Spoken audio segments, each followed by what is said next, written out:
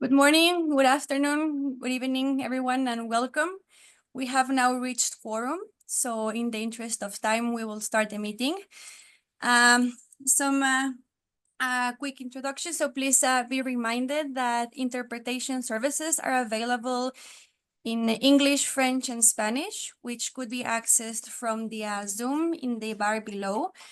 This is a fully virtual council, so we understand that there may be some IT constraints. So we have assigned an email and phone number in case you require immediate assistance, which we will share in the chat shortly. So please don't hesitate to reach out if you need any support. This week we have a comprehensive agenda and just 4 hours a day to cover all the agenda items. So to respect everyone's time, especially those joining from Asia and the Pacific, we aim to complete the sessions within the scheduled 4 hours, thus without any breaks. We will see how it will evolve and we can adjust in the following days as needed.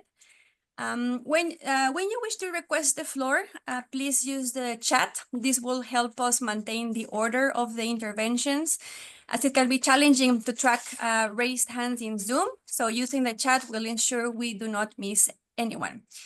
Additionally, we would be grateful if microphones remain off when not speaking. So thank you very much for your attention. Welcome, and now give the floor to our chair, Carlos Manuel, to open the meeting. Muchas gracias y buenos días, Noemi. As you just mentioned, good morning, good afternoon, and good evening. Welcome to the 68th GEF Council meeting. It is a pleasure to be joined again by my co-chair, Baji Dauda, for the third time this year. This will be his last council in this capacity, and so I would like to express my sincere gratitude to him for co-leading council throughout 3 meetings of 2024. Nevertheless, the last few months has been a roller coaster for multilateralism and international environmental negotiations and processes. We have witnessed many highs and, honestly, a few lows too. Much has been said or written about the multilateral environmental processes that we are all part of. But let us not forget why we're doing this. The triple planetary crisis we are confronted with show no signs of abating. As a matter of fact, one can argue it's not even a triple crisis, it's just one.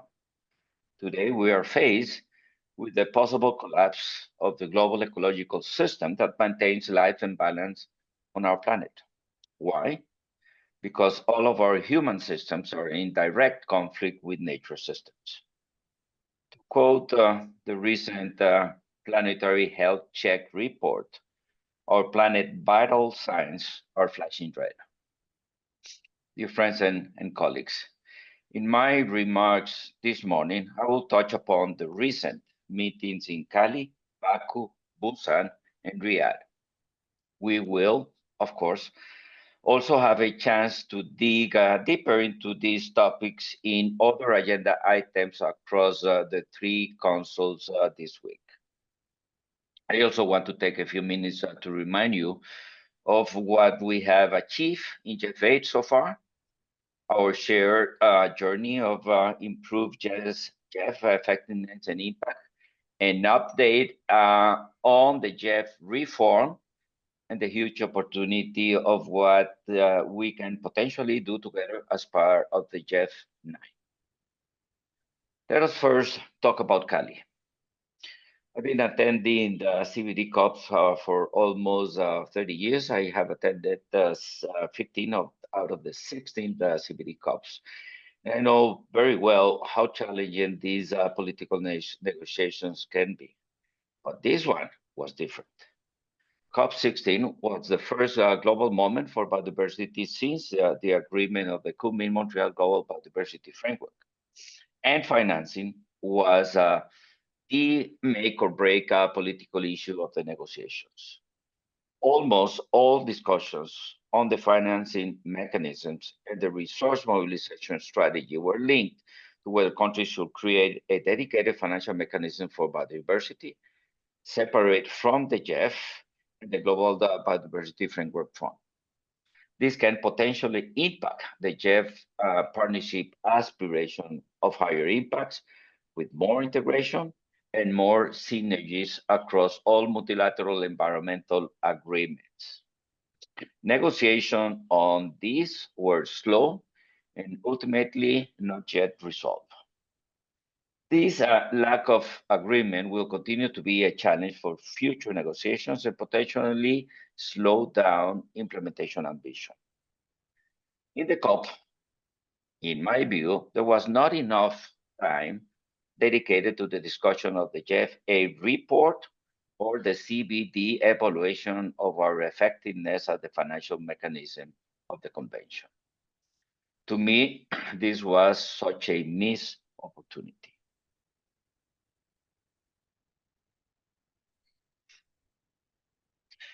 As you can see, the GEF has decades of experience at the heart of biodiversity finance. And by the way, the GEF fingerprints are almost in all of protected areas in the global south.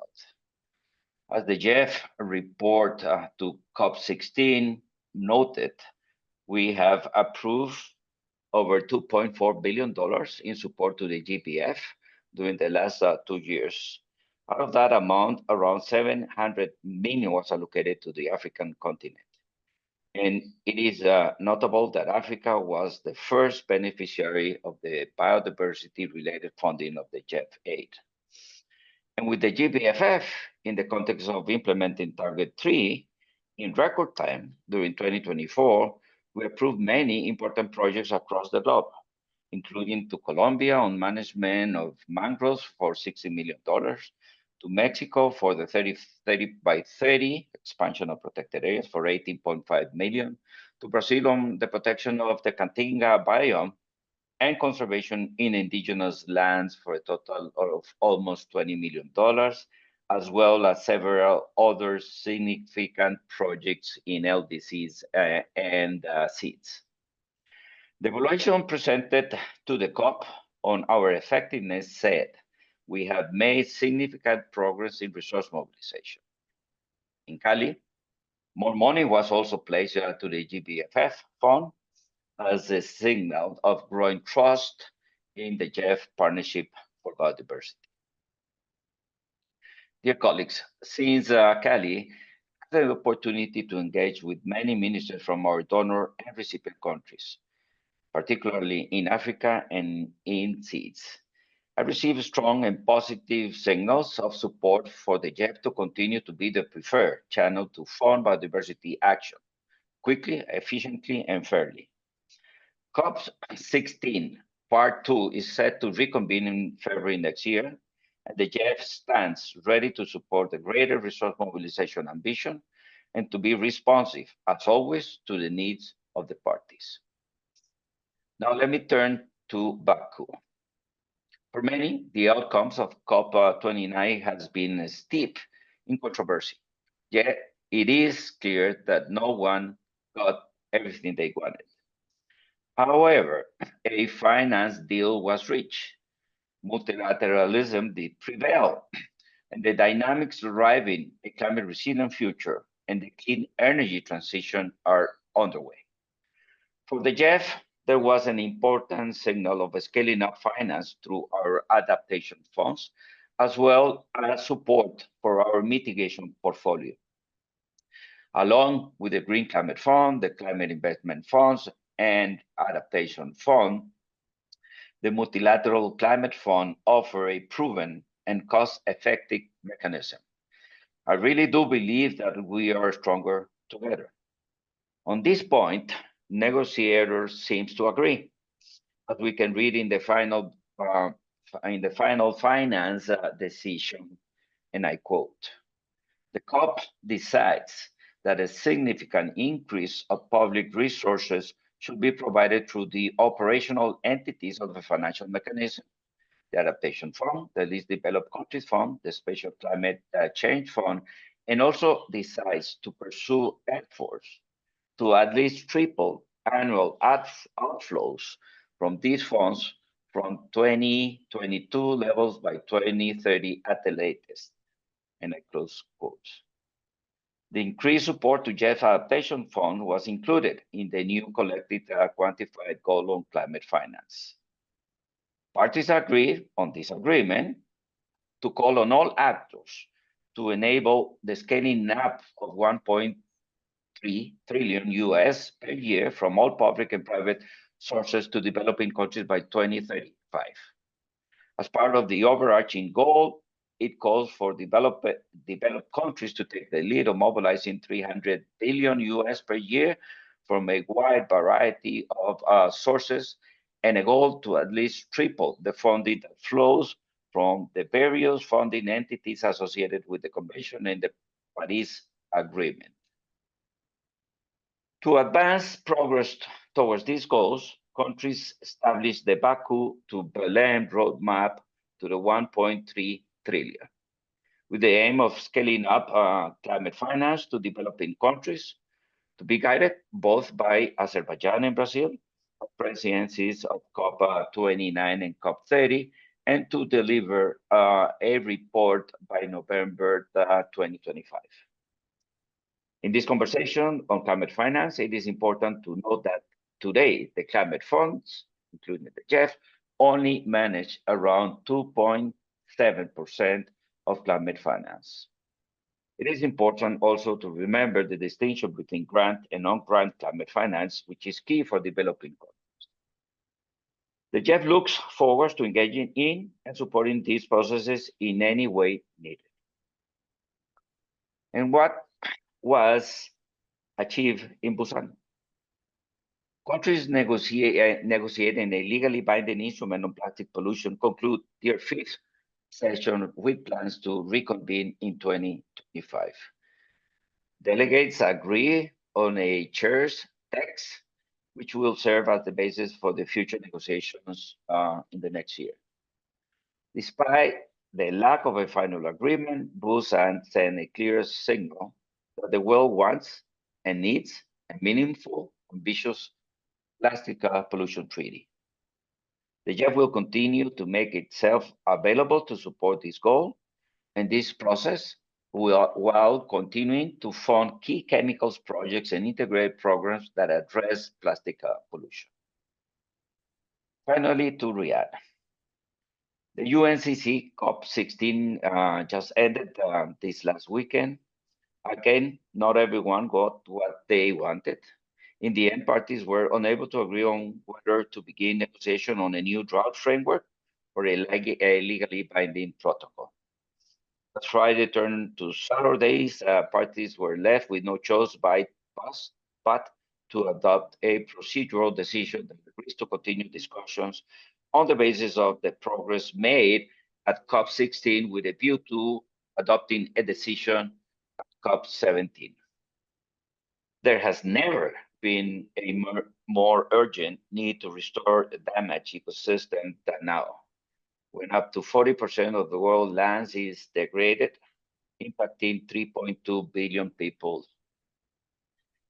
And in the last 2 decades, the GEF has provided a lot of funding, around 5.2 billion, to combat land degradation, desertification, and drought through 674 projects and programs, and lever another $35.4 billion in co-finance.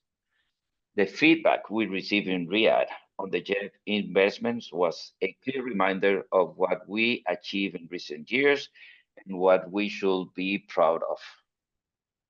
Now, allow me to offer some reflections on what we have been doing so far on GEF-A. This council meeting comes as an inflection point for the GEF partnership. We are at a pivotal time in our collective journey. The decision that you and your capitals take over the next 12, 18 months are critical for the country's future. To take informed decisions together, we need to reflect on what we have collectively achieved, the big success we can all share. In the GEF's regularly updated scorecard, a picture of effective progress towards results and impact emerges. Between July 2022 and June 2024, GEF funded supported the creation and sustainable management of more than 130 million hectares of terrestrial and marine protected areas. Nearly all of these protected areas were newly established with GEF support. Also improved sustainable land management practices on 25 million hectares of productive landscape and average 840 million tons of greenhouse gases that has been offset. These efforts are positively impact millions of people, many of whom were women. Small island developing states and less developed countries has demonstrated swift and robust progress in programming, utilizing around 70% of their allocation. This highlights the significant demand for GEF funding. Resource mobilized have exceeded the GEF aid co-financing targets. Our new knowledge management and learning strategy and communication and visibility policy offer huge opportunities for greater engagement across the partnership. Overall, we are on track to meet all 10 environmental results targets in GEF aid funding cycle, and just over the halfway mark for the period, we have already surpassed 3. As you can see in the screen, integration is now one of the hallmarks of the GEF program, and our true competitive advantage. This is in line with the growing calls for integration across convention. For example, at COP16 in Cali, presidents of the CBD and UNFCCC COPs were invited to collaborate on opportunities for strengthened multilateral coordination on climate change and biodiversity laws. And the real markets, which assess the benefit of integration, are surpassing our set targets. And as you can see in this graph, all of this has been possible only with our dedicated collaboration with our recipient countries, which to date in GEF aid has been particularly extensive. The numbers speak for themselves. These are the kinds of results of which the whole of partnership, the GEF Secretariat, Council members, agencies, countries, and every single stakeholder should be proud of. Now, allow me to highlight a few points on the GEF effectiveness and impact. Dear friends and colleagues, it has been clear that we needed to do things differently. Like all institutions, there are many areas where we can do better, where we are doing better, and where we will do better. We hear you. Please be assured that we hear every single council member. And so the GEF is committed to continue to improve our process so that the funding entrusted to us support relevant actions quickly, efficiently, and fairly. At the same time, we must have an honest conversation back by data and by evidence. The time from concept, as you can see in this chart, the time from concept submission to disbursement has been declining over the past decade.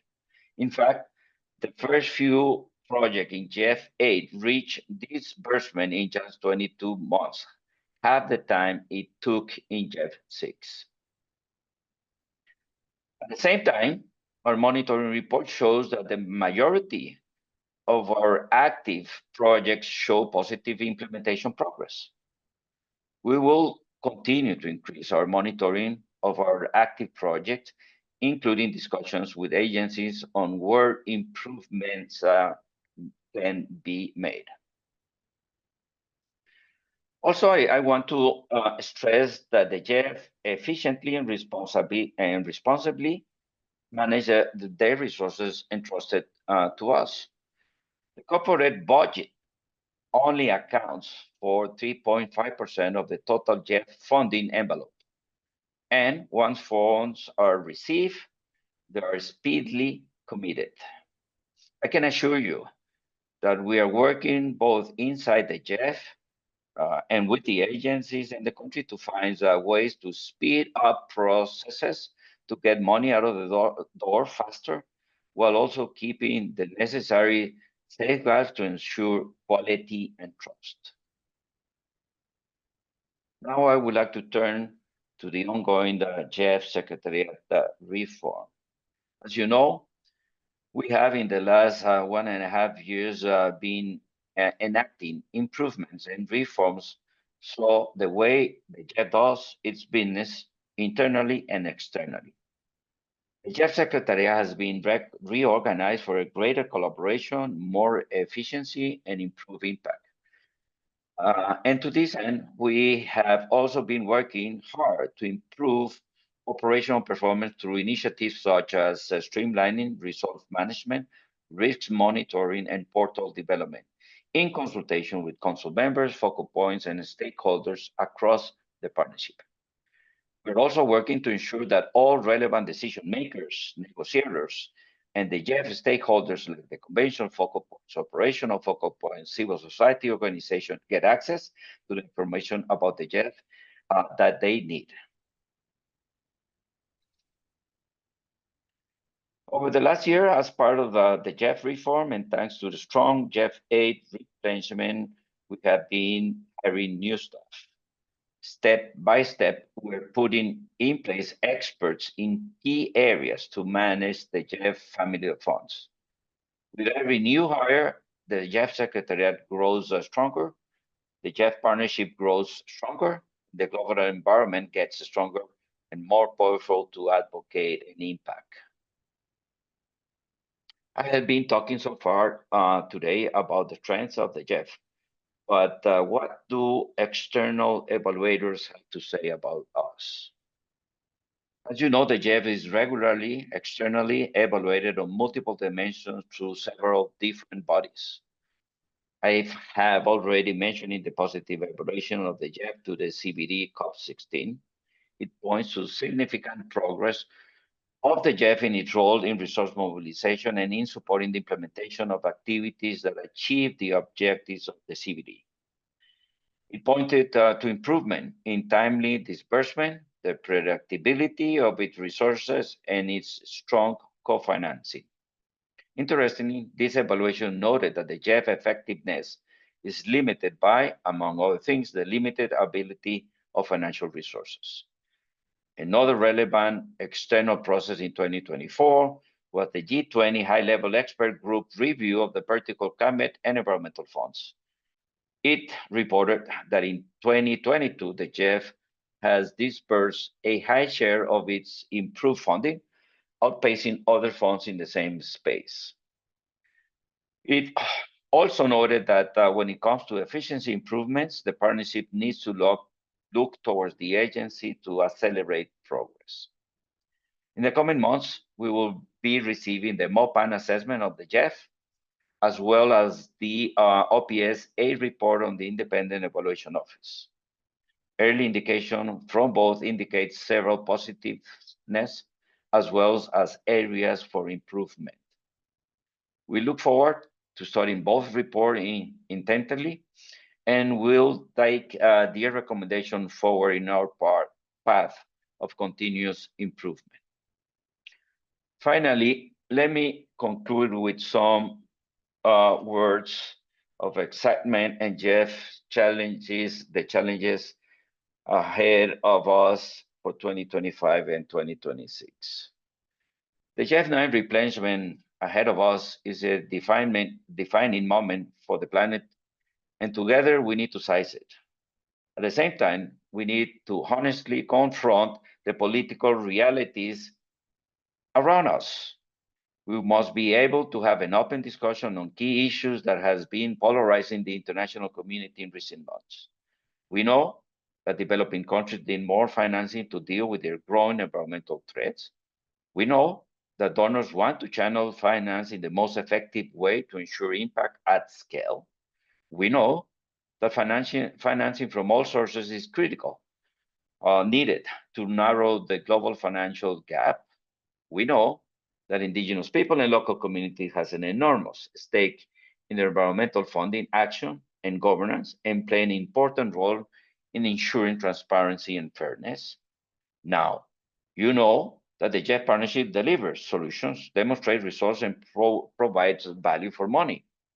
You know that the GEF partnership is committed to continue improving and to ensuring that the funding entrusted to us get to where it is most needed quickly, fairly, responsibly, and inclusively. You know that the GEF partnership is better positioned than ever to deliver an ambitious GEF 9 replan. But is the GEF partnership who are? Well, it is all of us. And this GEF partnership, all of us, is like a big family to me. As in any family, we all have our roles, obligations, and responsibilities. When we, the Council, the Secretariat, the agencies, and the countries perform our roles to the best of our abilities, we will maximize our cohesion and our impact. The planet needs us. Let us deliver as a family. I thank you all. I pass it over to Noemi. Thanks so much. Thank you, And with Chair. this, yes, yes, Noemi, please. Thank you, Carlos Manuel. Just to remind that the floor is open in case there is any reactions. If we don't have a reaction from the floor, Noemi, let me pass the floor to my dear co-chair. Dauda, the floor is.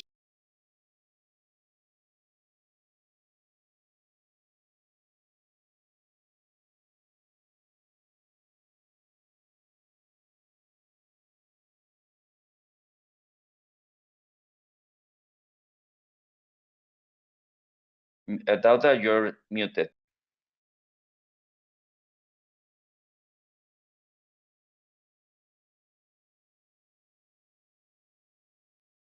You still muted. Mr. Co-chair, we cannot, we see you, but we cannot hear you. I believe that you are muted. Yeah, we still cannot hear you.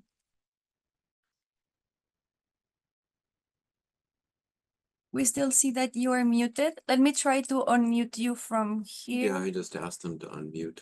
I can't force them. Yeah, we still see you that you're muted.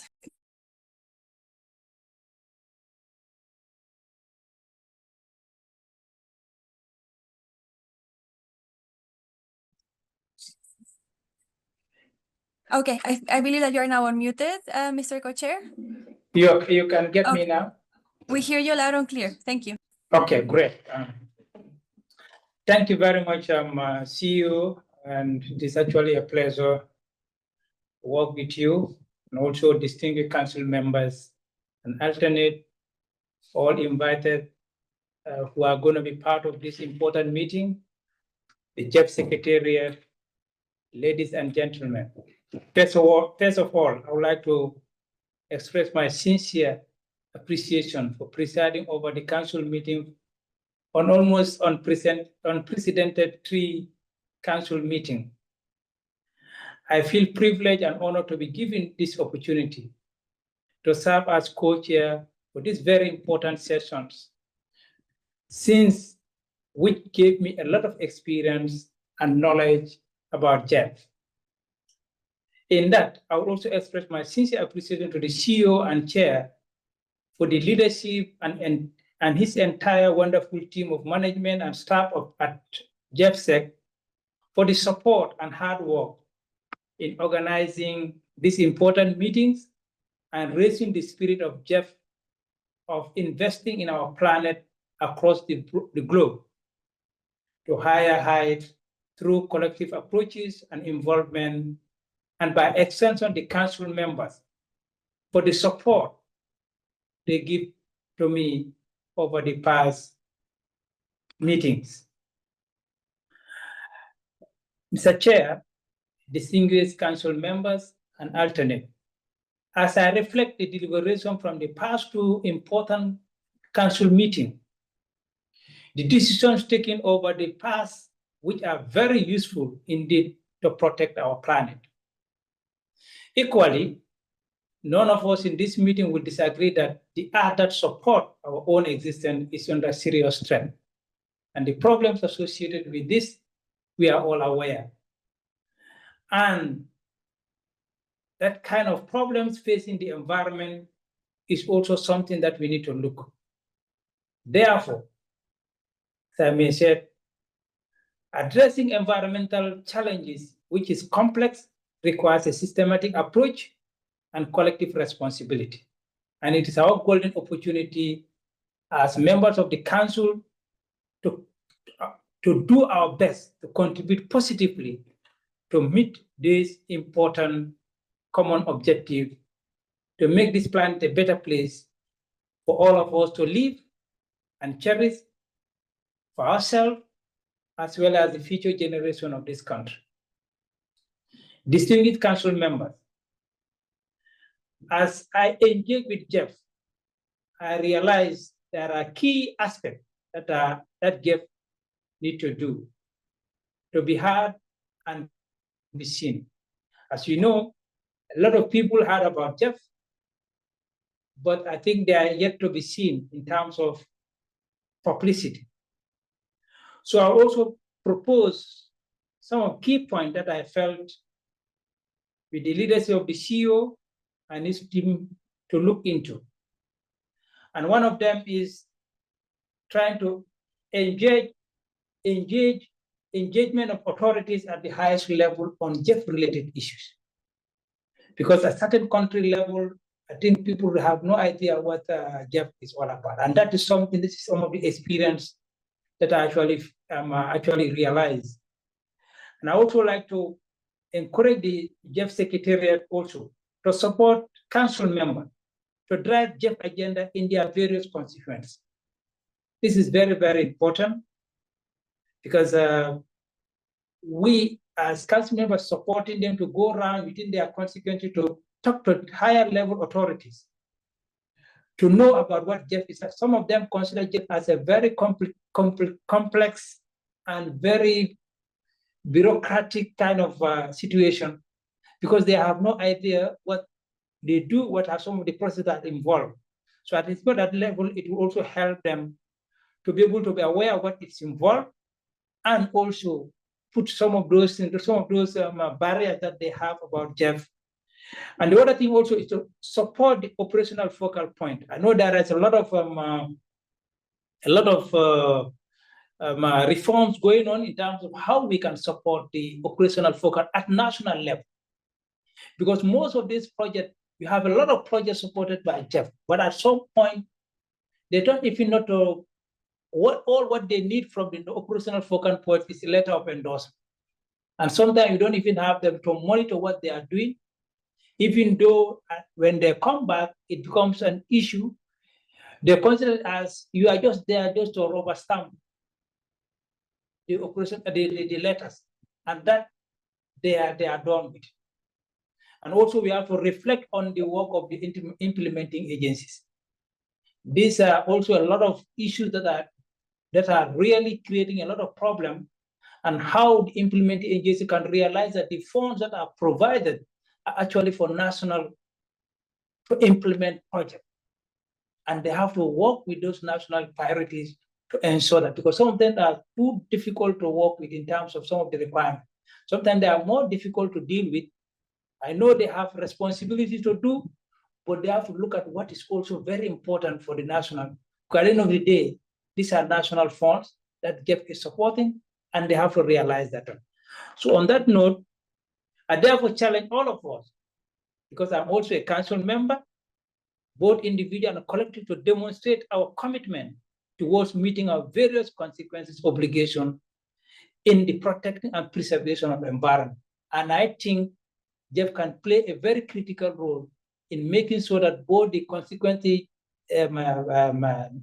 council members, as well as operational focal point, to be able to execute that kind of job within their various areas.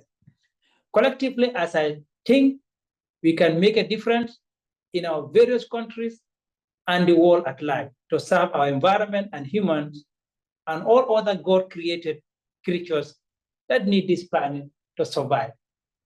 The monkeys in our forests cannot come and defend. It's our people who are supposed to defend them because they need this planet to survive. As we also need this planet to survive, they also need it. And it's our responsibility to serve that role as humans, not to think for ourselves, but to think about whatever God is created in this world, need this world to survive. So on that note, Mr. Chair, on that opening statement, I would like once again thank you and your team for all the support, and by extension, the GEF Council for giving me all this support during the past council meeting, and this one to ensure that I contribute my little quota in making the planet a better place for us to live. I thank you very much for your kind attention. Thank you so much, Dauda, for the work throughout this year. As we all know, this was a unconventional year where we had 3 council meetings in February, June, and now in December. With this, I conclude our agenda item number 1 that has to do with the opening remarks of the chair and the co-chairs.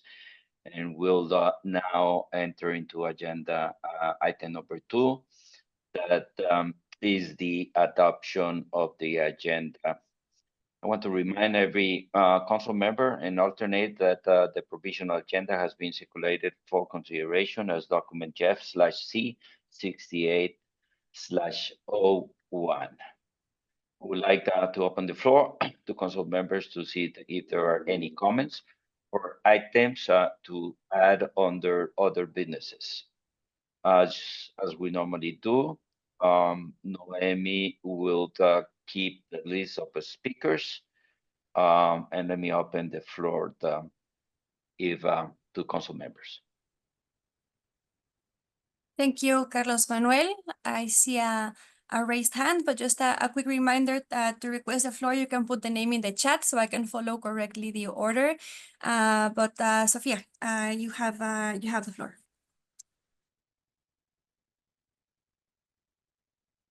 Good morning. Thank you very much, colleagues. It's great to see you. And this is the first time we take the floor, and this is a very important council and agenda item. So for us, we would like to add a new additional point on other businesses related to the presentation on the report of the staff on the views on the staff, on the 9th replenishment. Seeing that we're going to start these discussions, for us is of utmost importance to see and have the opportunity to exchange our views on this very important document that was published and put into for consideration for us. So we would like to have the opportunity to have an exchange on views on the report on the staff, on the 9th replenishment. Thank you, Sophia, and welcome. Buenos dias. We took note of that. Noemi, anyone willing to address the floor? I don't see any raised hands or request in the chat. What I would like to add that I will be bringing up under other business the appointment of the co-chair for the year 2025. I don't see anyone else requesting the floor. So back to you, Chair.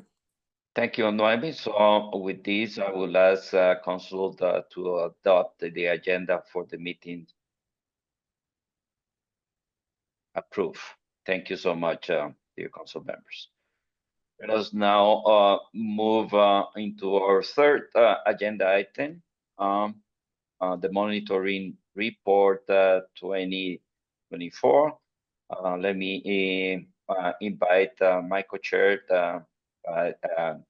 to lead this agenda item.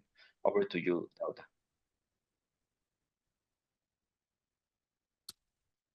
Thank you very much, Chair.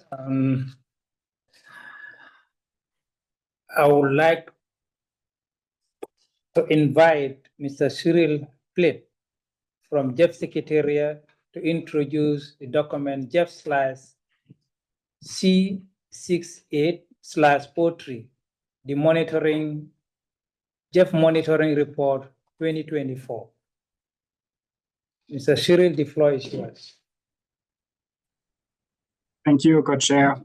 Good morning, good afternoon, everyone. It's a great pleasure to be able to start this meeting with a look at what the GEF partnership has achieved over the past year. The 2024 monitoring report is the third of its kind, providing an update along the GEF 8 results measurement framework. The report serves as an accountability tool in the next slide, but also goes beyond presenting aggregated data. Its analysis deepens our understanding of how agencies and countries achieve global environmental benefits. And in fact, this offers valuable insights to support the partnership's learning. Additionally, it assesses the progress made in operational performance. And in this presentation, we will focus on just three elements: the scale of results achieved, operational efficiency, and the risk profile. In the next slide, this report is structured around the GEF 8 results to assess the progress of GEF investments. For GEF 8, we are tracking results and performance along two tiers. Tier 1 is on progress and results for projects and program. And Tier 2 looks specifically at operational performance. In addition, we've placed emphasis on cross-cutting strategic areas and integrated results. For example, we look at private sector engagement. And we also look at the importance of ensuring greater equality between men and women to achieve environmental progress. Next slide. The GEF is supporting ambitious goals for the planet with significant results on the ground. In just the past 3 years, GEF financing has supported 132 million hectares of terrestrial and marine protected areas. This demonstrates an important contribution to protecting 30% of the planet by 2030. During the same years, over 742 million tons of greenhouse gas emissions have been avoided through GEF financing. This shows the actions we support are key to bending the emission curve. GEF financing also helped reduce nearly 44,000 tons of chemicals of global concern and their waste. And this, along with all our investments, helped improve livelihoods and the health of the people. In the report, we also drilled down into project examples, which illustrate important gains in livelihood, proactive participation of local communities, and health benefits, all achieved in the pursuit of environmental goals. Next slide. This edition of the monitoring report innovates in the sense that it includes supplementary results data. It also continues with the practice of including numerous stories of projects that highlights how countries achieved tangible results on the ground. They also point to an ability to adapt to emerging challenges to deliver results on the ground, on time, and with quality. Here, what you see on the screen is an example of how sustainable pasture management on grassland in Uruguay visibly enhanced the vegetation in this region. And this, along with the GEF geospatial platform, allows to see our impact in different ways. Next slide. As we prepare to present the GEF performance profile, let us reflect on the progress since GEF 6. You've already seen this chart, and it's an important one.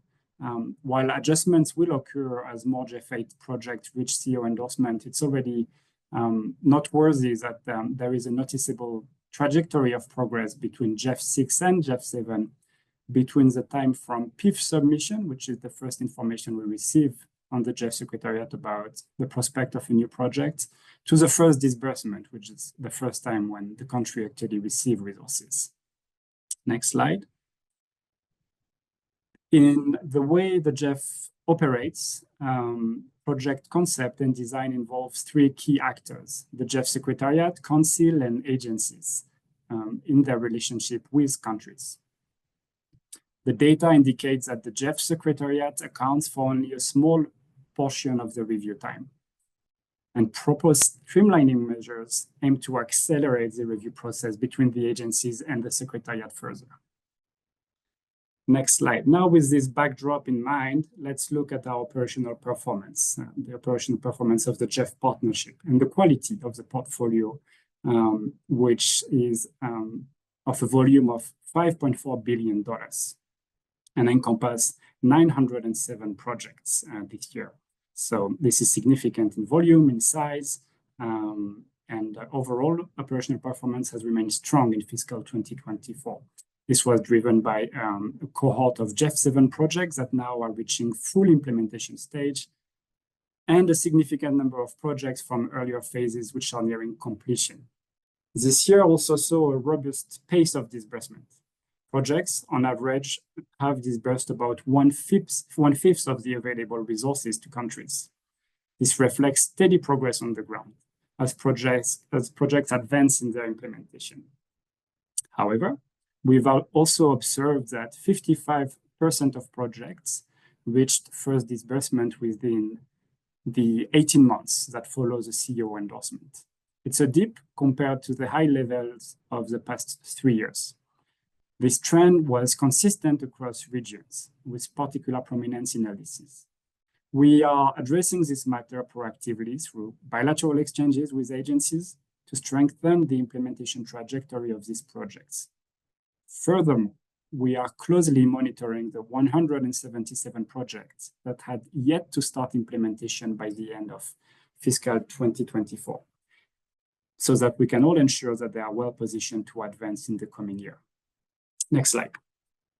Agencies are also practicing adaptive management, as reflected in the Proactivity Index.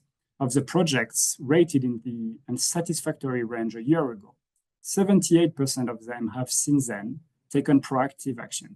It demonstrates efforts to overcome implementation challenges and adapt along the way. The actual rate of co-financing materialized or disbursed, so to speak, by partners at terminal evaluation has increased. It has reached 64% in fiscal 24, an increase from just 50% a year ago. This year's monitoring report also dedicates an analysis to private sector co-financing. Through the GEF 8 results measurement framework, we monitor project speed at each milestone of the project lifecycle. This year, the submission of MTRs took place within 4 years of CEO endorsement for over half of the project. And we've discussed this extensively with agencies. We know that upholding this 4-year timeframe can be a challenge, and local executing partners, along with agencies, will continue to monitor and fast-track progress in this area. Next slide. The Council approved the GEF risk appetite less than a year ago, and we are reporting already on its implementation for the first time in this monitoring report. For reference, stated appetite levels are substantial for context risk, high for innovation, and moderate for execution. We note 2 emerging trends. First, risk rating are higher at PIF stage on average. This indicates that as agencies and countries reflect on risk to outcomes during preparation, they develop effective mitigation strategies. Second, revealed risk remains lower than stated risk appetite levels on average, with more substantial risk observed in LDC, SEEDS, FCS than in other regions and country groups. Next slide. A range of mitigation measures taken by agencies and countries help reduce risk levels. They include elements of relevance for country groups that face more substantial risk, such as engaging stakeholders, strengthening governance in context of political instability, as well as strengthening capacity and controls for improved execution and financial management. All told, the described mitigation measures help build a catalog of risks and mitigation measures to adapt to each country context. Next slide. The monitoring report is an important report. It's an important report on the journey of the GEF to become better for countries and for the planet. It provides a yardstick to measure how we deliver and strengthen our impact. The release of this report is also at the level of the GEF Secretariat, a tool for more proactive engagement on portfolio matters. 3 examples of this are: following this council meeting, the Secretariat will engage bilaterally with each agency, an engagement grounded on evidence and analysis at the project unit level. The GEF portal is designed to generate reports using data from agencies and dashboard visualizations to facilitate our portfolio analysis.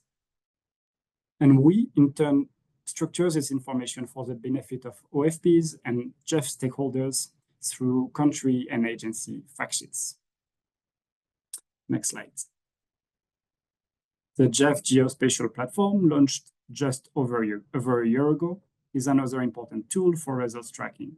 With over 11,000 unique locations of project activities now recorded, this platform allows to overlay a range of datasets and satellite imagery. Next and final slide. Finally, I will just conclude by acknowledging that all of the investment in the GEF portal and the strong effort from agencies to implement the GEF 8 results measurement framework are instrumental to be able to report on progress. We'd like to thank the agencies and the countries for their support and engagement to make these annual reports possible. Thank you.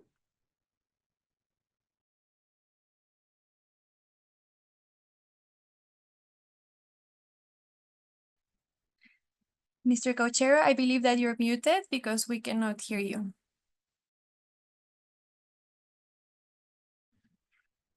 We still don't.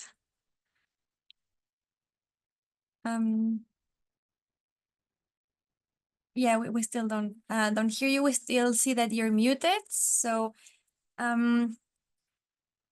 maybe. Please. Okay, I will take it over from here, Noemi, and help the co-chair while he fixes things on his side. So thank you so much, Cyril, for your presentation. I now would like to open the floor for questions and comments, as we normally do. I'll request the floor by sending a message to Noemi in our chat box. Noemi will keep the list of us. Yes. Oh, we hear you, Dauda. We hear you. You're fine. You hear me now? Yeah, perfect. Yes. Okay, thank you very much. Yes, so I would like now to call on to open the floor for comment, and I think the secretary can help me on that. So Naomi, can you assist for comments from the floor by taking maybe 5 at a time, 5 or 6 at a time from the council members? Thank you, Co-Chair. Will do. I see that the CSO network has requested the floor. So CSO network, you have the floor, followed by Martin. Thank you very much, Naomi. Thank you, Chair, and thank you all the council members. The CSO network welcomes the GEF Monitoring Report 2024, recognizing significant achievements across the environment priorities, including biodiversity conservation, land restoration, and climate mitigation. We commend GEF's commitment to gender equality, private sector engagement, involvement of scientists, and development of innovative financing mechanisms, such as blue bonds and blended finance. However, as we head towards GEF 9 implementation period, we urge the GEF to address the following critical areas to enhance efficiency, equity, and impact. First is strengthening CSO participation. We advocate for a paradigm shift towards empowering local CSOs as primary implementers of GEF projects. Direct engagement with local CSOs ensure cost efficiency, fosters community ownership, and enhances long-term sustainability. Therefore, we call for sustainable steps to streamline funding mechanisms and reduce reliance on intermediaries. The second, enhancing inclusivity and local leadership. The integration of gender-responsive strategies and inclusive practices in GEF projects is commendable. However, these approaches must be institutionalized and scaled to maximize their transformative potential. Local CSOs play a pivotal role in embedding these strategies at the grassroots level.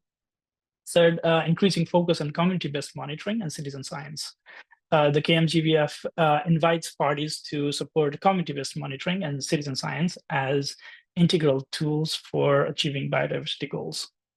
Studies have shown that these methods can contribute the data needed to track up to 51% of the indicators for global biodiversity targets.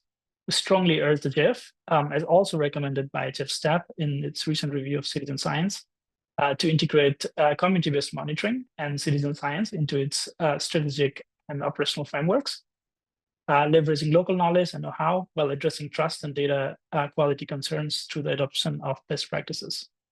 The CSO network would be very happy to enter a dialogue on this. Fourth, addressing delay in project startups.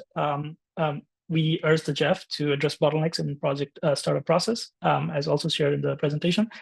Adopting streamlined procedures and supporting local leadership can significantly reduce delays and ensure timely delivery of the outcomes. And fifth, on improving accountability and transparency, enhanced monitoring systems, timely midterm reviews, and accessible metrics are really key to ensuring project deliver measurable results and that benefits reach communities equitably. And to summarize, the CSO network really reaffirms its commitment to collaborating with the GEF and fostering a more inclusive, equitable, and impactful partnership at different levels. We look forward to seeing GEF's continued efforts in advancing local leadership and delivering transformative results for people on the planet. Thank you. Thank you very much. I will now give the floor to Martín, representing Argentina, Bolivia, Chile, Paraguay, Peru, and Uruguay. Martín, the floor is yours. Muchísimas gracias, Noemí. Muchísimas gracias, co-chair. Buenos días y buenas tardes a todos. Es un gusto estar nuevamente acá. Gracias por la organización de esta reunión, que esperamos sea fructífera, y gracias finalmente a la Secretaría por este informe y por la excelente presentación que acabamos de escuchar. Teniendo en cuenta el tiempo, la circunscripción Cono Sur que represento hará intervenciones lo más breve posible para luego enviar a la Secretaría versiones más largas con comentarios específicos para registro y consideración. Y ahora sí, pasando al informe bajo análisis, a raíz de este documento, nosotros quisiéramos referirnos a los objetivos de los proyectos, a los llamados outputs, que se definen al inicio en los documentos de proyecto y que luego sirven para informes como este que monitorean los resultados obtenidos. Al respecto, quisiéramos remarcar la importancia de una participación activa de los países en la definición de estos outputs para que sean pertinentes y alcanzables durante la implementación del proyecto en cuestión y que tengan en cuenta el contexto nacional y regional. Es fundamental para garantizar la calidad y la relevancia de la información obtenida, evitar indicadores o productos estandarizados y poco realistas, como si fueran sacados de una receta aplicable a cualquier situación. Y es por ello que contar con outputs realistas, definidos por los receptores, respetando, por supuesto, los estándares y los marcos definidos por el GEF y por este Consejo, ayudarán a que los proyectos contribuyan de manera efectiva a los beneficios ambientales globales que persigue el GEF, ¿no? En este sentido, consideramos que la evaluación de medio término es siempre fundamental, ya que es una instancia que permite ajustar los indicadores con los productos y los objetivos buscados. Y finalmente, quisiera hacer referencia aquí a la sección 3 del documento, que habla del perfil de riesgos del portfolio del GEF, y particularmente la mención de los riesgos ambientales y sociales por un lado, y los de política y gobernanza por el otro, riesgos detectados en determinados proyectos a ser implementados en esta instancia, o que de los proyectos bajo análisis por el documento. Respecto a los riesgos sociales, creemos que es algo que se debe monitorear muy de cerca, porque es inaceptable que un proyecto del GEF tenga una externalidad negativa de tal magnitud que, por ejemplo, como figura en el documento, ponga en riesgo los medios de subsistencia de la comunidad local a cual quiere beneficiar. Y respecto a los riesgos de gobernanza, sí coincidimos con el documento con respecto a la importancia de la comunicación fluida con las autoridades estatales de todos los niveles en cada una de las etapas del proyecto respectivo para evitar eventuales conflictos u otros riesgos de tipo social. Muchísimas gracias. Muchas gracias, Martín. So I will now give the floor to Ben, representing the United Kingdom. Ben, the floor is yours. Many thanks, Naomi. I hope you can hear me okay. So firstly, good morning and good afternoon, good evening, everyone. Good to see you all again. Thanks to Cyril for the presentation just now, and also many thanks to Carlos and Manuel for the helpful overview at the start of the meeting. I mean, just overall, I think we just would like to recognize the value of the detailed report which has been presented, setting out the investments which GEF is providing, delivering significant environmental outcomes across the 5 focal areas, as Cyril had set out in his presentation. We also welcome the very detailed country case studies and examples which have been provided in the report as well. Was very useful to see. And it was good to see, as Cyril was presenting, I think also Carlos Manuel mentioned this as well, it was good to see the rapid increase between GEF 6 and GEF 8 in the speed of disbursement. I just want to now quickly turn to 3 specific points in the report. Firstly, on gender, we note the good examples in the report on gender equality, and we further note the information document providing a progress report on advancing gender equality. On gender, we would like to thank the GEF Secretariat for the event at the CBD COP16, which was aiming at achieving the transformative change required to implement the Montreal Global Biodiversity Framework and tackle the biodiversity crisis action through strengthened gender equality and social inclusion. That event showcased a set of principles for inclusive, gender responsive and locally led biodiversity action, which build on principles of the locally led adaptation. It would be useful to hear from the Secretariat how they may want to learn from this event going forward. On risk profile, already mentioned by Argentina, we also welcome section 3 of the report for the first time, taking into account the risk appetite framework, which was agreed at the start of this year, and looking at risks across those 3 pillars of context and innovation and execution.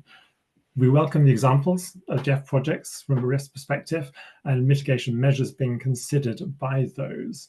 I think some of the examples, for example, under technological innovation and mitigation, the responses certainly did seem innovative and the project's innovative. Others, maybe that was less clear. So it'd be good to be clear about that going forward. We also note that the innovation and risk remains moderate against the high appetite which this council set for itself. However, in short, this is a valuable section demonstrating the start of considering a reporting back to the council against the risk appetite framework. Finally, on the private sector, we note the section on the private sector, and again, another related information document, the private sector engagement report. And it'd be useful to just clarify if my understanding is right, that in that it talks about private sector co-financing of 176 million from 138 projects, in that comparison to, I think, 3.5 billion. So I think from that, I understand is about 5% of it is coming from the private sector. So it'd be useful to understand how that percentage compares to the average co-financing being received from the private sector. It seems small, but it'd be useful to understand that. And maybe it's a demonstration of a need in terms of scaling up financing to address environmental degradation across all of GEF's focal areas. More work is needed to bring in private sector co-financing. I'll leave it there. Many thanks, Naomi. Thank you very much, Ben.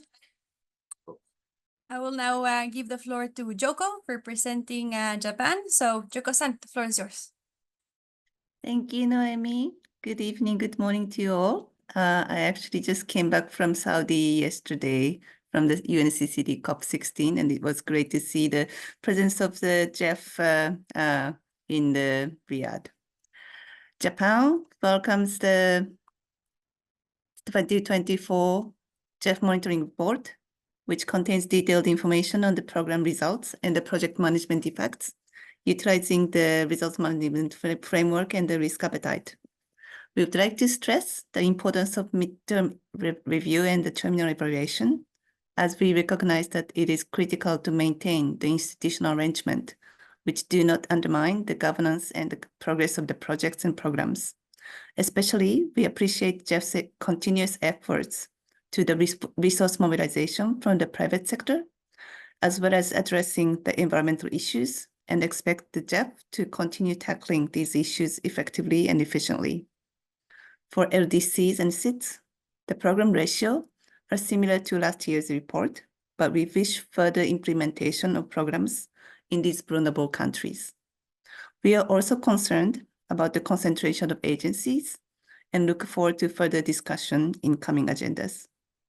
Also, we are concerned that the ratio of projects with the first disbursement within 18 months have significantly reduced from 82% to 55%, and request the GEF Secretariat to identify the causes and improve the operational efficiency. Thank you. Thank you very much, Yoko. I will now give the floor to Gabriela, representing Azerbaijan, Kazakhstan, Kyrgyz Republic, Switzerland, Tajikistan, Turkmenistan, and Uzbekistan. Gabriela, the floor is yours. Thank you very much, Noemi. I hope you can hear me well. We hear you well. Great, thank you. We would like to welcome the GEF Monitoring Report 2024 and the continued implementation of the GEF 8 Results Measurement Framework and GEF Risk Appetite. We are a bit concerned about the longer startup times and the longer recorded times until financial closure.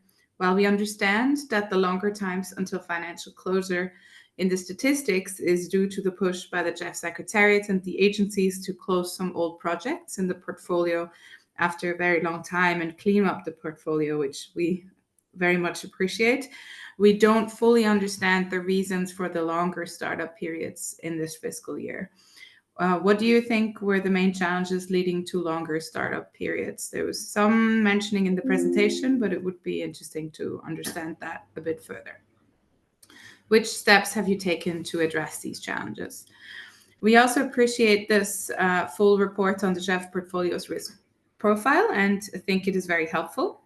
What steps are you intending to take to increase the risk profile of the portfolio and bring it in line with the intended GEF risk appetite? Share the view of others that it's very good to see that the risk is higher at the PIF stage and then is lower. That also shows that the agencies are taking adequate measures to address the risk. We were also a bit surprised to see the continuously low rates of materialized co-financing at the stage of midterm reports, as well as the stage of terminal evaluation. We recognize that it's higher, but it's still quite low. And what next steps are you intending to take to increase these rates? Do these low numbers show a systemic challenge that we may have in the area of co-financing and that a potential of over-announcement by implementing agencies at the point of CO endorsement? And do you think that the suggested revisions to the co-financing policy to increase the efficiency and effectiveness of the GEF and to streamline the policy cycle will improve this number or rather further lower it? Thank you.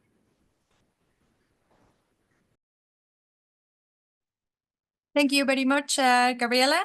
So now I'll give the floor to Cyril to reply, then we may continue with the list. So Cyril, back to you.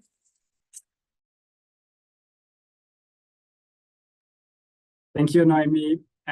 Thank you, Co-Chair earlier, and all council members for your comments, your questions, your suggestions. I think your feedback underscores our collective commitment to achieving environmental progress with effectiveness and efficiency. So this is all welcome. One theme that came up from several of you related to the importance of minimizing project startup delays. A topic that is of great importance to us, obviously. So, and Gabriela just asked about the challenges, so let me start with that. The challenges contributing to these delays encompass both factors that are partly within the control of agencies, partly outside. Internally, agencies have identified areas for improvement. They are implementing simplification steps that allow to expedite the internal approval process of grants once they are CEO endorsed on the GEF Secretariat's side. This include, for example, streamlining workflows, enhancing interdepartmental coordination, all small steps seemingly that help gain very precious weeks in the time it takes to reach first disbursement.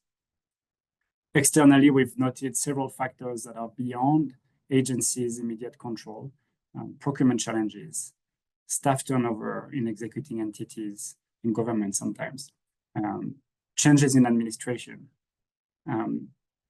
delays in recruiting executing entity staff.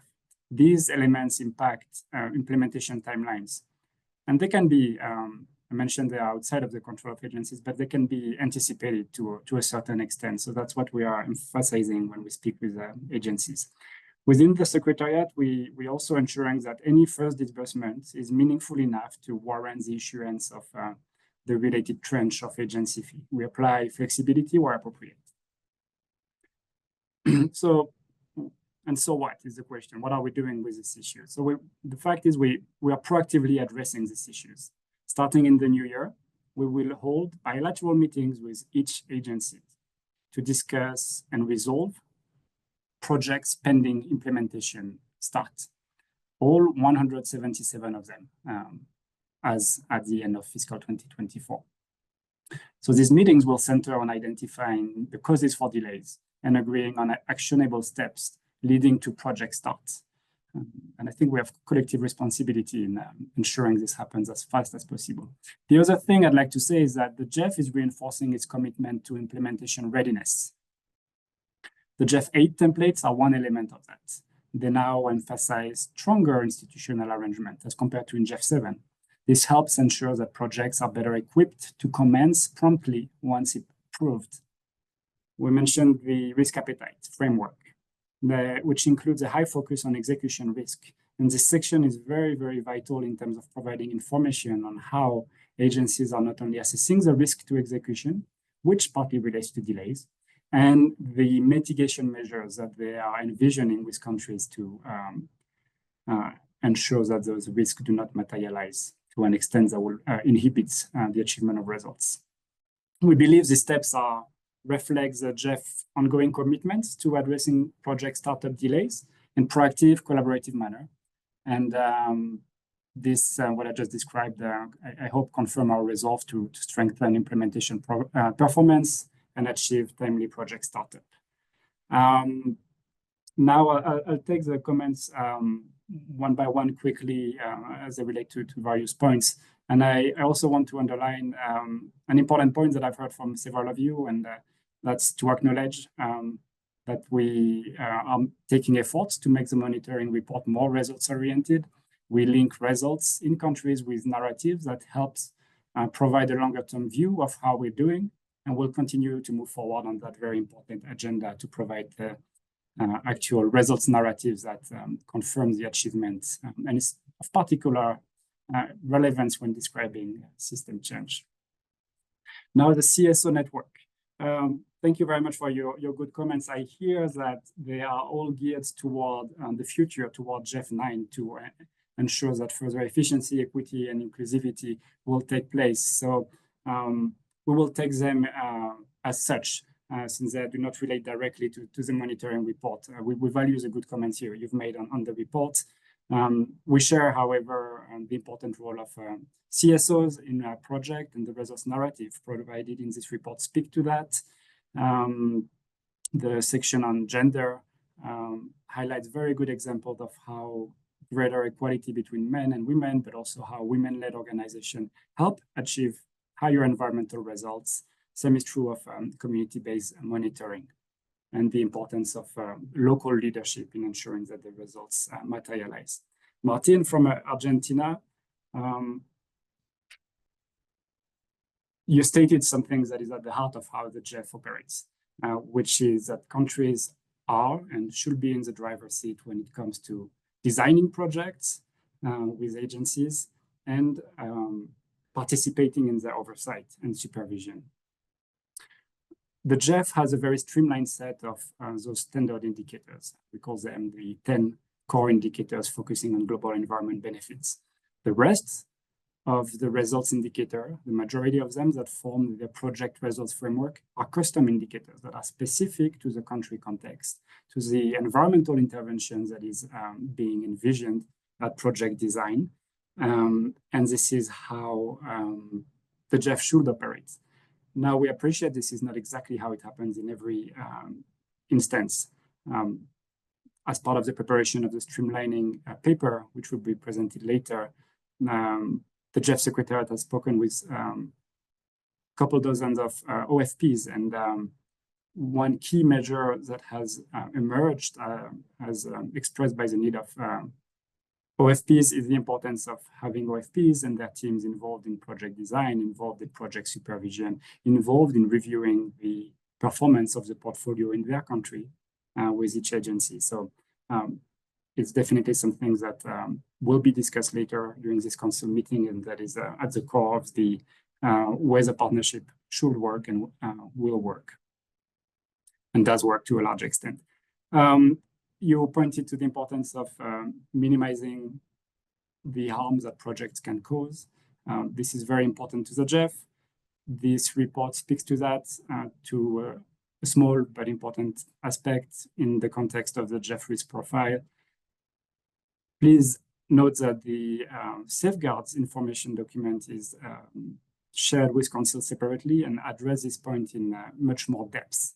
And in fact, this report is very important this year in that it innovates by focusing this time around on the implementation of safeguards within the context of implementation of projects. So we have now information on how the safeguard action plans are being implemented at MTR and terminal evaluation stage on the ground with real project progress. Ben, thank you for your good words on gender equality. I think you requested a specific update related to an event at the CBD COP. I will leave that to colleagues in due course to address this point and provide updates as appropriate. On the risk profile, also your comments was shared by Gabriela. You both noted that innovation risk remains moderate. It is true, it's lower than the high risk appetite statement requested by Council, or invited by Council more so. The question is, how do you narrow the gap? And there are different aspects to this. The first one is that the GEF risk appetite itself provided signals that the GEF is willing to take more risks around innovative projects. So that's an important aspect for agencies, for countries to go more in those directions. Second aspect is that we are asking through project reviews that agencies provide more rigor and more depth when describing innovative risk, ensuring that it actually corresponds to what you described with technological risk, which is a true assessment of the innovations that are being brought forward within the context of each project. And the last point that helps to some extent, we hope, go in this direction is this report, helping provide a feedback loop for countries, for agencies as to what are the risks and what are the mitigation measures that are observed across the partnership. On private sector co-financing, the analysis here, which is the first in response to Council demand, the analysis shows that co-financing coming from the private sector, strictly private sector, stands at 8%.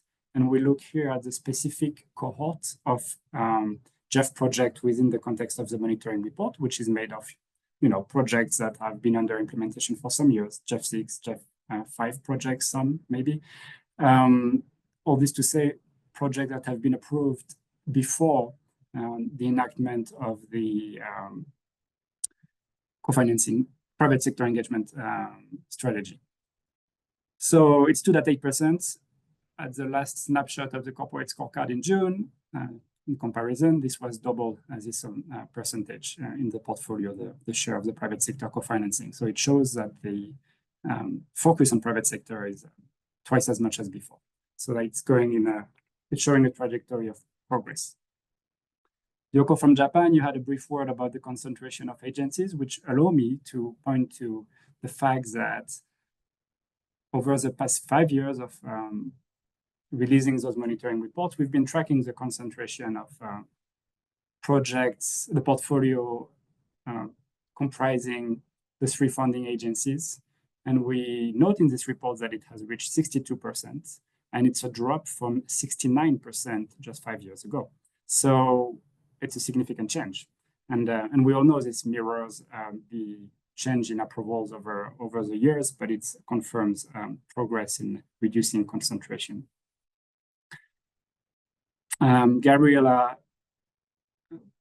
co-financing materialization is still a challenge indeed. You noted the progress on co-financing at terminal evaluation, which we find is a very strong, good indication of progress, which we haven't seen in the years preceding this year's report. So that shows a trajectory of progress. Let's see if continues to be going in this direction. We also note that in previous years, we will see a decrease, even lower co-financing materialization in special country groups. This time, it was not the case to the same extent. So that's also a plus. What are we doing to address this mixed co-financing materialization? We are taking steps, and agencies as well. One element agencies have communicated to us is that there is no systematic mechanism for having co-financiers report on co-financing materialization. So to some extent, there has been some under-reporting.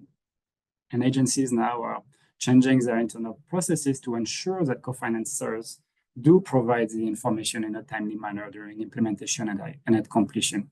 On our side, in the GEF Secretariat, whenever we see projects at MTR or terminal evaluations that do not meet the monitoring threshold of 35% at MTR and 80% at terminal evaluation, we do probe the agencies to explain why this is the case so that we better understand the issues at hand.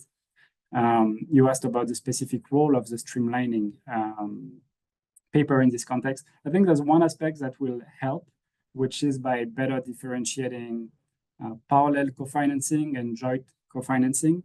Why it will matter? Because if we do enhance the focus on joint co-financing, which is the co-financing that helps achieve the direct results at hand, then we also focus on a much smaller pool of co-financier, which helps the engagement in ensuring that the materialization happens and that the delivery of the project also is supported by actual co-financing. Thank you. Back to you, Noemi.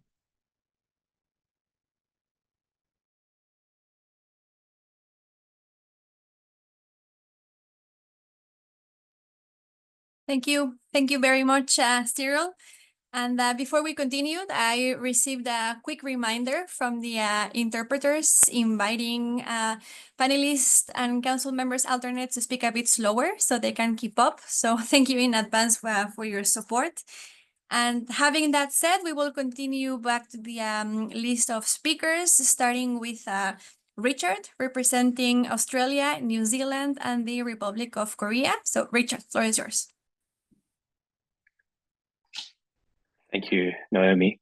And thank you also to Cyril for your presentation. And we welcome the monitoring report and continued implementation of the GEF 8's results management framework, as well as the GEF risk portfolio. On risk, thank you for your comments just now, Cyril. I want to urge the GEF Secretariat and agencies to further increase efforts to strengthen innovation in GEF programs, including through applying a high risk tolerance band for innovation. And I recognise the steps you'll be taking working with GEF agencies to sort of pursue that course of action. I also recognise the scale of global environmental challenges and the urgent need to mobilise additional resources, and a greater focus is needed on GEF catalysing increased private sector funding, including through innovative financing mechanisms. I wanted to also, like others have pointed out, recognise the significant improvement from GEF 6 to GEF 8 on the speed of project approval and implementation. And thank you also, Cyril, for your comments in relation to the co-financing. That was also one of my questions. Thank you to the GEF for progressing new measures and innovative strategies unique to GEF's remit to support capacity-constrained countries with immense environmental challenges. There are a broad range of projects listed, which I found really interesting and valuable, but just to cite two of them that jumped out to me. We welcome efforts to close the nature financing gap in Papua New Guinea for better management of protected areas and local community livelihoods through the establishment of the Biodiversity and Climate Fund. And secondly, support the pioneering use of the Blue Bond in Seychelles to leverage funding for a fisheries management plan and expanded 10 million hectares of marine protected areas, leading to a 30% reduction increase in marine protection. I think, as I said, there are tremendous examples there, and I think it really goes to the heart of the value of what the GEF is producing. Lastly, while I note the proportion of projects in SIDS and LDCs remain consistent across regions at 20% and 12% respectively, according to the report, our view is that this still looks a little bit low, and I would encourage exploring options for a greater focus on programming for SIDS and LDCs in the non-STAR allocations, such as international waters focal area, as well as maybe consideration of this in the upcoming GEF 9 replenishment process. Thank you. Thank you very much, Richard. We will now continue with Wampi, representing Estonia, Finland, and the Netherlands. Wampi, the floor is yours. Yes, hello. Thank you, Noemi, and also thanks to the co-chairs for facilitating the meeting. So we really appreciate the richness of the information that was contained in the report, and of course, also, of course, Cyril's presentation and the Q&A afterwards. Really think it's an extensive and yet concise document, and we are very happy that the GEF, according to the report, is really on target, for example, on thematic areas like marine protected areas, and of course also the reduction of green gas emissions. So I think that's very positive. We also appreciate the reporting on women and their economic advancement, and we are particularly interested in how GEF can support women entrepreneurs. So the chapter on gender often refers to support for women. However, it's not always clear how this benefits women entrepreneurs. So therefore, we would be asking GEF whether it is possible to report more on women entrepreneurship or when women entrepreneurs separately for women. So including, for example, the women of entrepreneurs supported. And then I would like to echo what the Australian representative said. We see a bit of a changing trend for the LDC and the SID. So it's a bit lower exposure. This year, 1% lower. Last year, if I recalled correctly, also 1% lower. I mean, it's little. At the same time, we think it's very important to see the commitment to the LDCs and SIDs respected. So that would be great to hear a bit more about that.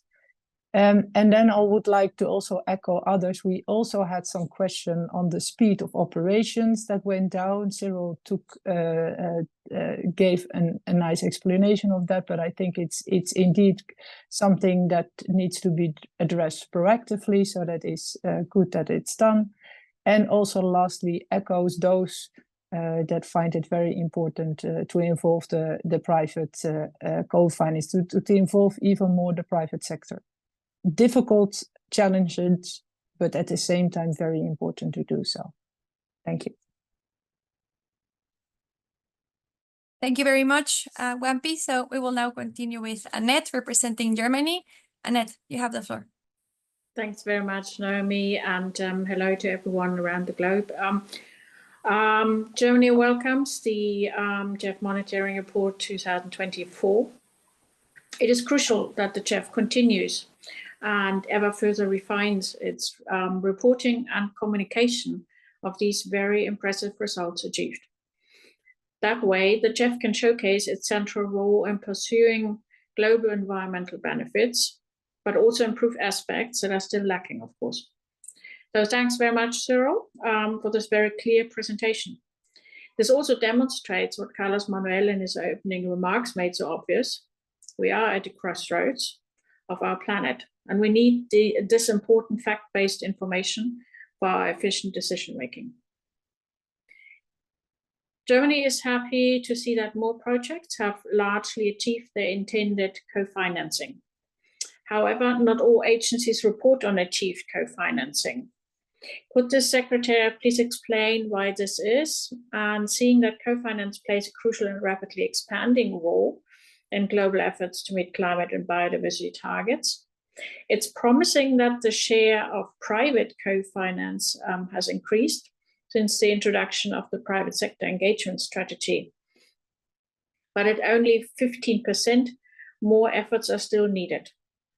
We also note that the annual private sector engagement report finds that GEF private sector co-finance in total actually has dropped steeply to 5% from almost 10% last year. Can the Secretary please explain this drop? In addition, private sector engagement mainly comes from national and state-owned entities. We see non-state private investments as a key priority and would like the Secretariat to elaborate on its prediction that in the future more SMEs, multinational corporations and the financial sector will increase their engagement. In this context, we would also like to ask the Secretariat about the special report on private sector engagement efforts we requested in our June meeting. In light of the steep drop in the share of private co-finance set out in the private sector engagement report, we hope the Council receives it soon. A number of colleagues already commented and so responded to our concern around project startup time. We are equally concerned that only around half of midterm reviews are submitted on time. Midterm reviews are very important to identify challenges for projects and adjust project implementation accordingly. We suggest that the Secretariat looks into revising the monitoring policy to ensure agencies submit midterm reviews on time. Thanks very much. Thank you very much, Annette. I will now give the floor to Jonas, representing Denmark, Latvia, Lithuania, and Norway. Jonas, you have the floor. Thank you, Noemi. I trust you hear me okay? Yes, we hear you loud and clear. Great, thank you so much. So our constituency, we welcome the 2024 GEF monitoring report. And we appreciate the more systematic reporting of actual results against the core indicators. As Richard from Australia mentioned, we also appreciate the concrete examples of results illustrated from specific projects and encourage the GEF Secretariat to continue to highlight these results and share them widely. We had one specific question on reporting. Is there any reporting on actual results from the integrated programs, or is this too early? On indicators, we maintain that it's important to report on challenges as well as results on the Tier 1 indicators. Thank you for starting to report on risks as per the risk profile of the GEF. In terms of risks related to projects and SIDS, how does the Secretariat plan on addressing this issue of capacity more systematically? Could this be done through the country engagement strategy? We are very interested in learning more about how climate risks are taken into account in projects and what type of mitigation measures are used, as well as how this impacts the results of the project.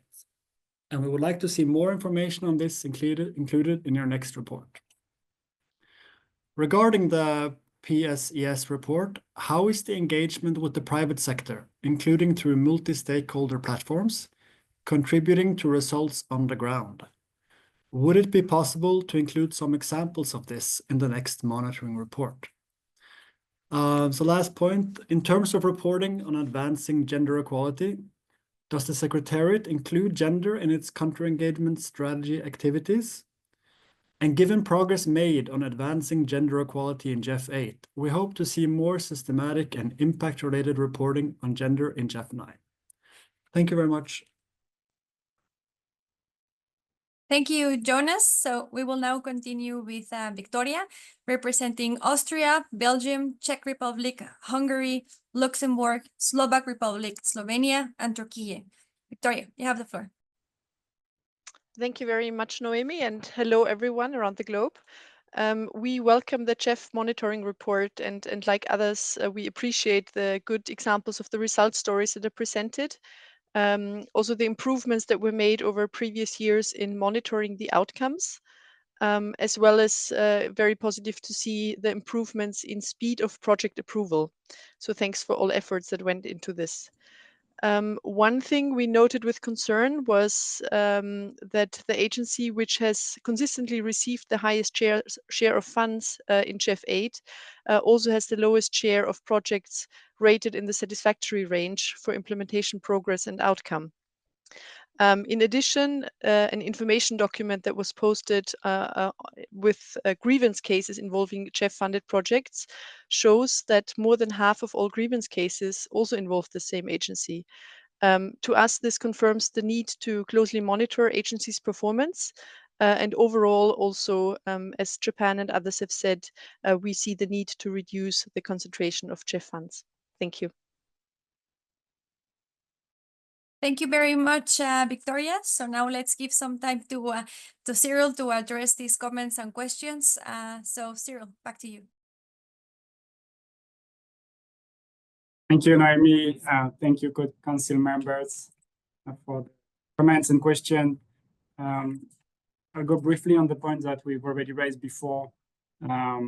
I hear the call for more innovation risk, and again, this discussion is very important to move in this direction. On private sector, what we've done in this report, as a complement to the private sector engagement strategy progress report, is to provide examples of how projects are delivering on the objective of this strategy, showing how platforms like the Fashion Pact helps achieve results to remove chemicals and waste from the fashion industry, but also how the private sector contribution can be catalytic in achieving higher and more lasting, durable results. It was good also to hear that the specific country examples were of value to council members. A description of the relative share of the regional distribution of projects in the portfolio, again, mirrors what is approved in each work program. So there's a delay in some ways in what we see today. But clearly the push for more investment in seeds and LDCs observed in GEF 8, for example, is something that will translate into the monitoring report in the years ahead. Estonia mentioned WAMPI and the rest of the constituency, that more focus should be on supporting women entrepreneurs. And I just want to clarify, this is exactly what we're trying to do in the monitoring report, though. And it's because in many, many projects we operate, women are actually business owners. They are owner-operators of their business. And even though it's not large-scale businesses, more so like micro enterprises, it is a story of how women lead businesses. So that's what we are showing. But I hear you on the fact too, that it's important to highlight maybe different larger business enterprises led by women. Annette from Germany, a comment that was also echoed by Finland with Jonas is the importance of communicating on project results. I think over the past 3 years of this implementation of the GEF 8 RMF, we probably have described the approach to achieving results, the challenges, the environmental challenges, and the actual results for about 100 projects. So it becomes something that is very substantial. The question as to why not all agencies report on co-financing. So I want to dispel the notion that this is what's happening. It's not happening this way. The fact is some agencies just simply do not report any MTR or any terminal evaluation during a given fiscal year because their portfolio doesn't necessitate this. So the value in these cases is left blank.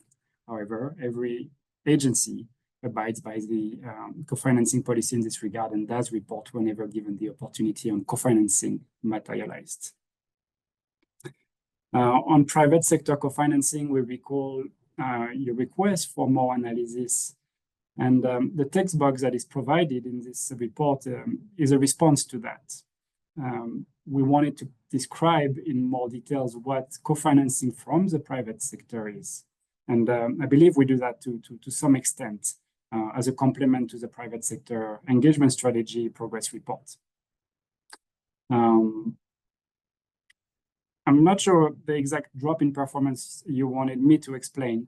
The fact is, what we described and what I explained earlier is that we see today a larger share of co-financing from the private sector in the projects that have been approved in GEF 7, in GEF 8, as a direct result of the private sector engagement strategy, as opposed to projects which are currently under implementation and may have been approved before this. On the importance of MTRs and the suggestion to revise the monitoring policy to ensure that MTRs are submitted on time, I think it's important to reflect here on what is the actual experience of countries and agencies in this regard.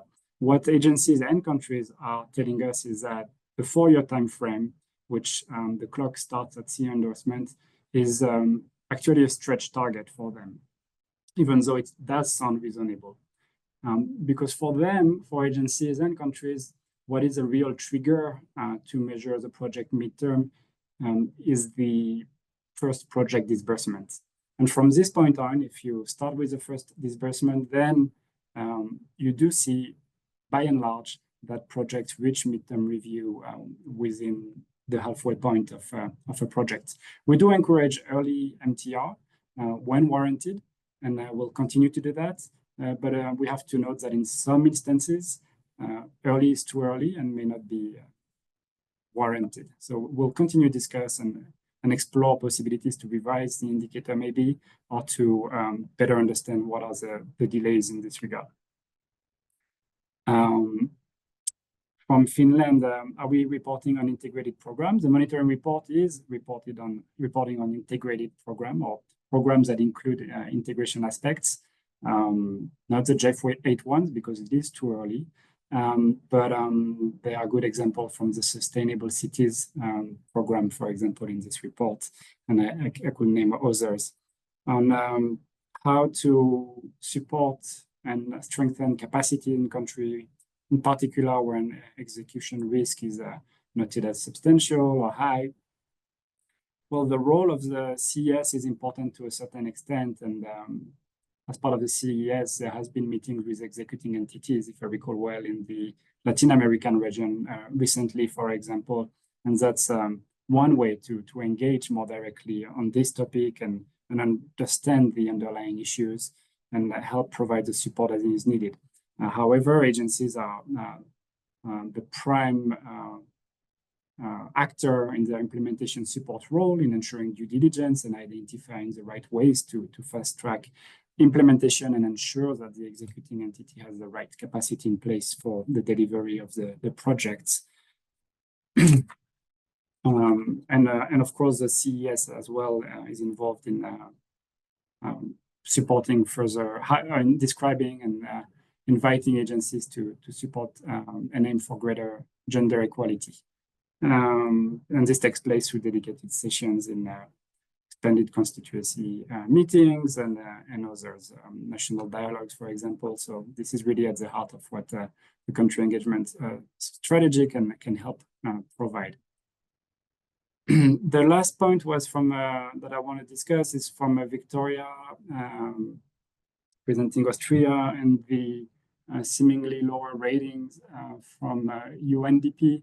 And there are different points I want to bring up to the Council attention on this. The first one is that UNDP has been implementing since 2016, 5 years, more than that, several years already, a rating methodology that is very data-driven and objective-based, which to a certain extent rates progress based on the delivery of implementation plans in a way that is very objective.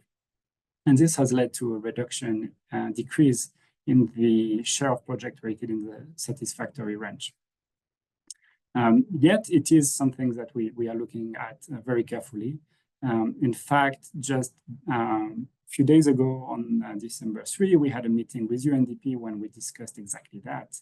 And we looked at the correlation between these ratings and the disbursement profile of each project. We delved into which of the focal areas are most at stake in this distribution of ratings and which regions of which corroborate to a certain extent the values observed across focal areas in the GEF and across regions. And we will continue this discussion through the bilateral exchanges that I described. So we will continue this discussion. Thank you. Thank you very much, Cyril. So we will go back to the list of speakers, starting with Anders representing Sweden. Anders, you have the floor. Thank you. So we also would want to start by welcoming the report and the factually demonstrated progress, and very much echo what Germany said, that it's indeed crucial that the GEF can showcase its central role, which is facts-based in its decision-making, in line with what the chief executive said in his opening remarks. As others said, we also welcome increased co-financing rate, which is positive, and would also look how we can further work on increasing that ahead. In line with what the Netherlands said, we also note positively that much has already been achieved on climate change, but yet only 60% of the resources has been used. So we still have 40% of the allocated resources yet to be paid out. And it's important that all resources are used to contribute to strong results to this objective, which is also very critical to the legacy of the GEF, since the scale of emissions reductions is huge on what the GEF delivers. We note that the blended finance window achieves a very high share of private sector co-financing, which is also something we believe we should look at how we can expand ahead in GEF 9. Same with regard to the competitive window, which also provides sound incentives to encourage and scale up projects. And that's also something we would want to look more at ahead. Others already said a lot on private sector and innovation, but we think it could merit a separate standalone agenda point for a discussion at the future meeting to delve more into this subject as well. We are specifically interested in more information on the reasons for the negative development on the proactivity index. And we will also have on other agenda points later in this meeting some reflections on the higher risk in FCS contexts. Mr. Kosher, we heard your message on consideration on the implementing agencies. This is also something we would want to look at ahead on how we can encourage a more clear results focus in selection of implementing organizations, and look at how we can make the most use of the resources, also in view of freeing more resources to operational results in the implementing countries. The increased number of implementing organizations is very welcome, but more work can be done to further broaden and diversifying the scope. And as others already outlined, we also evidently welcome the risk framework. And as Australia said, the link between risk and innovation is crucial as well. We welcome that 3 out of 4 terminal evaluation reports were completed within the first 12 months of completion of the project. At the same time, we see that more resources could be used ahead for ex-post valuation, also with the more longer term perspective. So this is also something we want to look a bit more into ahead. And finally, the chief executive mentioned the strong performance and the results as outlined by several independent evaluations. So from our side, we are very much now looking forward also in this regard to further guidance in the operational performance study number 8 and the MOPAN organizational review, which we believe is to be published soon. And clearly it so far demonstrates the reviews which was mentioned by the chief executive and organization fit for purpose, and that's evidently very helpful also for us when we move into GEF 9. Thank you. Thank you very much, Anders. I will now give the floor to Stéphanie representing France.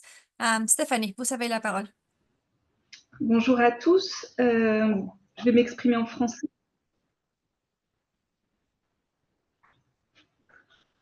C'est bon. Donc, bonjour, bon après-midi et bonsoir.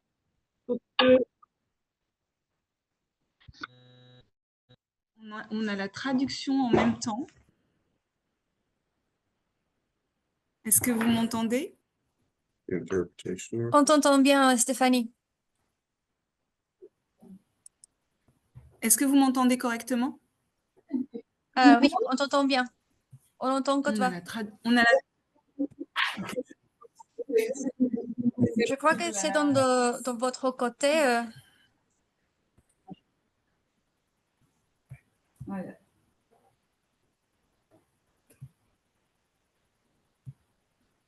Ok, c'est bon.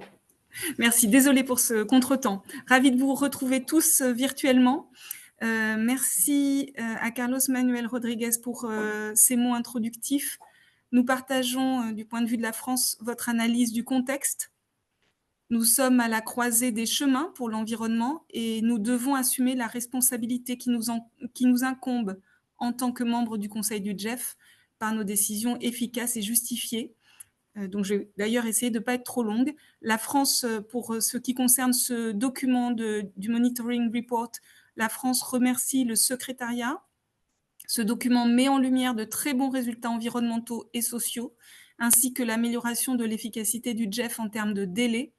Et ces efforts et ces résultats, nous espérons et nous convenons qu'ils doivent se poursuivre. Concernant la concentration, nous constatons que seules 3 agences représentent encore 62% des engagements sur l'année fiscale 2024, du même ordre que celle de 2023, ce qui reste trop élevé et c'est un point que nous devrons rediscuter pour GEF 9. Je m'arrête là pour ne pas être trop longue, mais nous rejoignons les commentaires de plusieurs collègues, notamment sur la prise de risque et le lien avec l'innovation. Merci. Merci beaucoup, Stéphanie. We will now continue with Rob representing the United States. Rob, you have the floor. Thank you, Naomi, and thank you, Cyril, for that really great presentation of the report. Thank you, Carlos Manuel, for the introductions. Good morning, good afternoon, good evening. It's great to be here. It's great to see you virtually. I do wish we were in person in Washington, although it's super cold this week in Washington. It still would be nice to see everybody in person. I guess first we'd like to thank the Secretariat for its continued work on tracking the effectiveness and efficiency of GEF programming. Really, it's through these reports and the transparency that the reports offer that we really are able to do our jobs as a council member and really see the progress that we're making, that the GEF is making in the various projects and work streams that GEF has. We are pleased to see achievements across environmental priorities that the GEF funded investments have enabled.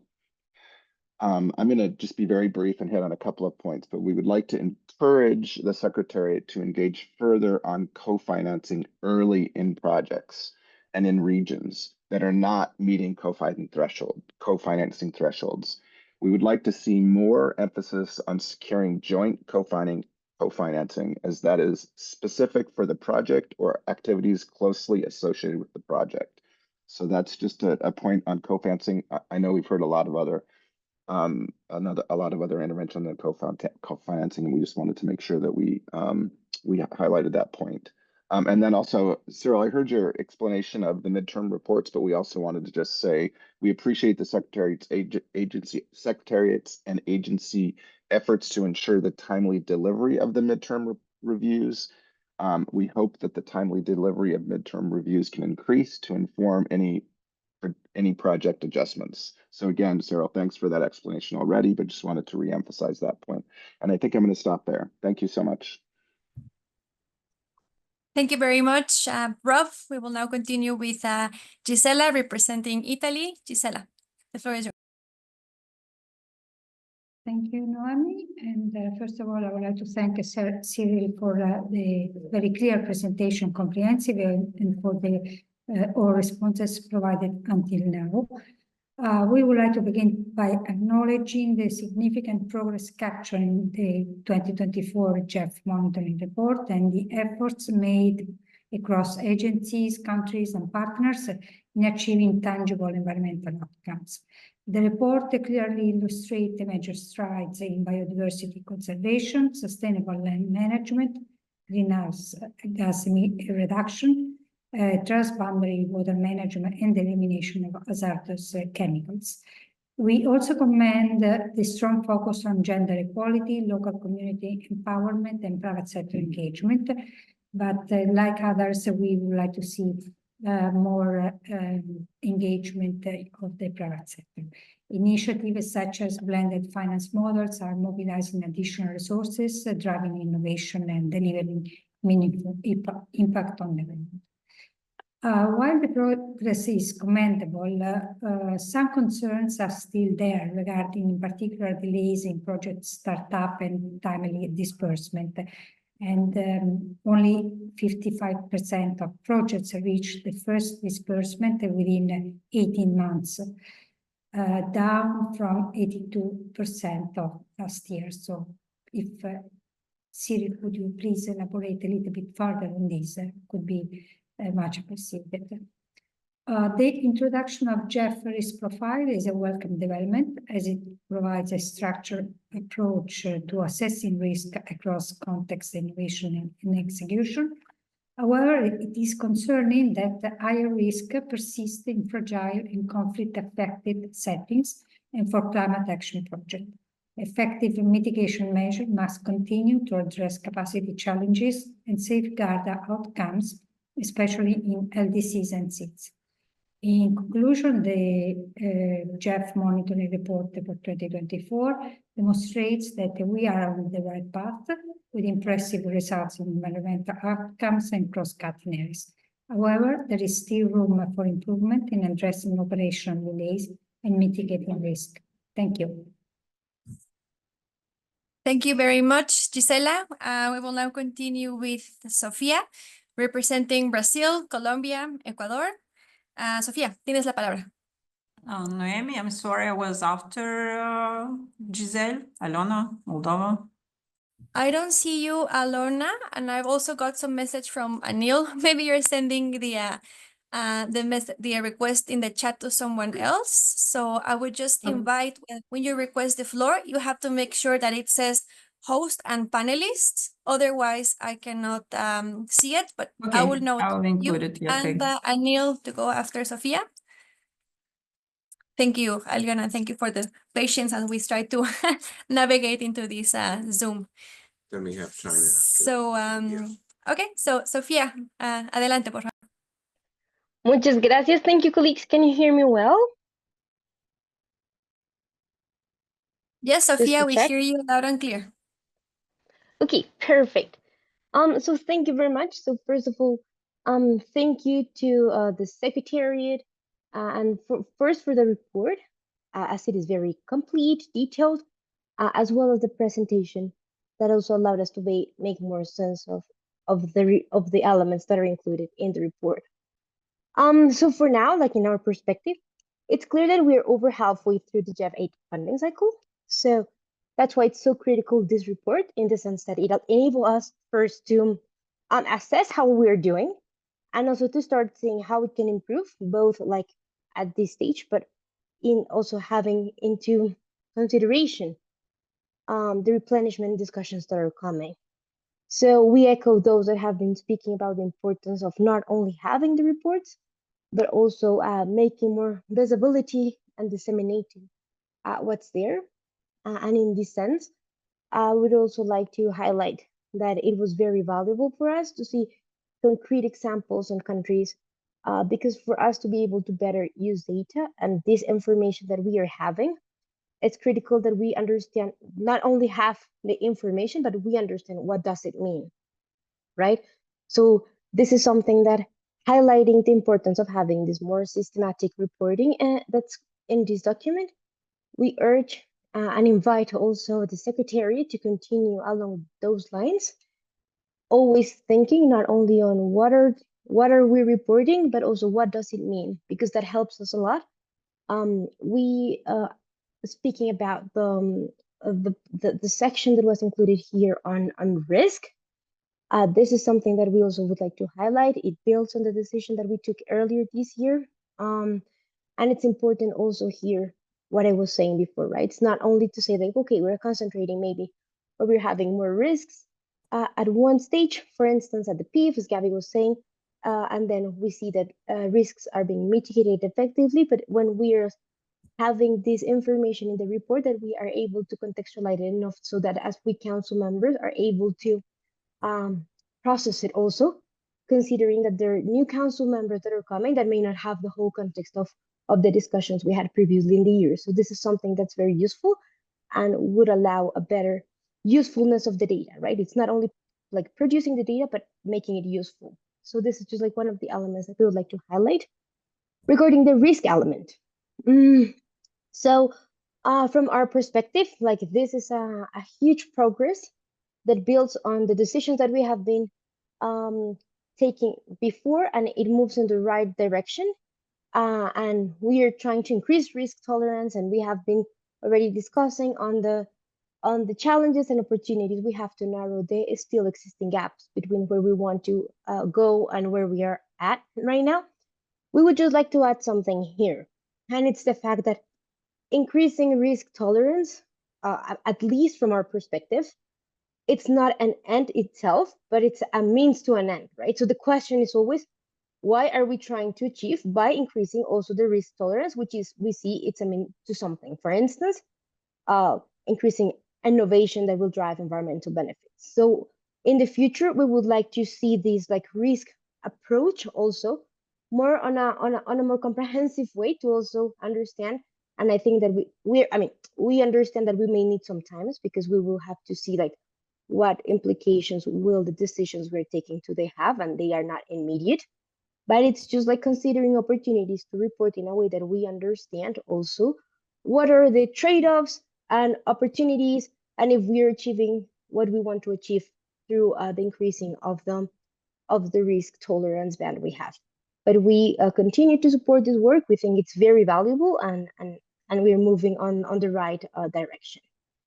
Now, we would like to echo previous sentiments, in particular of Argentina, regarding the importance of country driveness. So I know that we have already, and thank you for the Secretariat to explaining us how there are some indicators that are fit for purpose and that are tailored to different contexts, but we still see, and thank you also for highlighting what findings you have from these more in-depth analysis you made with OFPs. There's a lot to do to really ensure it that one dimension of this is clearly involving more OFPs throughout the different project cycle, including the formulation. But also a question that we have to ask ourselves is, how can we also ensure that country driveness, which is one of our main operational principles, and it's a principle in how the GEF operates and should operate, and also part of its reason of being, right? It's also well captured in the results framework that we will be having for the GEF 9, right? So how are we going to capture the country driveness elements as a result that we value in the results framework that will come out of the GEF 9? This is something that for us is critical, because without country driveness, it will be very hard to really ensure how deeply the GEF is connected with our countries. So this is something that country driveness is critical. And then co-financing. So we do understand that co-financing will require further discussion. We have heard different perspectives regarding what co-financing means. How can we better capture? We know that we have challenges, and we will have to go further in depth on that. But for our constituency, what is critical is that we first, that we ensure the flexibility on co-financing. That is for us one of the critical elements that have to come out also of these discussions. Second, we also have to understand and be realistic on what we're pushing, right, countries to, and the feasibility also of being able to achieve this. So we are saying, okay, we would like to have more like joint co-financing, the parallel co-financing, but what does those messages mean?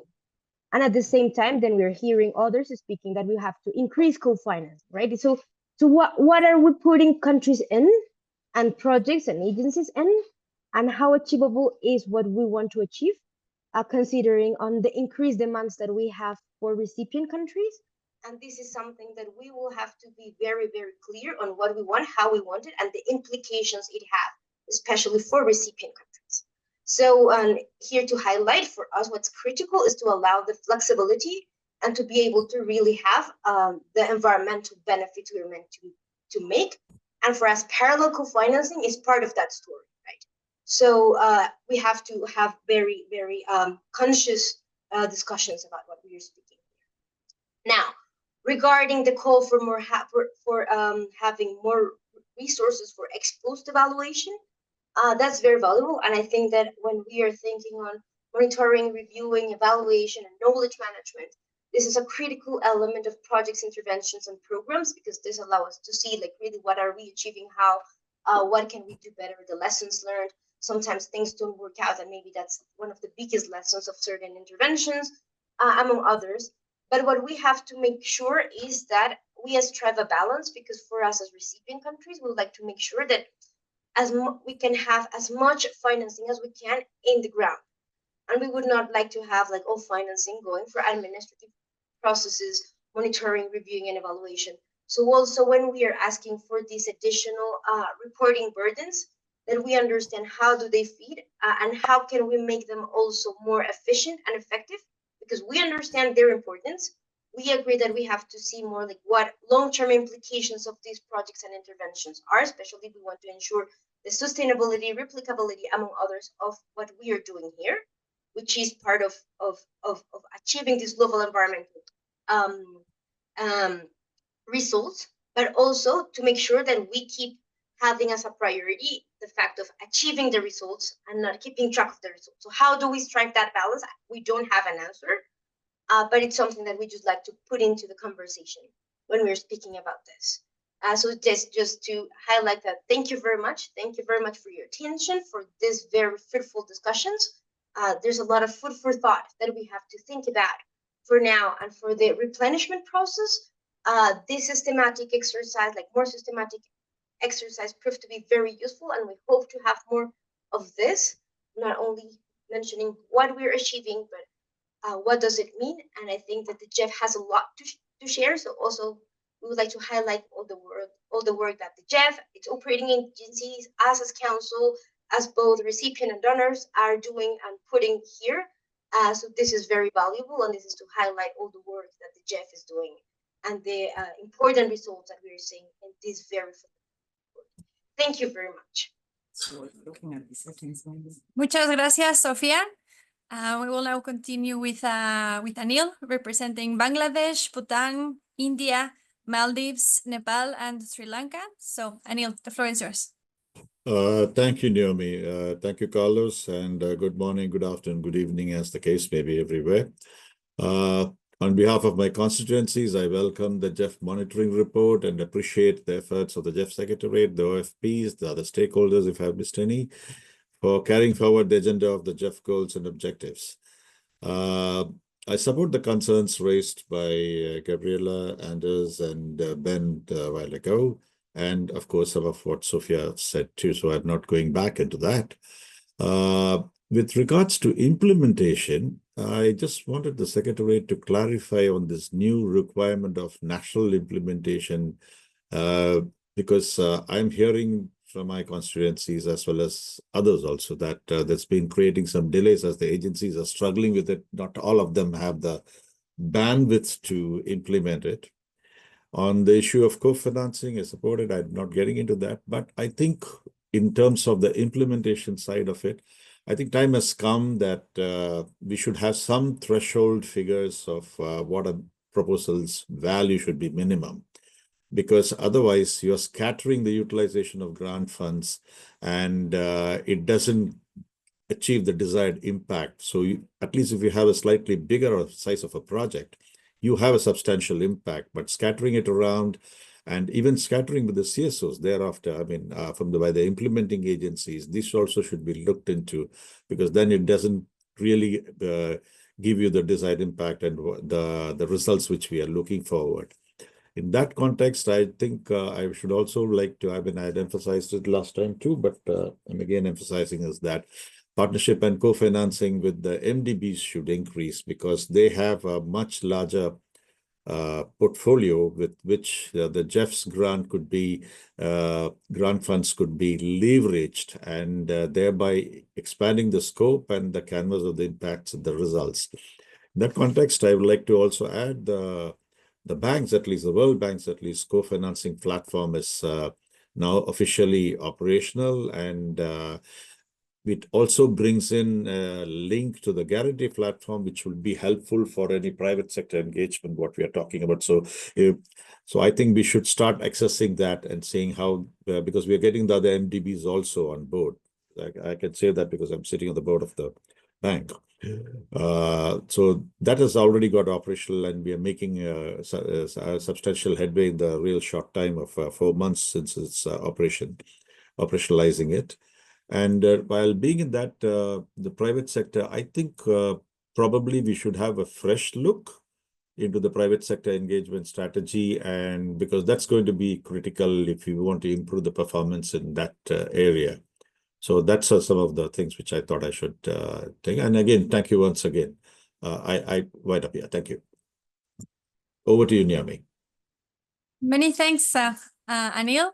We will now continue with Gongcha, representing China. You have the floor. Thank you. China welcomes the 2024 GEF monitoring report, and we commend the efforts made by the GEF team in strengthening project effectiveness and improving operational efficiency during the last fiscal year, as well as the contribution made by GEF on biodiversity, land use and restoration, greenhouse gases emission reduction, transboundary water management, and chemicals and waste reductions. At the same time, we also noticed that the performance of some indicators, especially for the speed of operations, such as the time from the CU endorsement approval to the first disbursement below 18 months is 55% down from the 82 of the last year. This indicates that the GEF projects are experiencing delays during the implementation. In this regard, we would strongly recommend the GEF team could take concrete actions to streamline project cycle and enhance operational efficiency. We will have some comments when we get to that session. Thank you. Many thanks, Gongcha. We will now continue with Aliona. Apologize for the delay. Now we see you requesting the floor in the chat. So Aliona is representing Albania, Bulgaria, Bosnia and Herzegovina, Croatia, Georgia, Macedonia, Moldova, Montenegro, Poland, Romania, Serbia, and Ukraine. You have the floor, Aliona. And thank you so much. I apologize. I think I mixed up with the techniques, so I'm always, not a very techy person. Thank you for naming my constituency. It's the first council meeting. Finally, I learned by heart my country's my country constituency. I'll be really short. Thank you so much. Welcome you. I really want to see you all in face, and I really miss all the members of the council as well as alternate.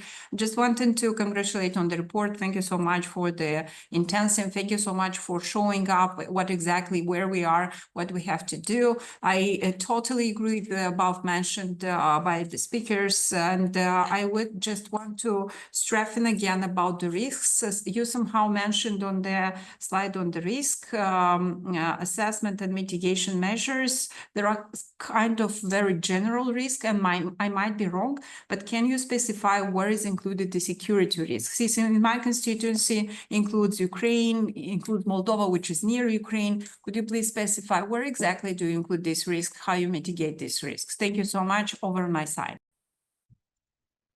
Thank you very much, Aliona. And I see that Annette requested the floor. So Annette, the floor is yours.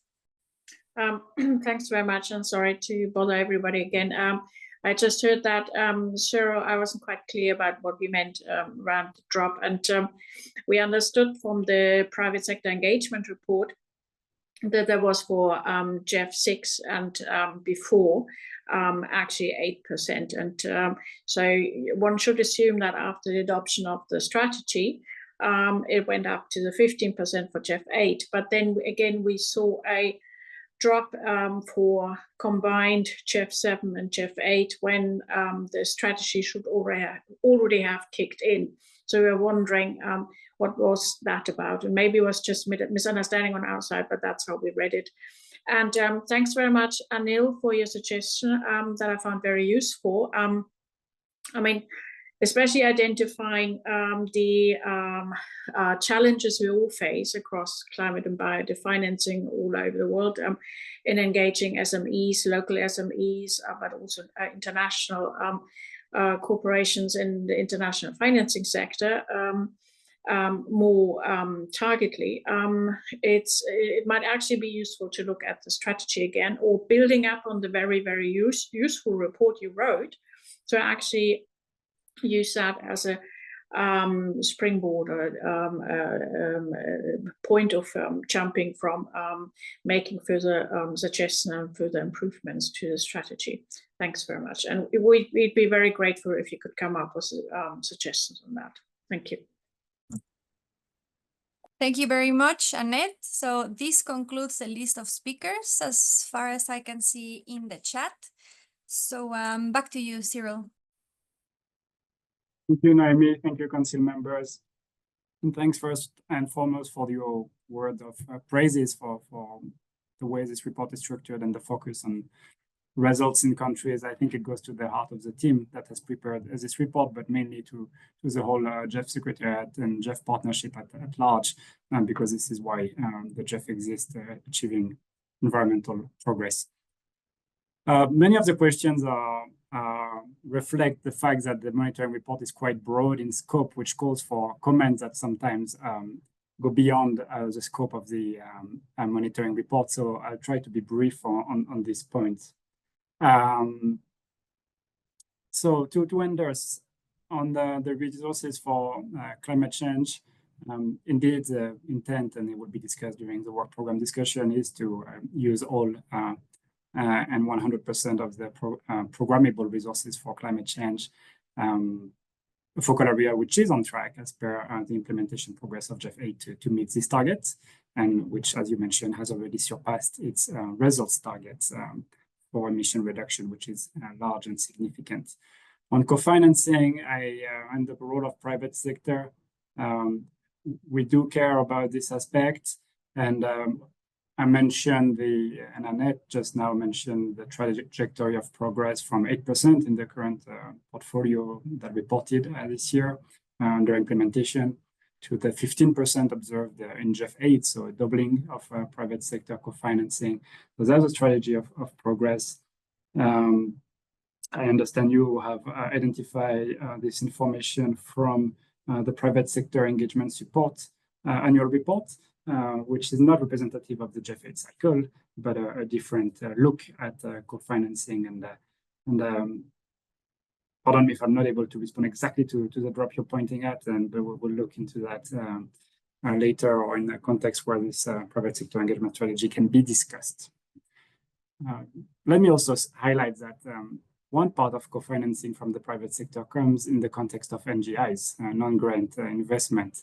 So in the context of blended finance, we observe a co-financing ratio of $22 of co-financing coming in support of NGI investment for every $1 invested by the GEF. So this is significant.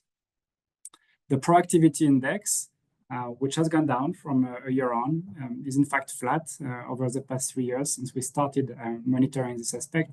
It's so important of an indicator because it helps as a proxy gauge the adaptive management that is at play in the specific context of projects that were rated in satisfactorily a year ago. and showing that 3/4 of those projects are reporting changes and actions is significant. And those actions are in the context of the results framework, adjustments, risk, adjustment to mitigation measure, but also co-financing and obviously the institutional arrangements that help put projects back on an implementation progress track. You noted higher risk in a fragile environment, and Aliona just mentioned the same as well. And the question was, where is it tracked within the context of the GEF risk appetite framework? Well, it's first and foremost tracked in the context of the political and governance category. And that's how it's described in the GEF risk appetite. So even if it's not explicit, political and governance mean that. And in the context of FCS, it's an area that is of utmost importance, obviously. It's also an area that has been highlighted in the recent guidance for fragile situations that has been issued recently. Ex-post evaluation. Monitoring typically stops at completion. However, it's not impossible that a project can make the case to budget resources beyond that, or that the evaluation office of the GEF can also look into this. We also await eagerly the MOPA external reviews, which inform the GEF work, and other reviews like the PS8, obviously. Stephanie, on concentration, it's true, the drop is minimal, or the progress is minimal in concentration from a year on, but again, from 2019, it's a drop from 69% to 62% of the portfolio being comprised by the 3 funding agencies. So the trajectory of progress is there, even if more concentration work to reduce it is ongoing and will be discussed during this meeting. Rob, from the US, thank you. It's important to engage early on co-financing. It's an aspect that is discussed a lot, and you know, the project reviews are public documents, and it's a point that is really at the core of what's being discussed between the agencies, the GEF Secretariat, and countries. So that's a very important aspect. And yes, it matters to focus more on joint co-financing that help deliver higher results. And this comes in a discussion of the overall co-financing targets for the GEF, obviously. A lot more thinking has been happening and will continue to happen in this space over the coming months. Thank you for your care to ensure that MTRs happen on time. We share this objective. Gisela from Italy, also Anil, also Hongxia, I spoke again about first disbursement. So I explained the measures we'll be taking and the enhanced focus on this area. And there are specific points we will be taking. We want to really promote any ways that helps fast track implementation start and ensure project readiness. And this can involve exploring advanced project recruitment, advanced procurement, which means launching processes without committing to a decision or to resources up until CEO endorsement is reached and the negotiation with the countries are completed. It can also involve sensitizing the parliament in instances where the grant from the GEF requires parliament approval. And early upstream engagement helps in this regard. And indeed, the streamlining measures are important. I also want to mention one point looking at the bright side. Over 75% of GEF 7 projects have been disbursed within 18 months. So this shows positive progress. Some projects are still are beginnings. The SAFER project, which has been discussed in this council meeting repeatedly, has disbursed within 45 days of receiving CEO endorsement and disbursed most of its resources at this point in time. Sophia, thank you for your comments and the value you put in seeing concrete project examples in countries. We share the objective of making the data on risk useful, and that's why we have taken care in presenting some of the we could qualify as good practices or good example of mitigation strategies and risk assessment presented in this project, which includes the Katinga project, protected area project, which is just about to begin. So thank you for that.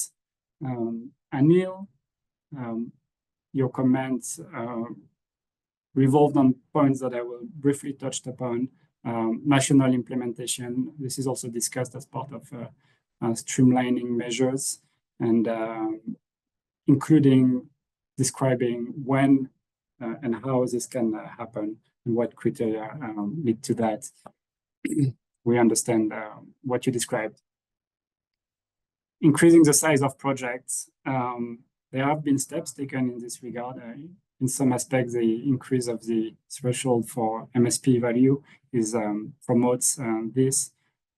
Simply the structuring of projects around programs and the integrated programs help deliver results at scale. The importance of relying on MDBs, on country platforms, all go in this context. So all this to confirm that selectivity is a very high agenda for the GEF as a whole. And we share your interest in this area. And I think that's it. Thank you very much. Thank you very much, Cyril. I don't see anyone else requesting the floor. So I will now go back to the co-chair. Co-chair, the floor is yours.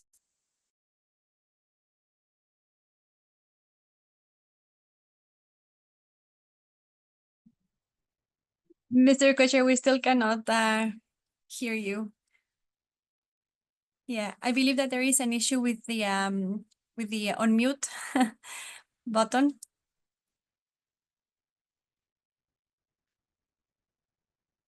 He's make it.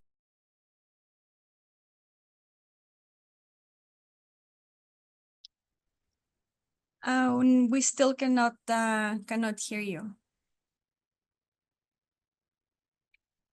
Let me know, Noemi, if you need me to take over. I believe that will be a good idea, Chair, while we manage to speak with the IT team to help the co-chair. So in the interest of time, we can proceed. Okay, thank you so much, Noemi, and thanks to the council members for their comments and questions. Having completed the discussion on agenda item number 3, the monitoring report 2024, yes, I would like to invite council members to adopt the draft decision that is included in the document GEF/C68/03. Like if I put, you see a red. I see no observations or comments. Agenda item approved. Yes, thank you so much. The chair has. I hear Dauda now. Dauda, can you mute yourself so I can continue with the agenda? Now we hear you. Okay.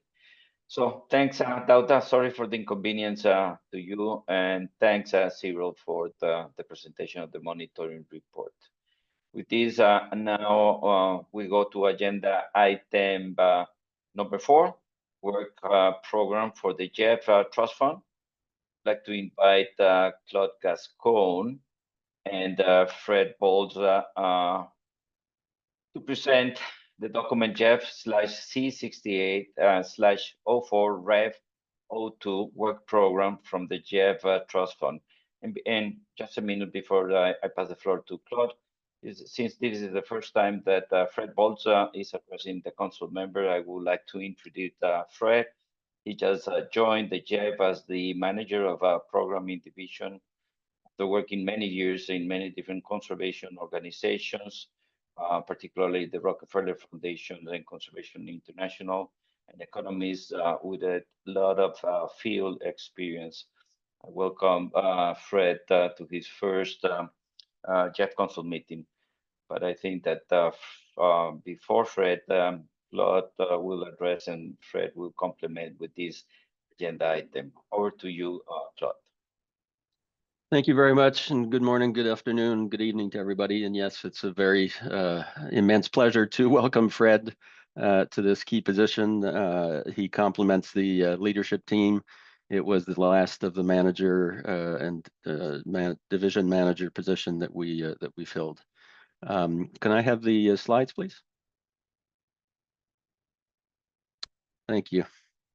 So I'm very pleased to present to you the 5th work program of the 8th replenishment of the GEF. Over the past 6 months, we have diligently worked with recipient countries and agencies to develop a robust work program. This program aims to advance all the priorities of the GEF 8 programming directions, generate significant environmental impacts and outcomes in nearly all recipient countries, as well as meaningfully contribute to the targets of the Kunming-Montreal Global Biodiversity Framework. Next slide, please. The recommended work program requests $508.4 million in project and program financing and an additional $46.2 million in associated agency fees, which totals $554.6 million from the GEF Trust Fund. It includes 31 projects and programs that are fully consistent with GEF 8 programming directions and operational and policy requirements. This proposed programming represents a full 11% of the entire GEF 8 resource allocation, bringing total programming for the GEF 8 cycle to 70.5% at the 62% cycle timeline. So we're well in advance in terms of programming resources. Next slide, please. The work program will leverage $4.15 billion of expected co-financing, with the investment mobilized co-financing category representing 78% of that value, or $3.2 billion of the total. These ratios of 7.4 and 5.7 to 1 respectively exceed the co-financing policy targets of GEF 8. Next slide, please.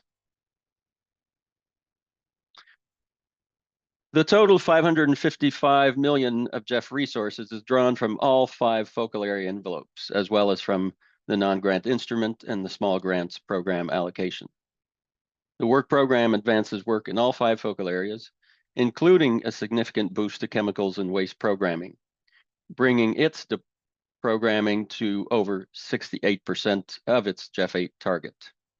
It also strengthens the GEF's broad support for CSOs, including through the small grants program, strategically advances the use of non-grant instruments, and advances GEF integration aims with several multifocal area and multi-trust fund projects. Next slide, please. As I mentioned, the work program brings the cumulative total GEF 8 programming to 70.5% at the 62% timeline.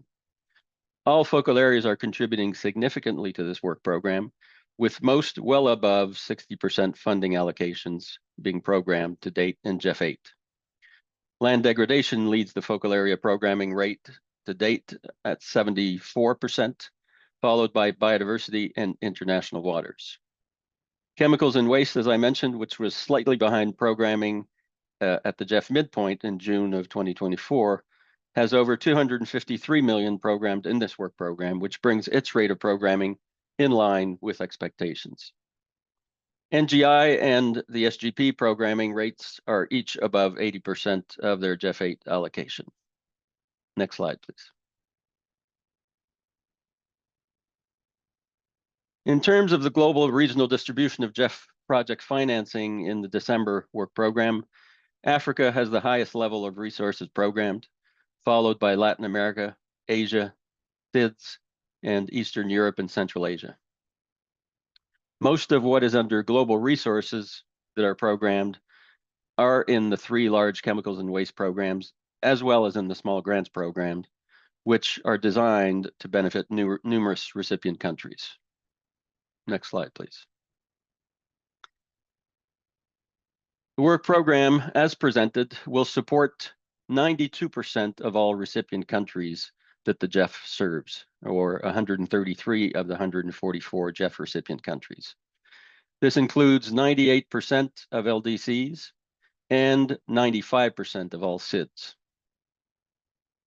Next slide, please. The 8th phase of the GEF Small Grants Program is included in this work program. As you know, the SGP 2.0 framework that we developed in GEF 8 was expanded and includes programming to UNDP, which will serve 119 countries, with a strong focus on innovation, social inclusion, including women, Indigenous peoples, and youth, and upscaling successful approaches.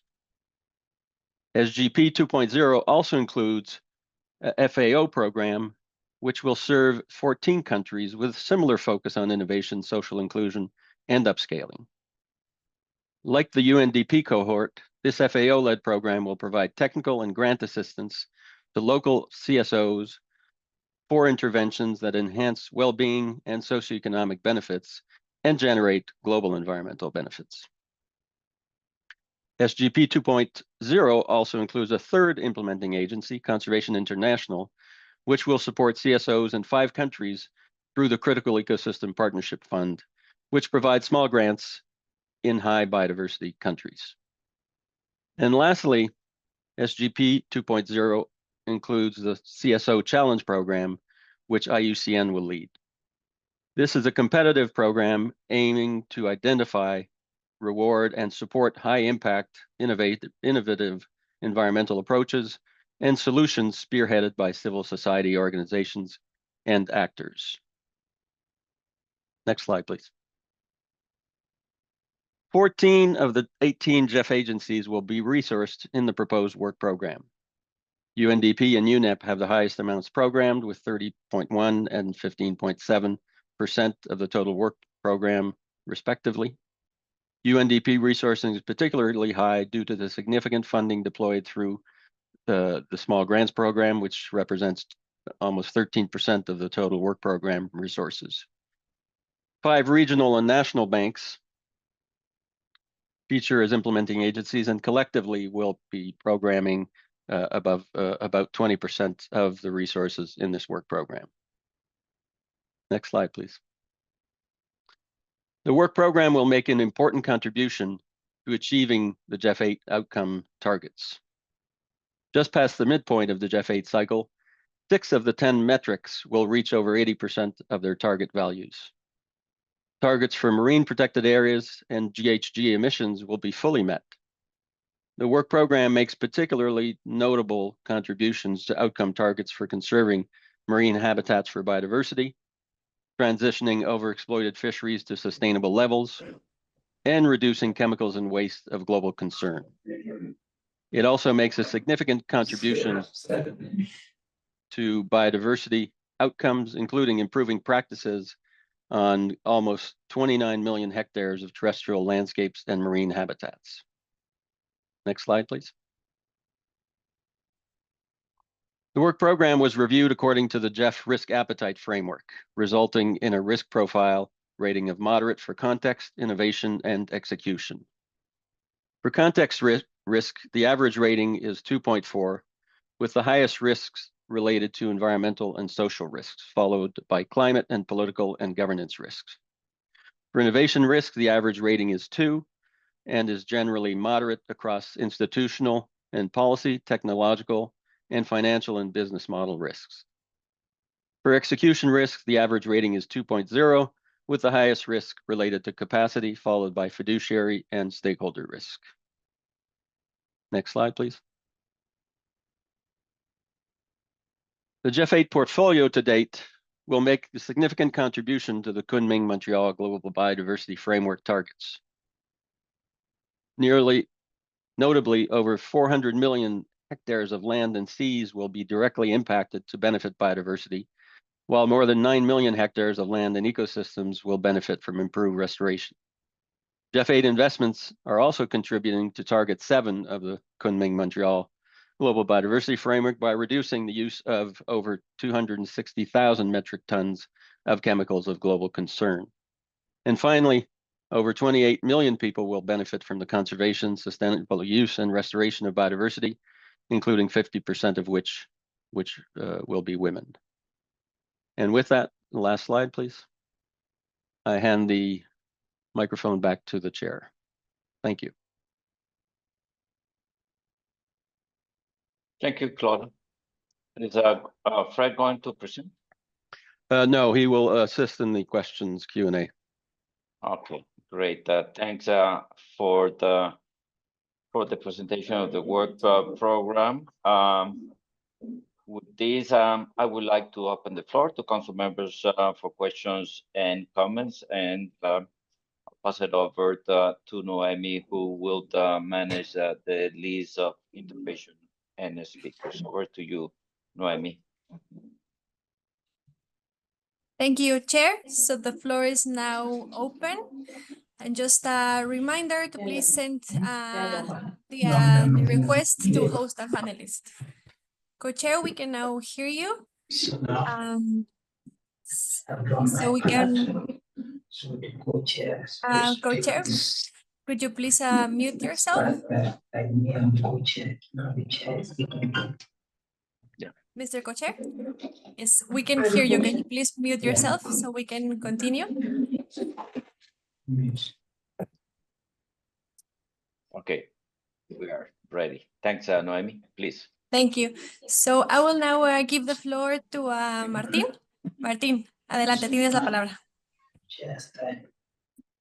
Gracias, Noemí. Me parece que la CSO estaba antes que yo. Si no me Muchas equivoco. gracias, Martín. You are right. I missed that one. So Gracias, no hay problema. thank you. Thank you. So I will start with giving the floor to the CSO network. Faisal, you have the floor.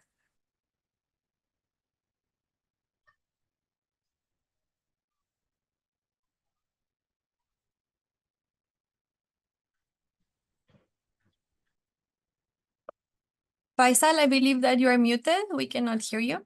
Just asking them. I I believe hope you're you can muted. hear me now. Yes. We hear you Thank well. you. Thank you very much, Naomi. Congratulations to GEF on the recent progress and effective outreach at the Global Fora over the last few months, as well as positive support from key stakeholders. The GEF CSO network, having reviewed the work program, makes the following observations and recommendations for kind consideration of the Council. We commend the allocation of 564 million for the work program, which leverages 4.5 billion in co-funding. We are happy to see the significant additional funds for focal area, which had low financing levels in the last council meeting in June. In particular, we're happy to see the cumulative accumulation of resources for chemicals has improved from 36 to 69%, and SGP has improved from 43 to 86%. We are also very happy to see the second phase of the Inclusive Conservation Initiative, which aims to strengthen local CSOs and indigenous and local communities' role in biodiversity conservation, a target to benefit 125,000 people and improving the management of 250,000 hectares of terrestrial and marine protected areas.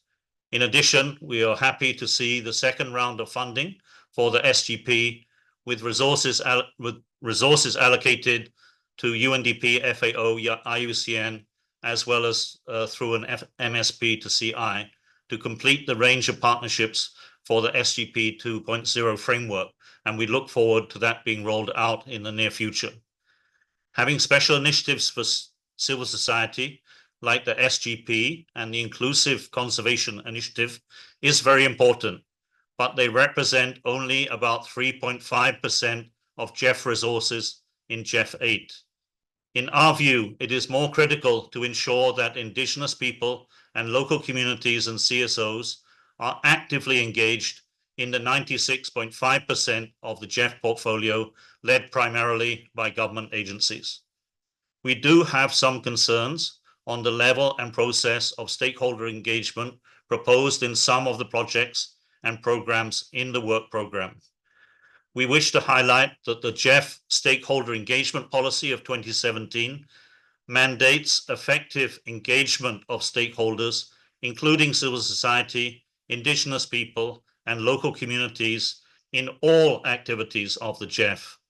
In line with Clause 12 of that policy, agencies must also allocate adequate resources in their respective program and project budgets to promote effective stakeholder engagement throughout the program and project cycles.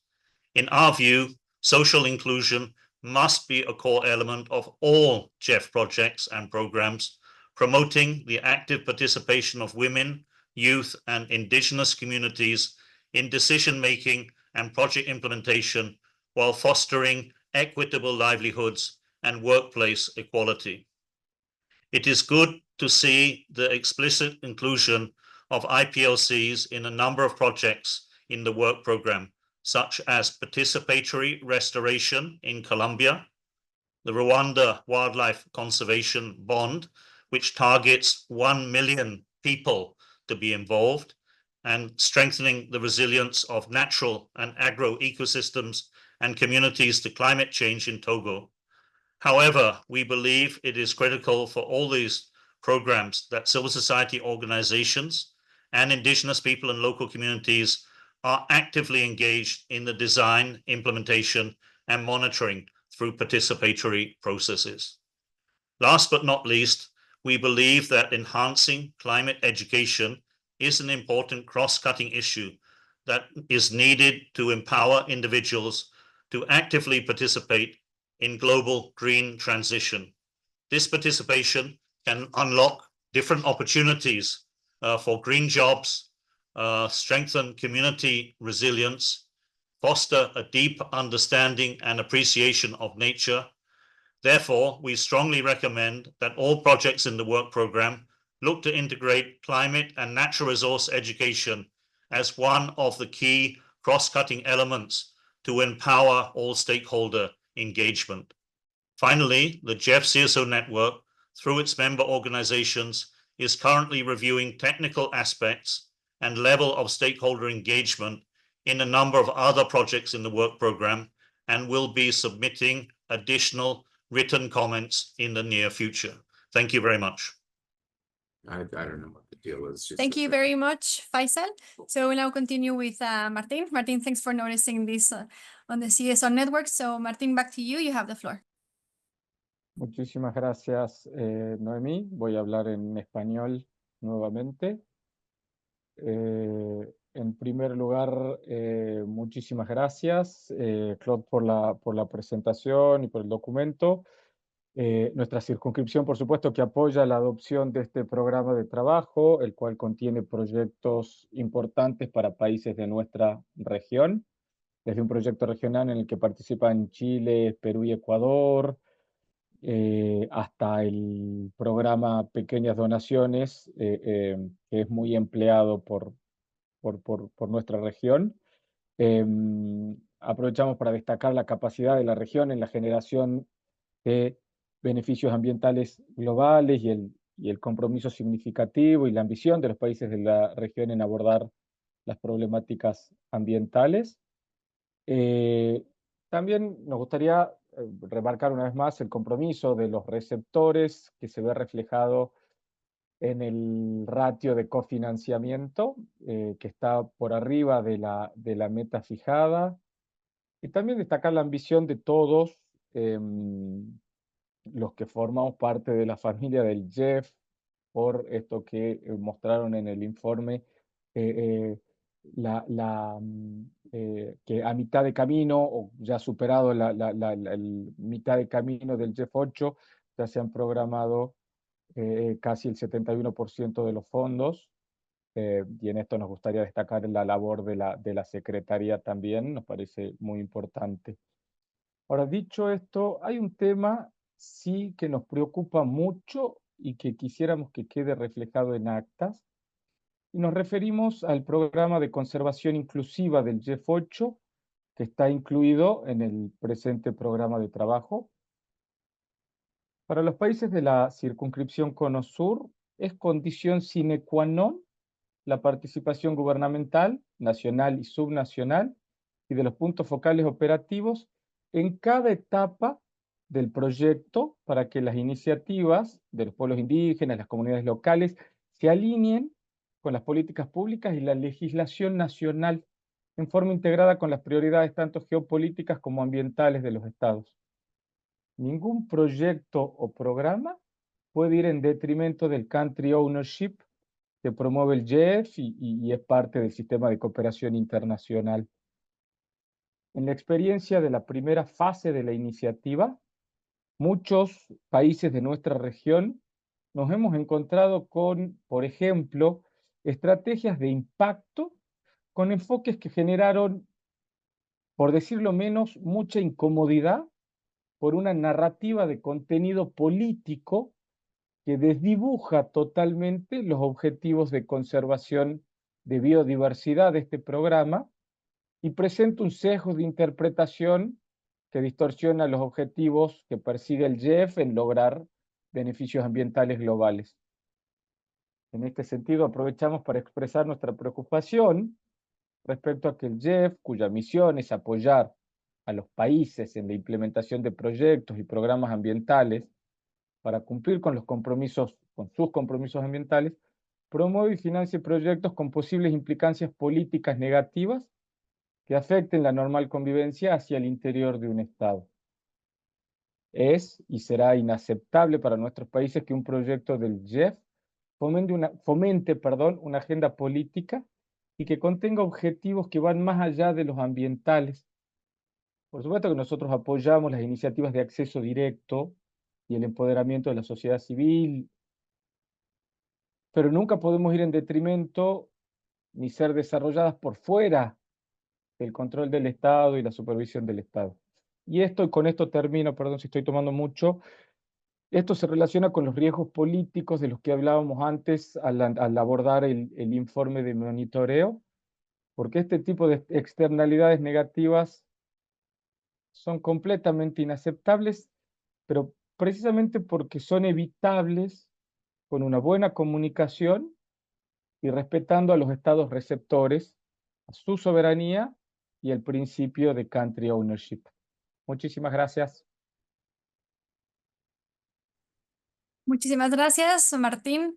I will now give the floor to Gabriela, followed by Stephanie. Gabriela, you have the floor. Thank you very much, Noemi, and I'm sorry to disappoint you. It's Andre, not Gabriela. Thank you also. Thank you also to Claude for the presentation. Switzerland welcomes the work program, and we appreciate the focus on chemicals and waste on this focal area with a total of 253 million in at least 5 projects, and in particular, the global polychlorinated biphenyls PCB elimination program, in addition to projects focused on waste and chemicals management. The projects illustrate the valuable support the GEF can offer to recipients for implementing their obligations under the existing chemicals and waste conventions.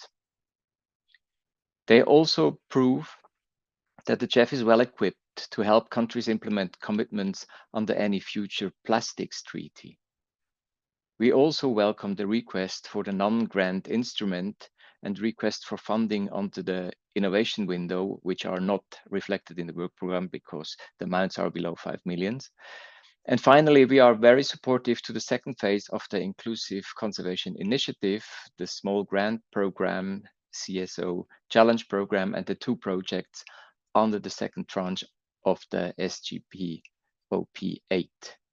These projects go a long way in fulfilling the GEF's promise to provide more direct access. We have reviewed selected projects in detail, and we will submit questions for several of them in writing. Thank you.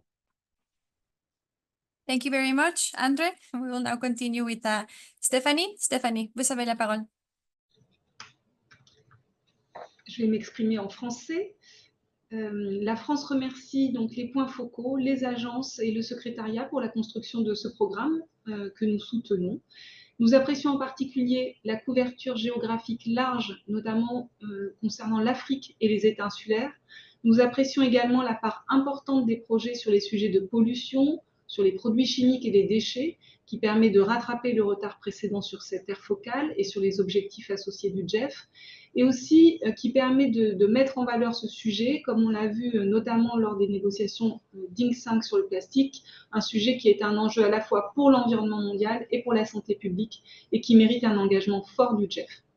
En revanche, nous notons un retard sur l'aire focale sur le changement climatique, tout en constatant que les co-bénéfices relatifs au climat sont élevés et que l'objectif de réduction des émissions de gaz à effet de serre est d'ores et déjà atteint.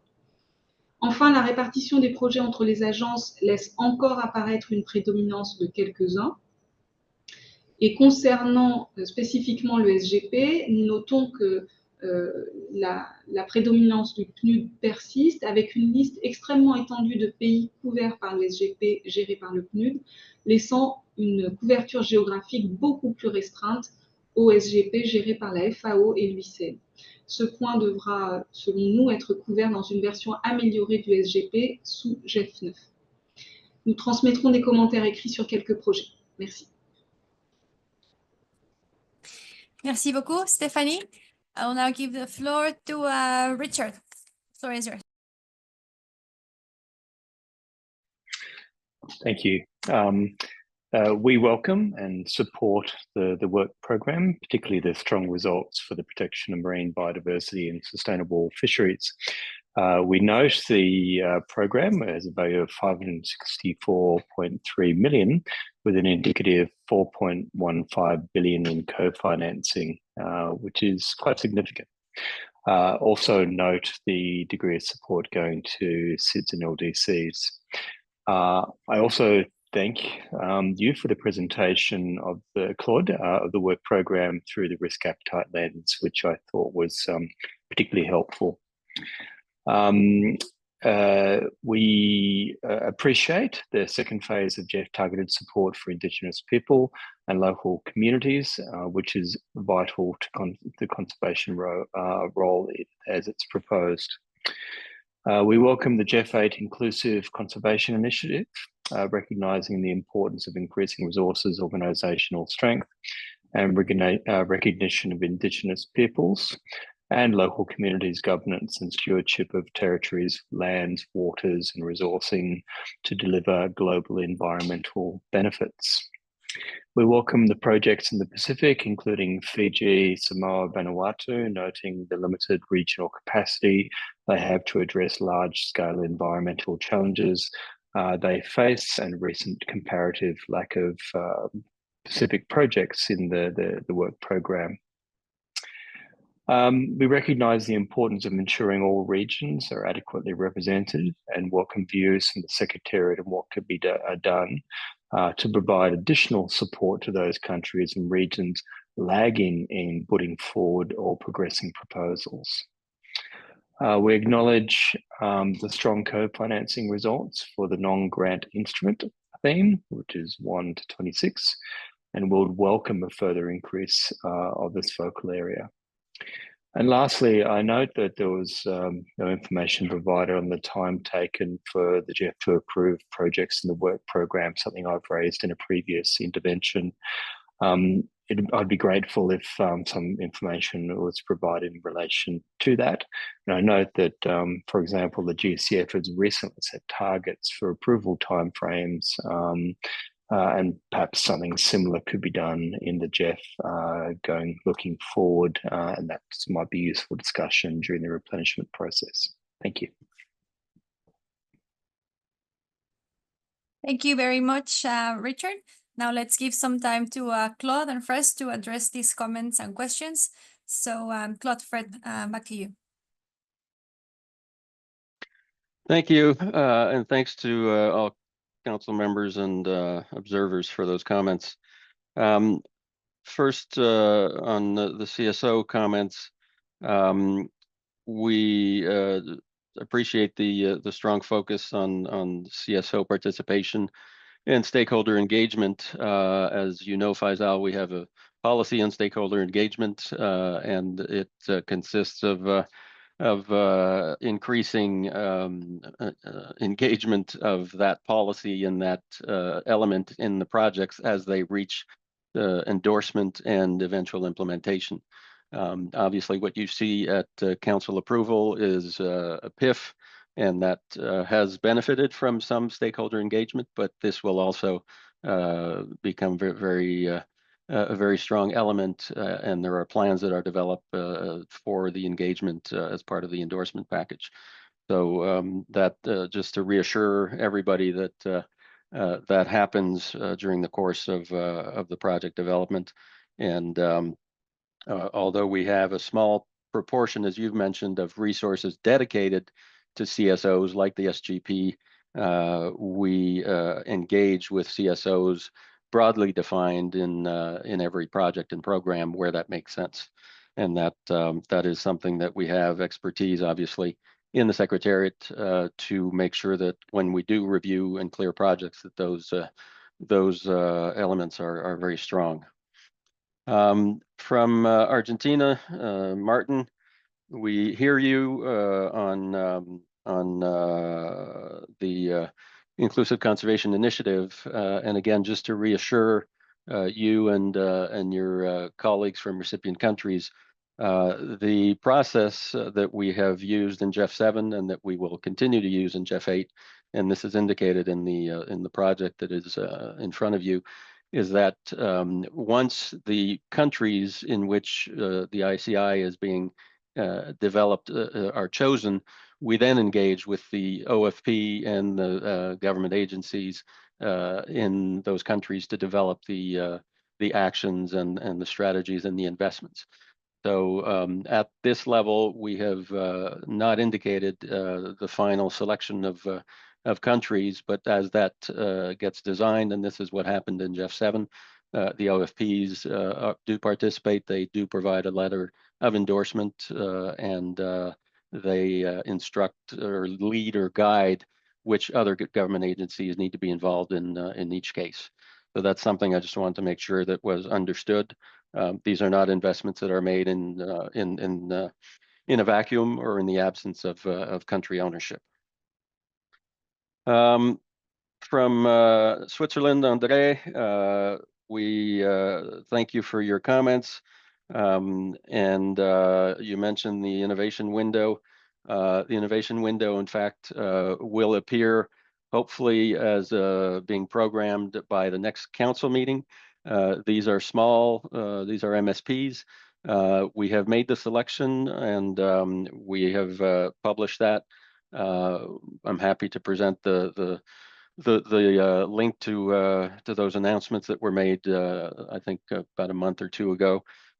We are starting to receive the MSPs as we speak, and so some of these projects will be fully underway in 2025. Stephanie from France, we hear you again on SGP, and the discussion in GEF 9 I think will be very interesting and productive.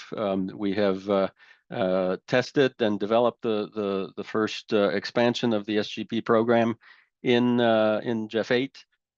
We have new agencies, and of course the landscape, if you will, is one that will continue to evolve. It was not expected that we would have new agencies that would basically completely remove UNDP from the map. But as these 2 or 3 new agencies start to work with the SGP program or within the SGP program, I think we will learn a lot of lessons and hopefully be able to expand and build on the GEF 8 program as we develop the GEF 9 concept for SGP.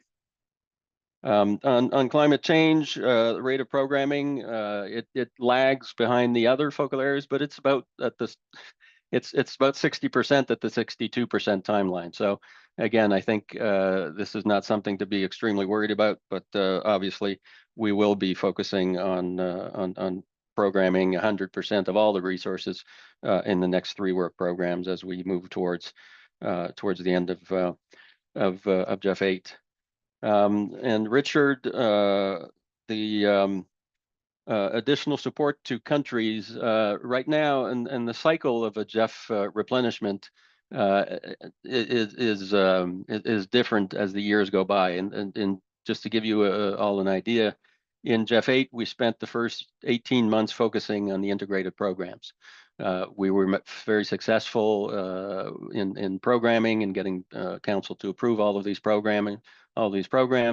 As we've shown now, we have caught up with chemicals and waste, which was lagging behind, but we knew the pipeline was there.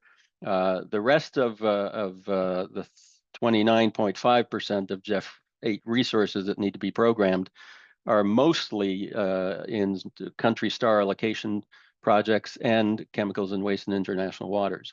And so this does require some attention from the Secretariat, but it's a different attention than what we had provided in the first 18 months and 24 months, which means that my staff under Fred now, the regional teams, will focus on outreach with individual countries, especially SIDS and LDCs that have remaining star resources, to make sure that we are supporting them to bring every project, whether it's an MSP or a full-size project, to Council by June of 2026.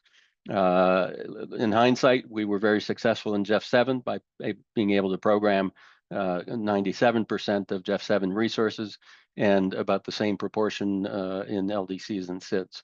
So we hear you, and we do have teams that do a lot of outreach through the country engagement strategy. This is something that's proactive on our side. We don't just wait for the phone to ring. We actually go reach out to countries and make sure that they're able to develop and use all of the resources.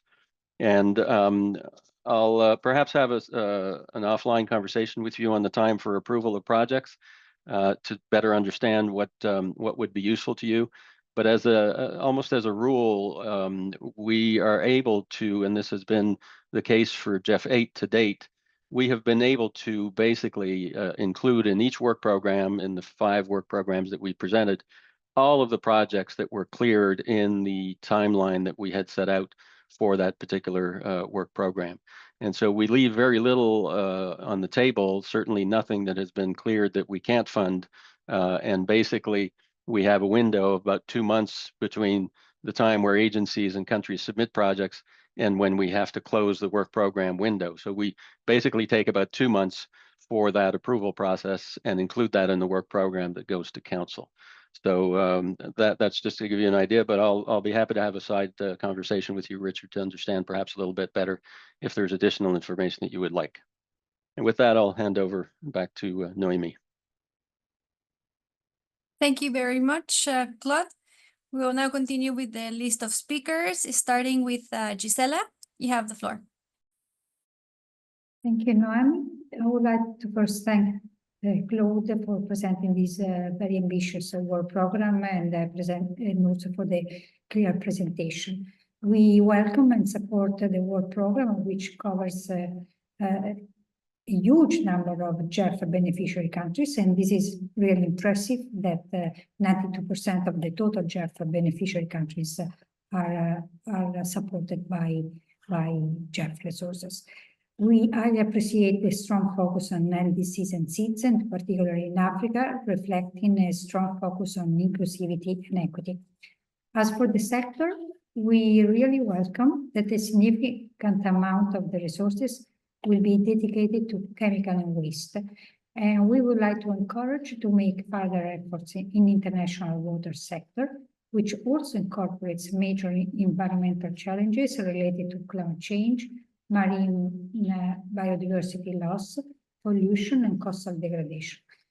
We believe that the international water sector should deserve a proper consideration in GEF 9 discussion.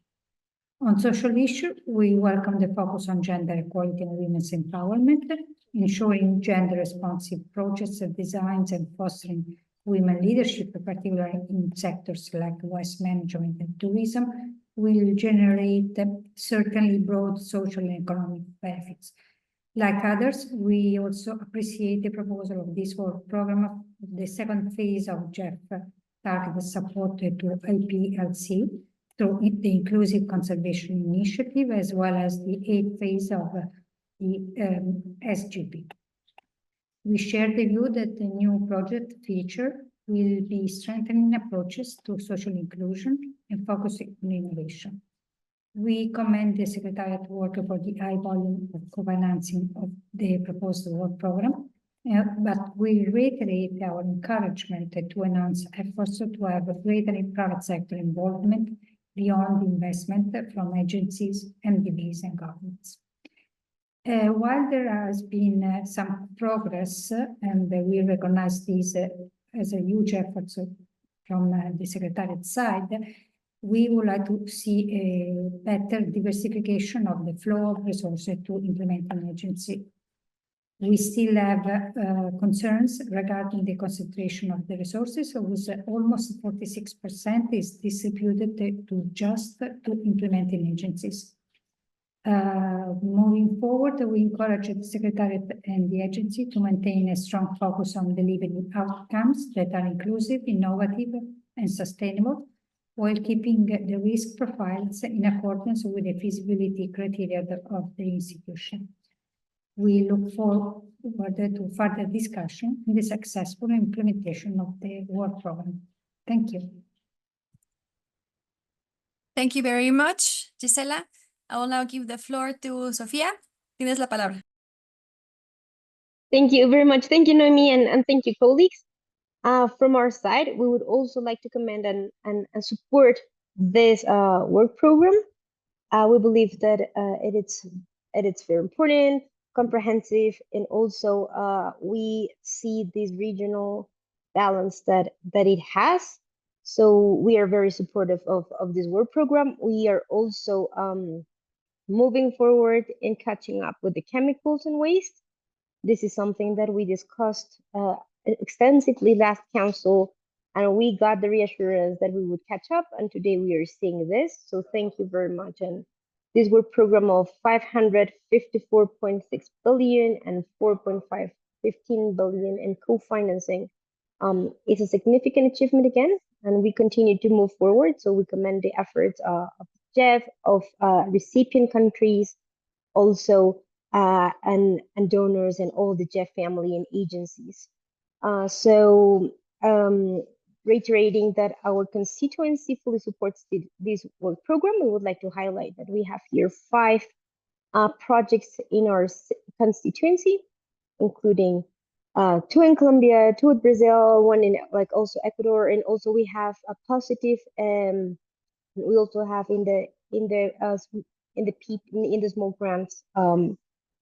small grants program that we continue to support, and that's very, very important for us.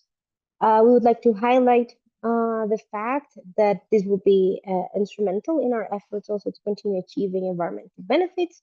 In the case of Colombia, for instance, we have participatory restoration to improve the provision of ecosystem services and connectivity at the landscape scale, for instance, and promoting integrated management of sargassum, also that will allow us to continue building on other sector activities.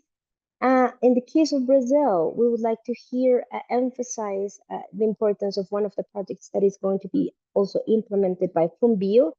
This also builds on the necessity to further reduce the concentrations on agencies, and we believe that encouraging and supporting these projects that are implemented by, for instance, FUNBIO are of critical importance. So that being said, we reiterate our support to the work program, and we hope that we can continue moving forward regarding climate change. Thank you, Claude, for the explanation. We had the same concern Stephanie raised before me. Here to say that, and we are confident again that we're at a good moment and that we will achieve and catch up here. Just to mention that in the last COP, there was a huge emphasis on the role of the GEF in climate change in particular, and parties provided very clear guidance on elements that they would like to see coming up. For instance, in very, very concrete topics, they would like to see also reflected in the GEF 9 replenishment discussions. So I think that climate change, and as we also saw in some of the other documents, including the flexibility documents for the agenda item that we will be discussing after, highlights the importance of climate change also for the GEF. So hopefully we will take this into account for discussions further. So that being said, thank you very much, and we fully support this work program. Thank you. Muchas gracias, Sofía. I will now give the floor to Ramón, representing Greece, Ireland, Portugal, and Spain. Ramón, tienes la palabra. Gracias, Noemí. Voy a intervenir en español. En primer lugar, queríamos felicitar a la Secretaría por este programa de trabajo. Por las cifras que vemos, pues alcanzamos una programación cercana al 70% de lo previsto para GEF 8. Esto es relevante y vemos que las diferentes áreas focales están progresando adecuadamente. Voy a ser breve porque muchas cuestiones ya han sido mencionadas.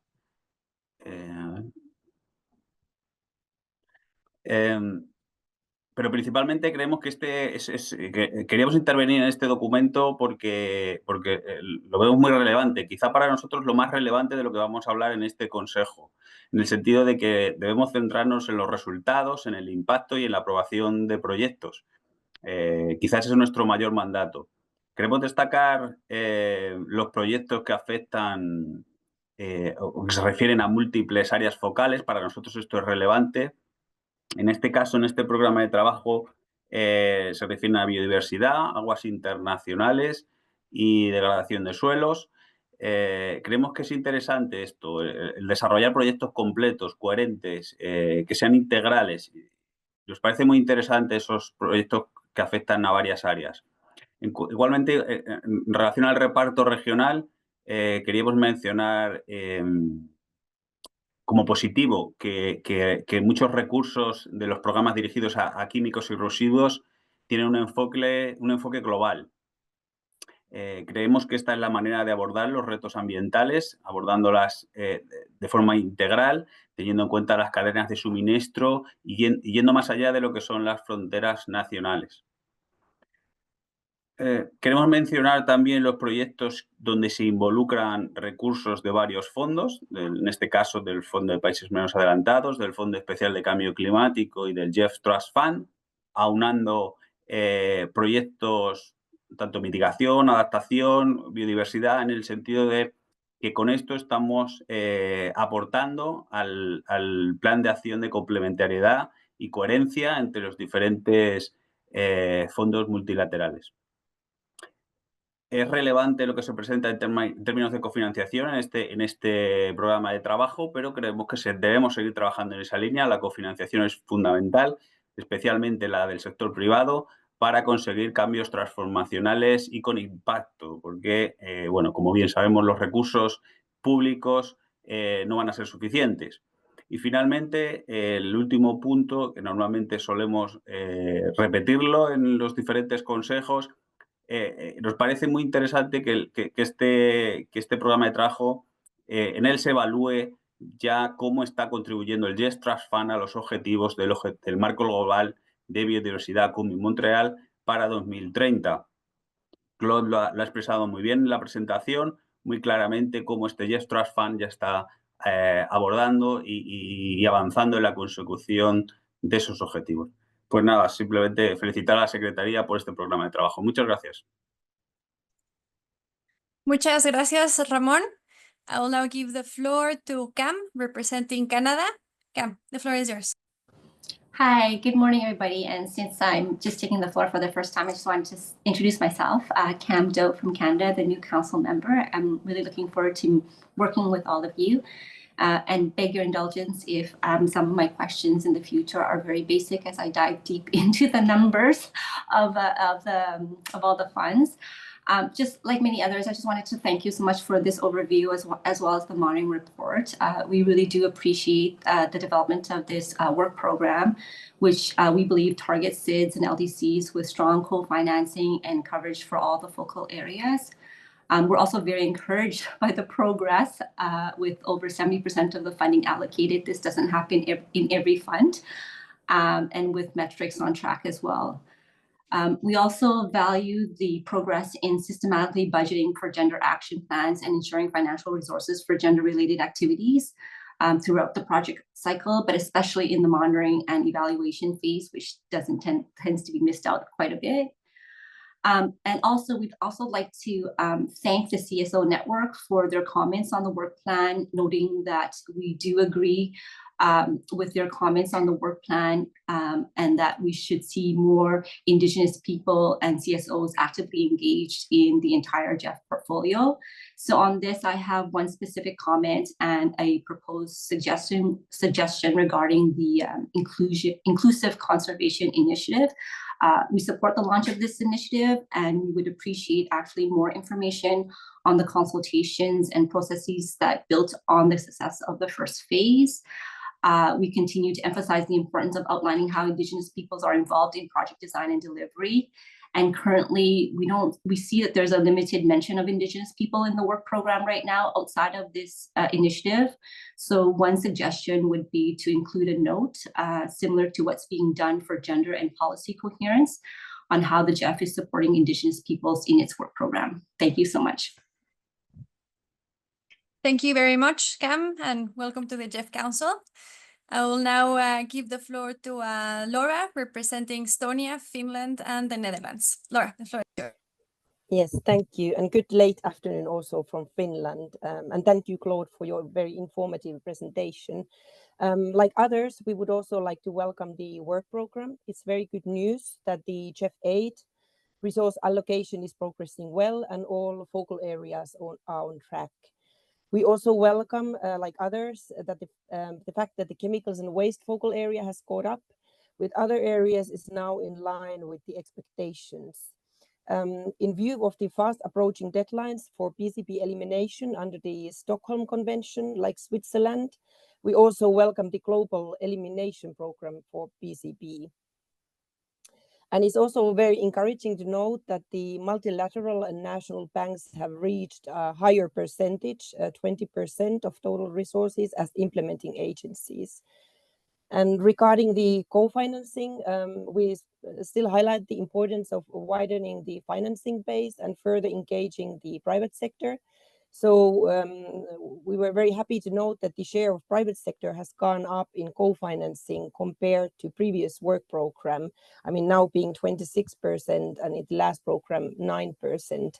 I was just wondering what is the reason behind this? Is it perhaps because of the higher share of chemicals and waste focal area allocation in this program?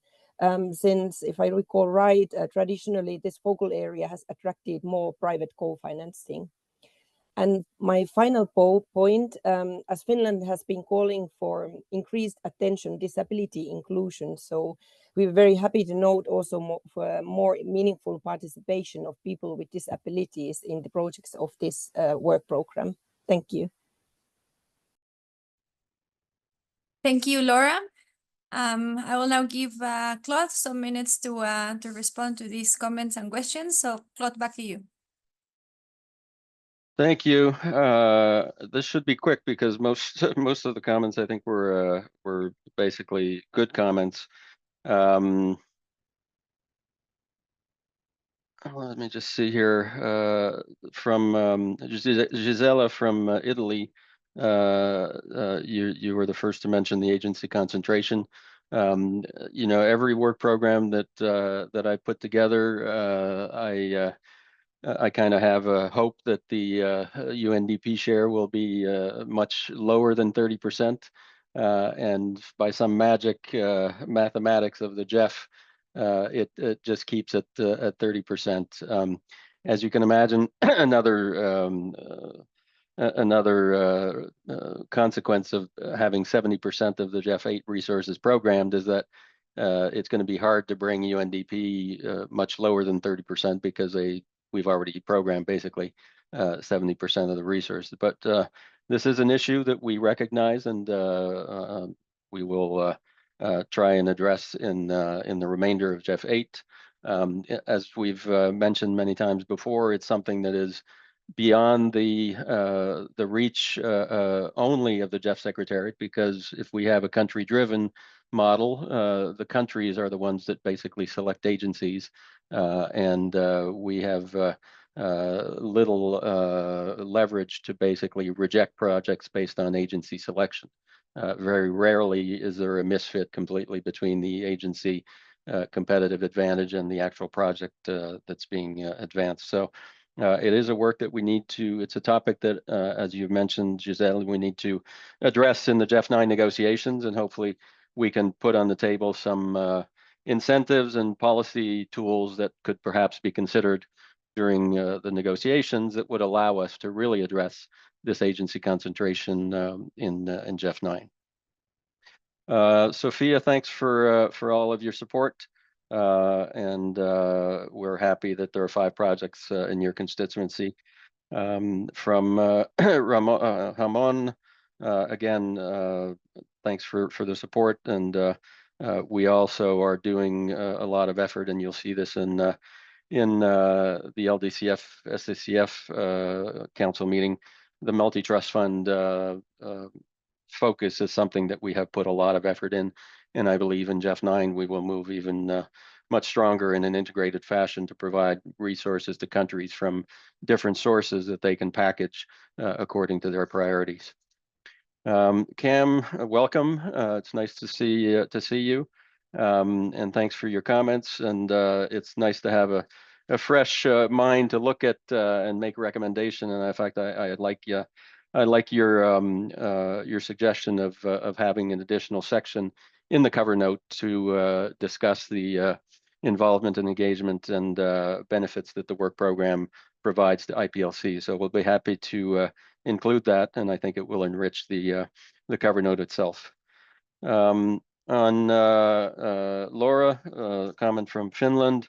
The co-financing in this work program, as you noted from the private sector, is in fact much larger, and this helps explain again the discrepancies that we've unfortunately have been a little awkwardly explained in the MTR, in the private sector engagement report, and in the work program, where we have different numbers basically of private sector support and co-financing.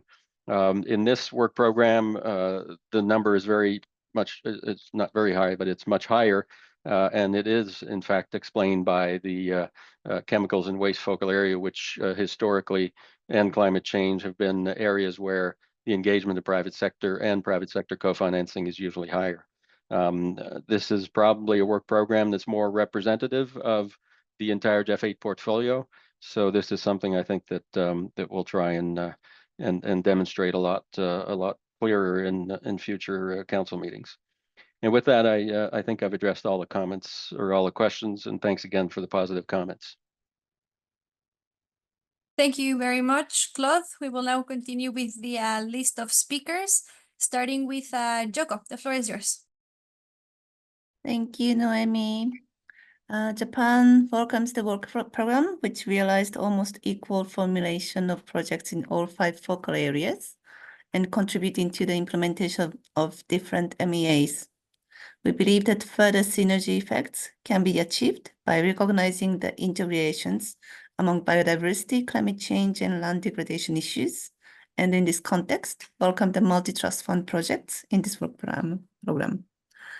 We are concerned that some projects with a large, more than 1 to 10 co-financing proposed by some countries, such as ID 11693, 11697, and 11548, may have been inflated. We hope that this risk is taken into account in project design and recommend careful review to backcheck the proposed figures for co-financing, as well as the value of the grants proposed. Furthermore, since some of the industry-related projects can be easily financed by risk-tolerant private capital, we need to consider additionality issues much more carefully.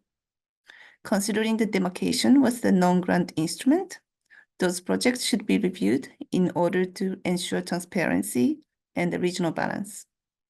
For chemical and waste management, such as plastic pollution, the funds generated from private sector could be utilized to improve waste management, technological innovation, and/or product design. Further consideration should be given on the project based on data related to waste management. We will submit our comments in writing. Thank you. Thank you, Joko. I will now give the floor to Annette. The floor is yours. Thanks very much, Noemi. Germany welcomes this work program very much, and we would like to commend particularly the countries, especially OFPs, implementing agencies, and last but not least, the GEF Secretariat on this. And thanks so much, Claude, for all your extremely interesting explanations. It makes the work program makes some important strides in key areas. And in this regard, we appreciate that, for example, most resources in this work program are allocated to the chemical and waste focal areas, as previous speakers have noted. We are very happy to see a high co-financing ratio, and especially a strong increase of the private co-finance share in comparison to the last work program.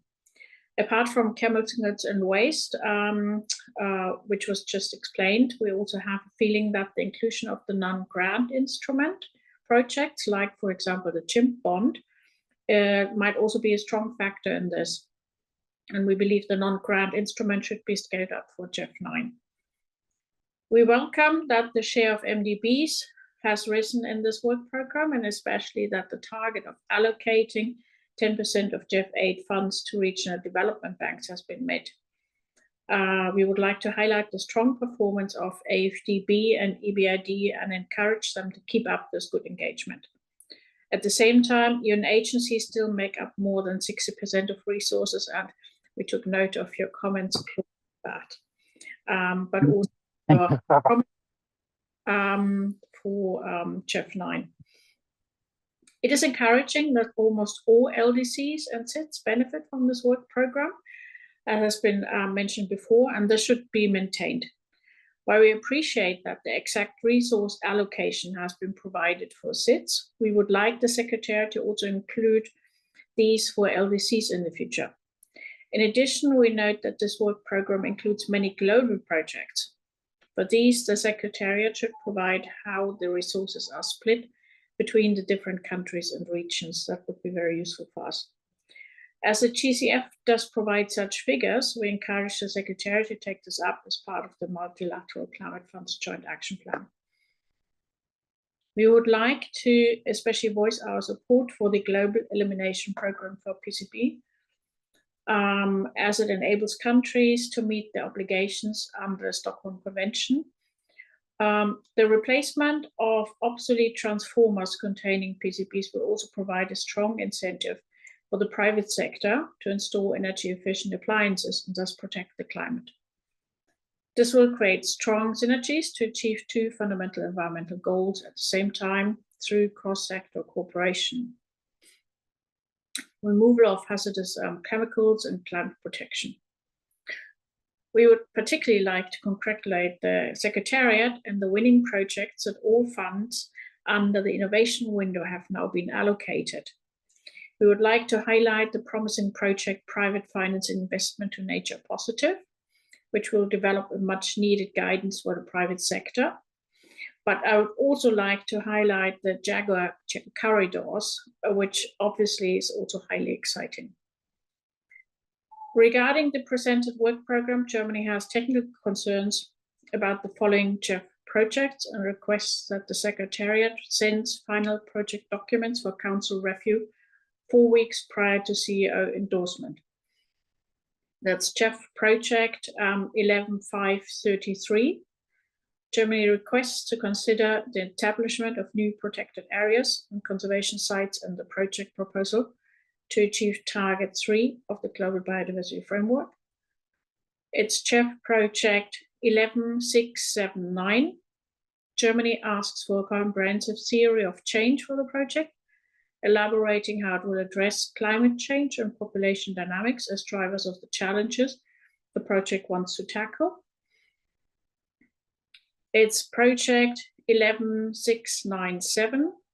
Germany requests an improved analysis of the project's financial and technical risks and a more detailed depiction of appropriate risk mitigation measures. It's project 11717. Germany requests to consider the risks involved in the project implementation and asks for a comprehensive security assessment for all relevant project regions. And finally, project 11712. Germany supports the project objective, but requests more details on the necessary facilities and equipment for managing hazardous PCB, mercury and asbestos waste, as the respective technical expertise is not fully reflected in the project proposal. As always, we will share further detailed comments in writing to GEF Secretariat within the determined timeframe. Thank you very much. Thank you very much, Annette.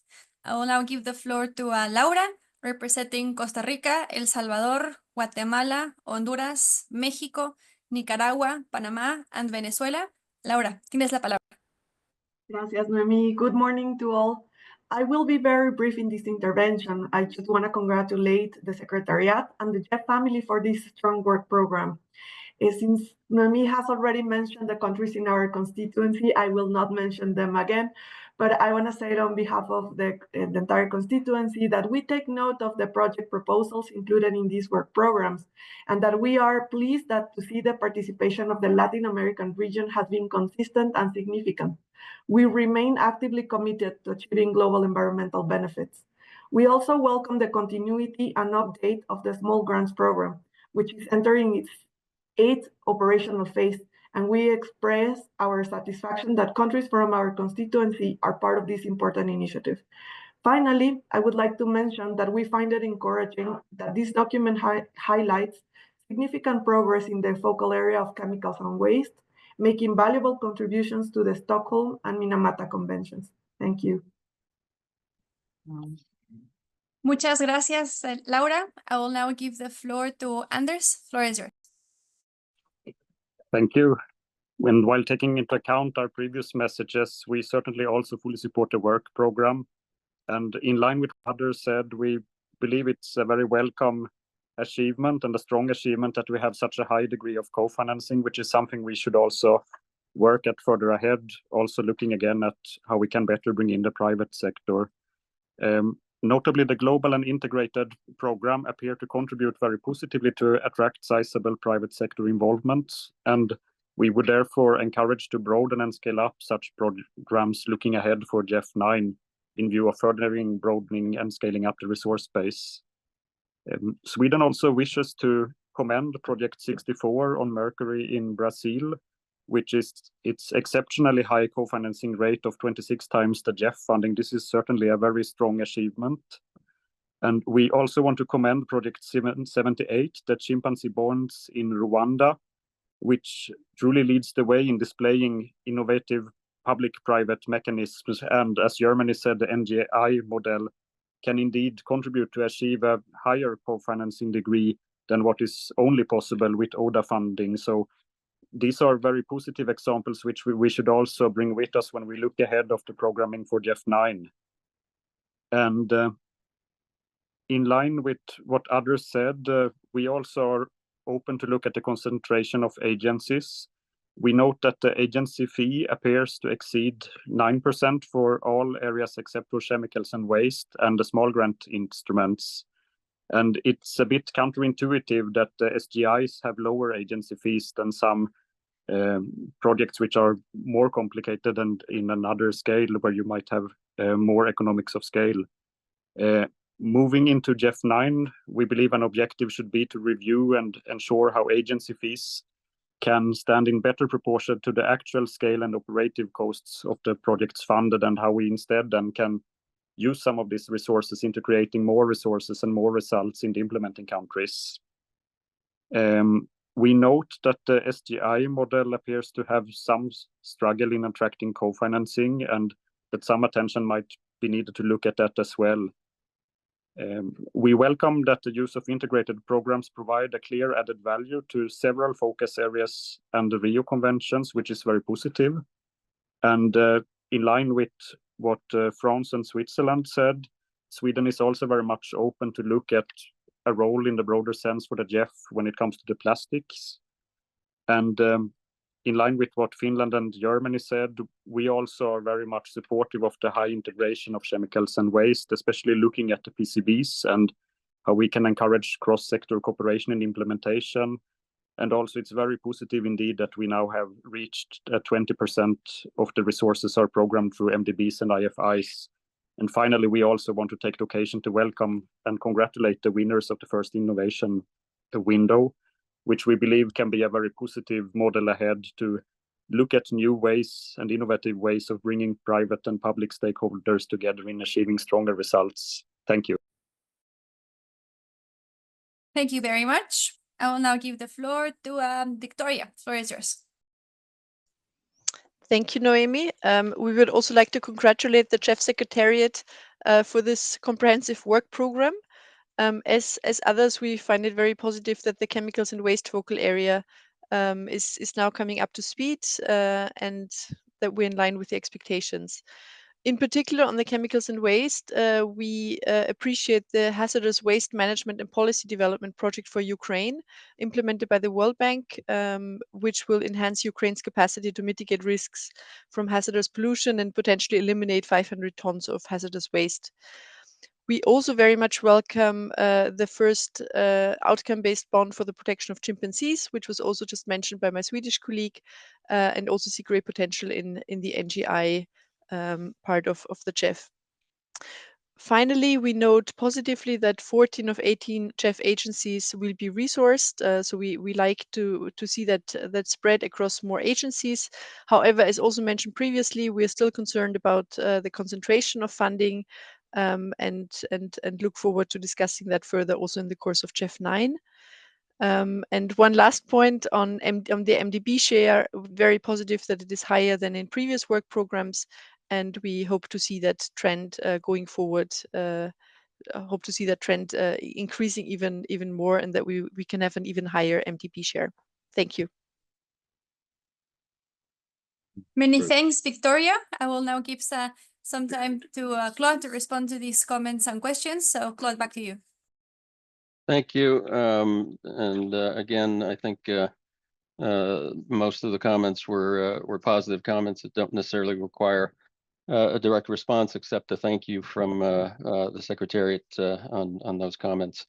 In terms of Japan's specific comments on certain projects with apparently large co-financing ratios, hopefully you can send us written comments on that, but and we will certainly take those into consideration. I just wanted to let you know how, in general, we deal with council comments, just again to reassure council that all comments are taken into account. When we do receive written comments by council members, these are compiled and they are then included into the portal for each of the projects with the staff comments and with any other comments that we receive. Those comments then get incorporated into the endorsement package that comes back to us from agencies and countries, and our technical staff, the project managers, ensure, and this is part of their checklist of clearance of projects, they ensure that all of these comments have been addressed in a satisfactory manner in the endorsement packages before these projects, before the endorsements are being presented to our CEO for final endorsement.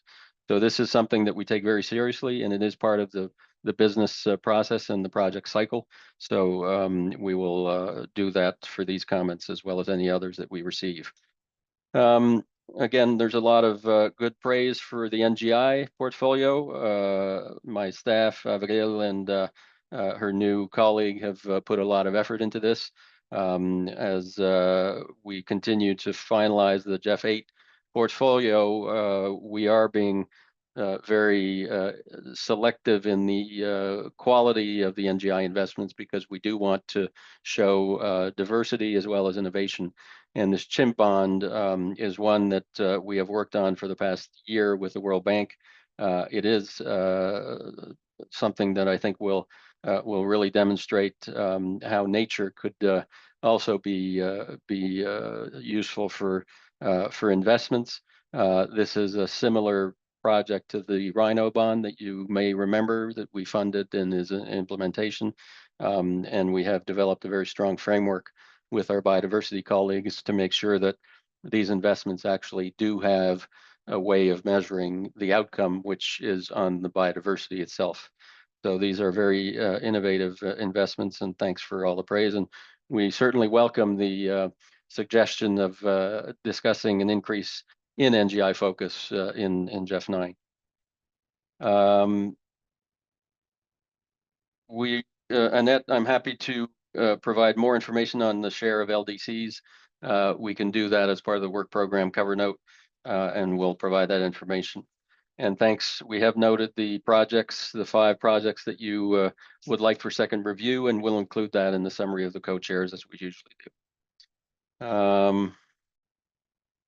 In terms of agency fees, I think this is something that we hear loud and clear as well, Anders, that we will put this on the agenda for discussion in the GEF 9 negotiations, as well as many other aspects of the governance and business model of the GEF, as our CEO has indicated this morning.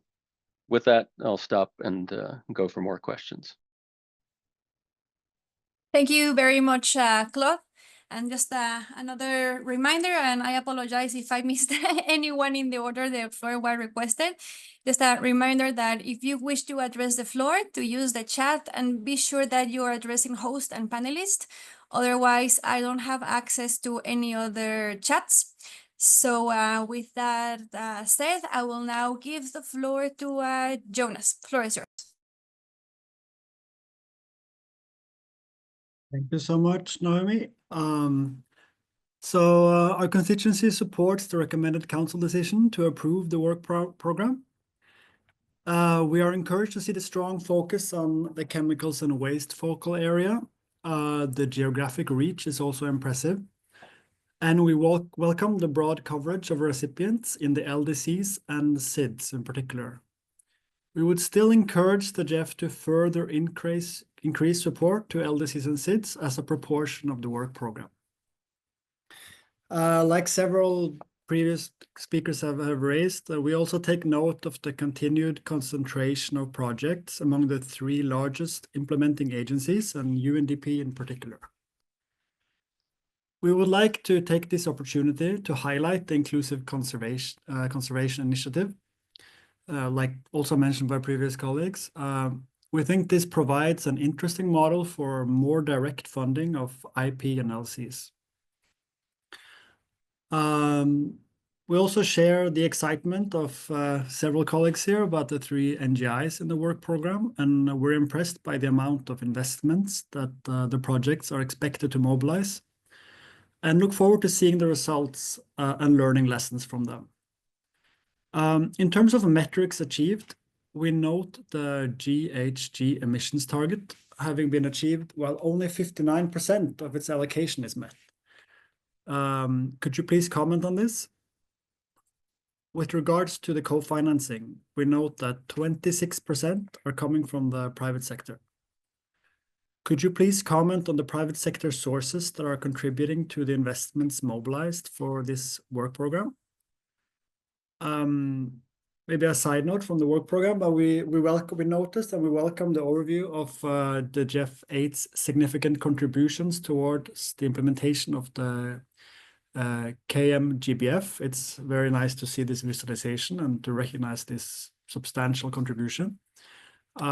Lastly, we're supportive of the approach of prioritizing programs that contribute to policy coherence, which, as we all know, is a key component of GEF 8. We hope to see these taken forward and strengthened further in the years to come, and look forward to continuing our engagement on this during the GEF 9 replenishment process. Thank you very much. Thank you very much, Jonas. I will now give the floor to Rolf. Floor is yours. Great. Thank you so much, Naomi. And thank you, Claude, for the clear presentation and also all of the really relevant responses to the questions that a number of fellow council members have asked. Congratulations to the countries, the implementing agencies, and the GEF Secretariat for the work program of the 68th GEF Council meeting. We appreciate its ambition and scope of the projects, as well as the wide range of environmental priorities that are represented. Like many others, I think almost everyone else, we are pleased to see the large amount of financing to support the chemicals and waste focal area. And also, like many others, we are disappointed to see that 4 agencies are implementing over 60% of this work program. We're encouraged that this is a decrease from over 75% in the last council meeting's work program, but reducing agency concentration and increasing the role of IFIs remains a key priority for us. And now the fun part. In addition, the United States requests that the following statements be reflected in the written record of the council meeting. The United States, in light of its policies for certain development projects in countries whose governments are not addressing trafficking persons, have engaged in a pattern of gross violations of internationally recognized human rights, or do not have in place a functioning system for reporting to civilian authorities audits of receipts and expenditures that fund activities of armed forces and security forces, and in light of its policies related to development projects in China, opposes and therefore does not join a council decision that would support GEF projects 11543 and GEF project 11693 in China. The United States, in light of its policies for certain development projects in countries that are state sponsors of terrorism, in light of its policies for certain development projects in countries whose governments are not addressing trafficking of persons or have engaged in a pattern of gross violation of internationally recognized human rights, and in light of its policies related to the development of projects in Nicaragua and Venezuela, opposes and therefore does not join a council's decision that would support GEF Project 11698 in Cuba, Nicaragua, South Sudan, and Venezuela. I think I only have one more. The United States, in light of its policies for certain development projects in countries that are state sponsors of terrorism, in light of its policies for certain development projects in countries whose governments are not addressing trafficking in persons, or do not have in place a functioning system for reporting to civilian authority audits of receipts and expenditures that fund activities of the armed forces and security forces, and in light of its policies related to development projects in China, opposes and therefore does not join a council decision that would support GEF projects 11726 in China and Cuba. We will submit. We will also submit positions on some projects during the intersessional review process. We would like to again express our appreciation of this work program of the 68th Council meeting, and we'll submit further detailed comments on the work program by email ahead of the deadline. Thank you very much. Thank you very much, Rob. I'll now give the floor to Giovanni. Giovanni, we've been in touch with you. Thank you for bearing with us. So now you have the floor representing IPAC. Giovanni, you have. Thank you, Noemi, Chair of the floor. And we congratulate the GEF Secretariat for the work program. On behalf of the GEF's Indigenous Peoples Advisory Group, I am pleased to share our support for the GEF 8 Inclusive Conservation Initiative that is part of this work program. The IPAG has been involved and working hard with the GEF Secretariat over the past several months to bring this project to the Council. Drafted based on our views, we revised the call for proposals to select a GEF implementing agency for the project. We then reviewed the score of the proposals and provided our guidance to the GEF CEO, and he agreed with our top choice, the WWF. So in September, we met for 2 days in WWF team to develop the project information form. The GEF 7 ICI is showing impressive results. With ICI support just this month in Chile, the first co-governance agreement between government and the indigenous leaders for a protected area was announced.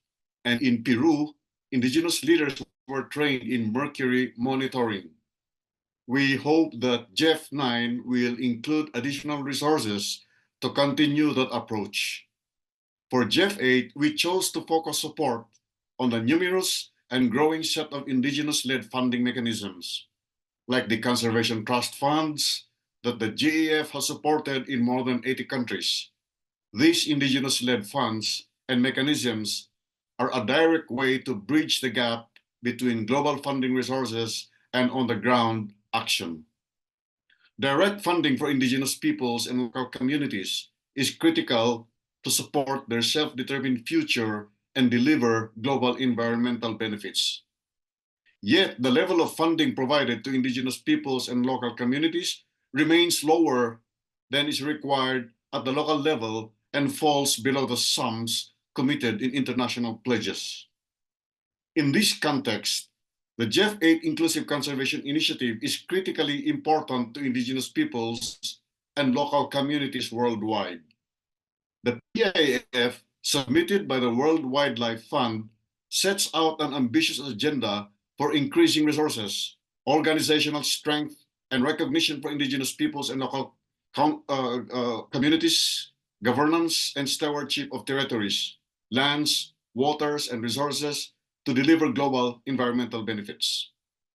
Taking a systems change approach, GEF 8 ICI will enhance the capacities of key actors within the ecosystems of indigenous peoples and local community-led organizations.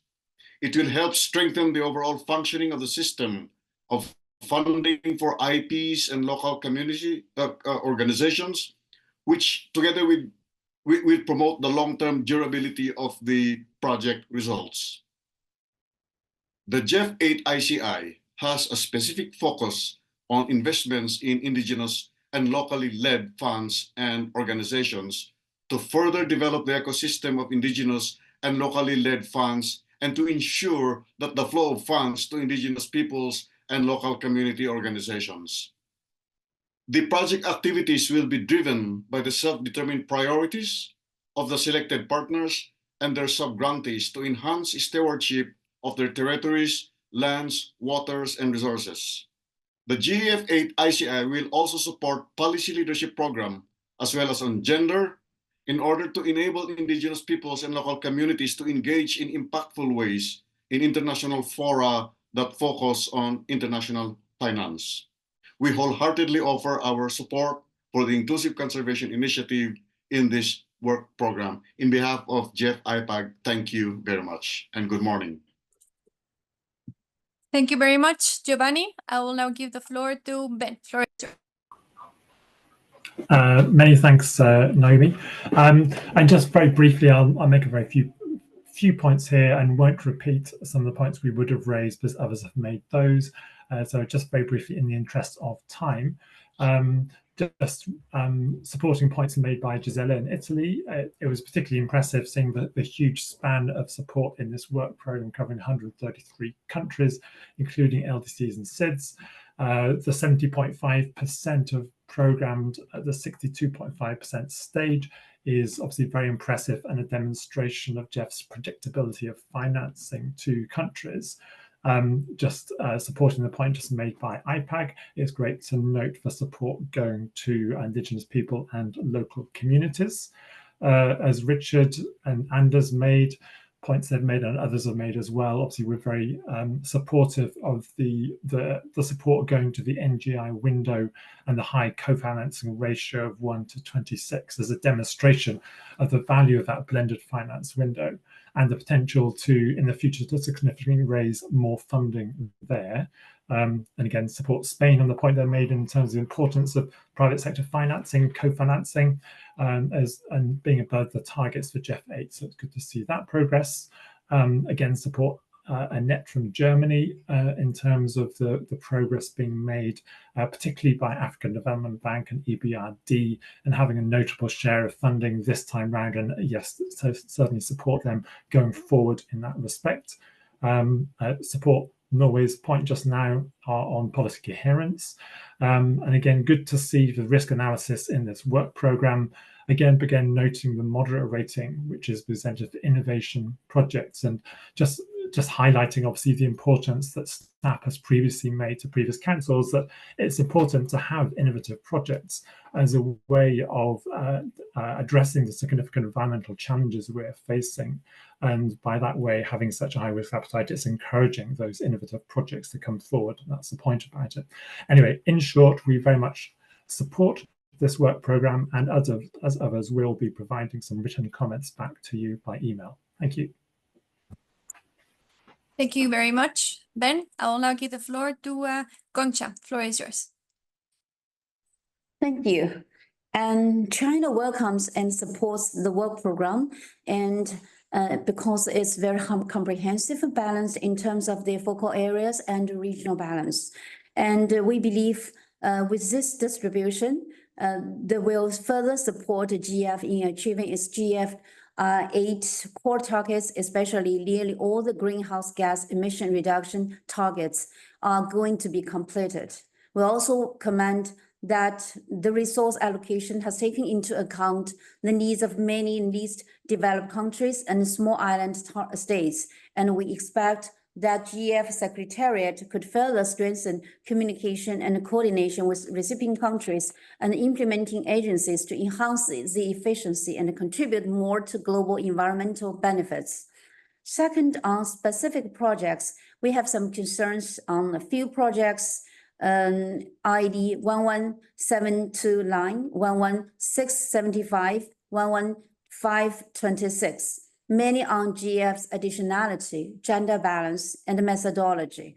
We will send our written comments to the Secretariat later on. Finally, on China projects, thanks for the comments from other colleagues, and we'll communicate some suggestions, technical suggestions with related executing agencies.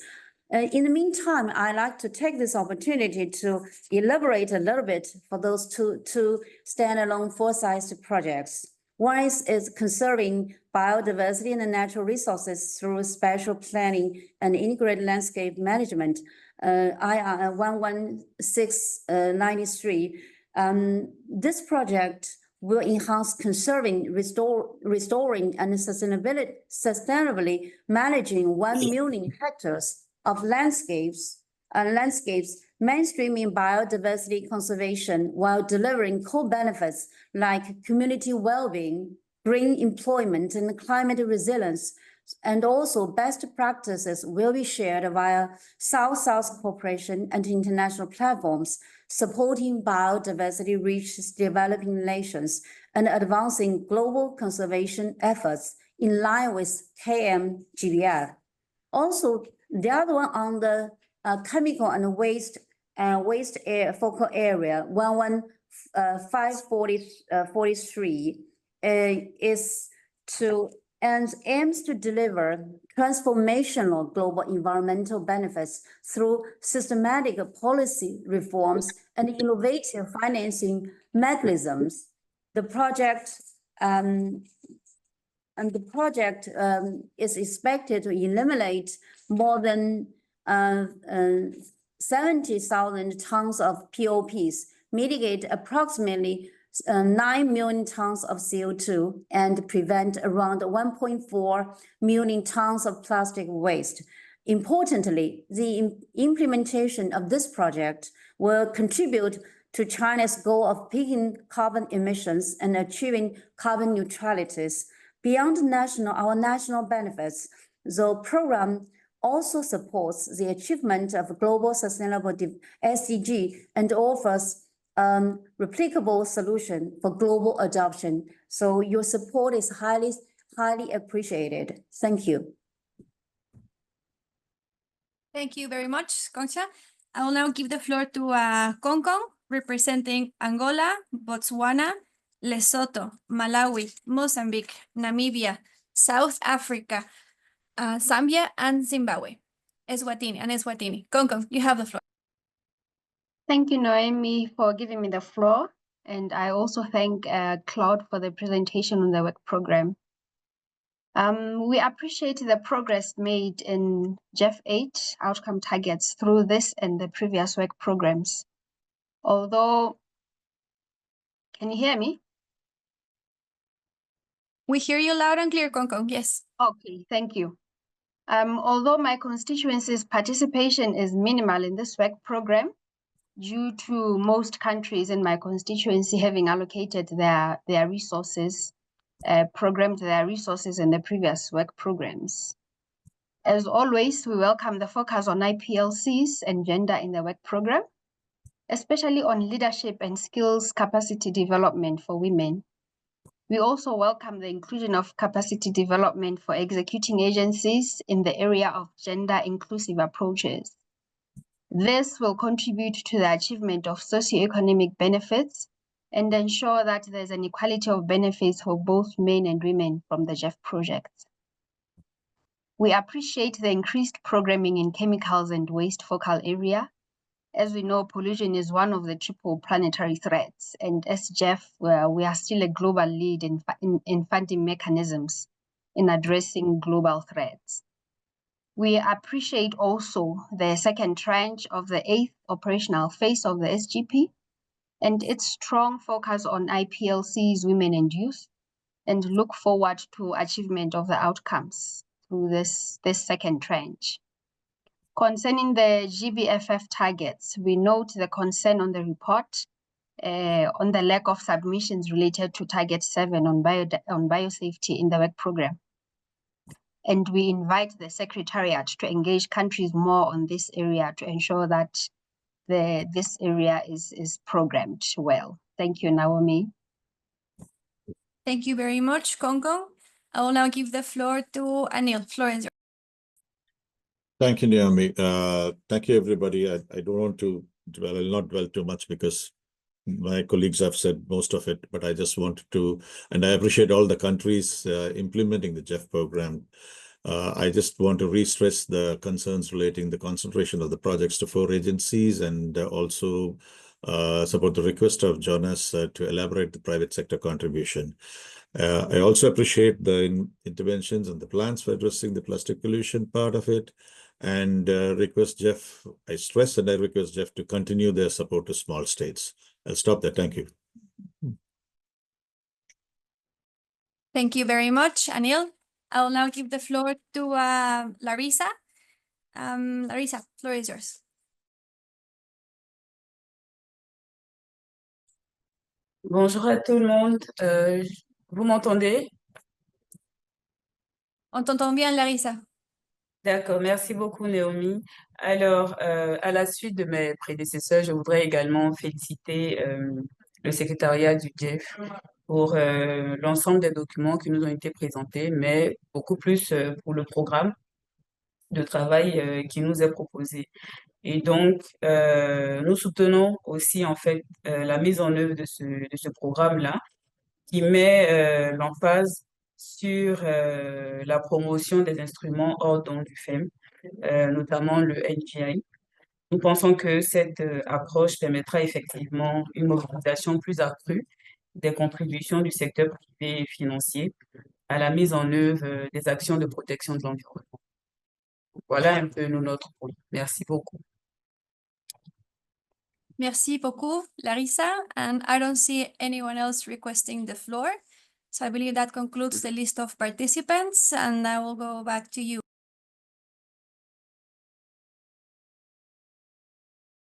To Claude, no? Yeah, Claude.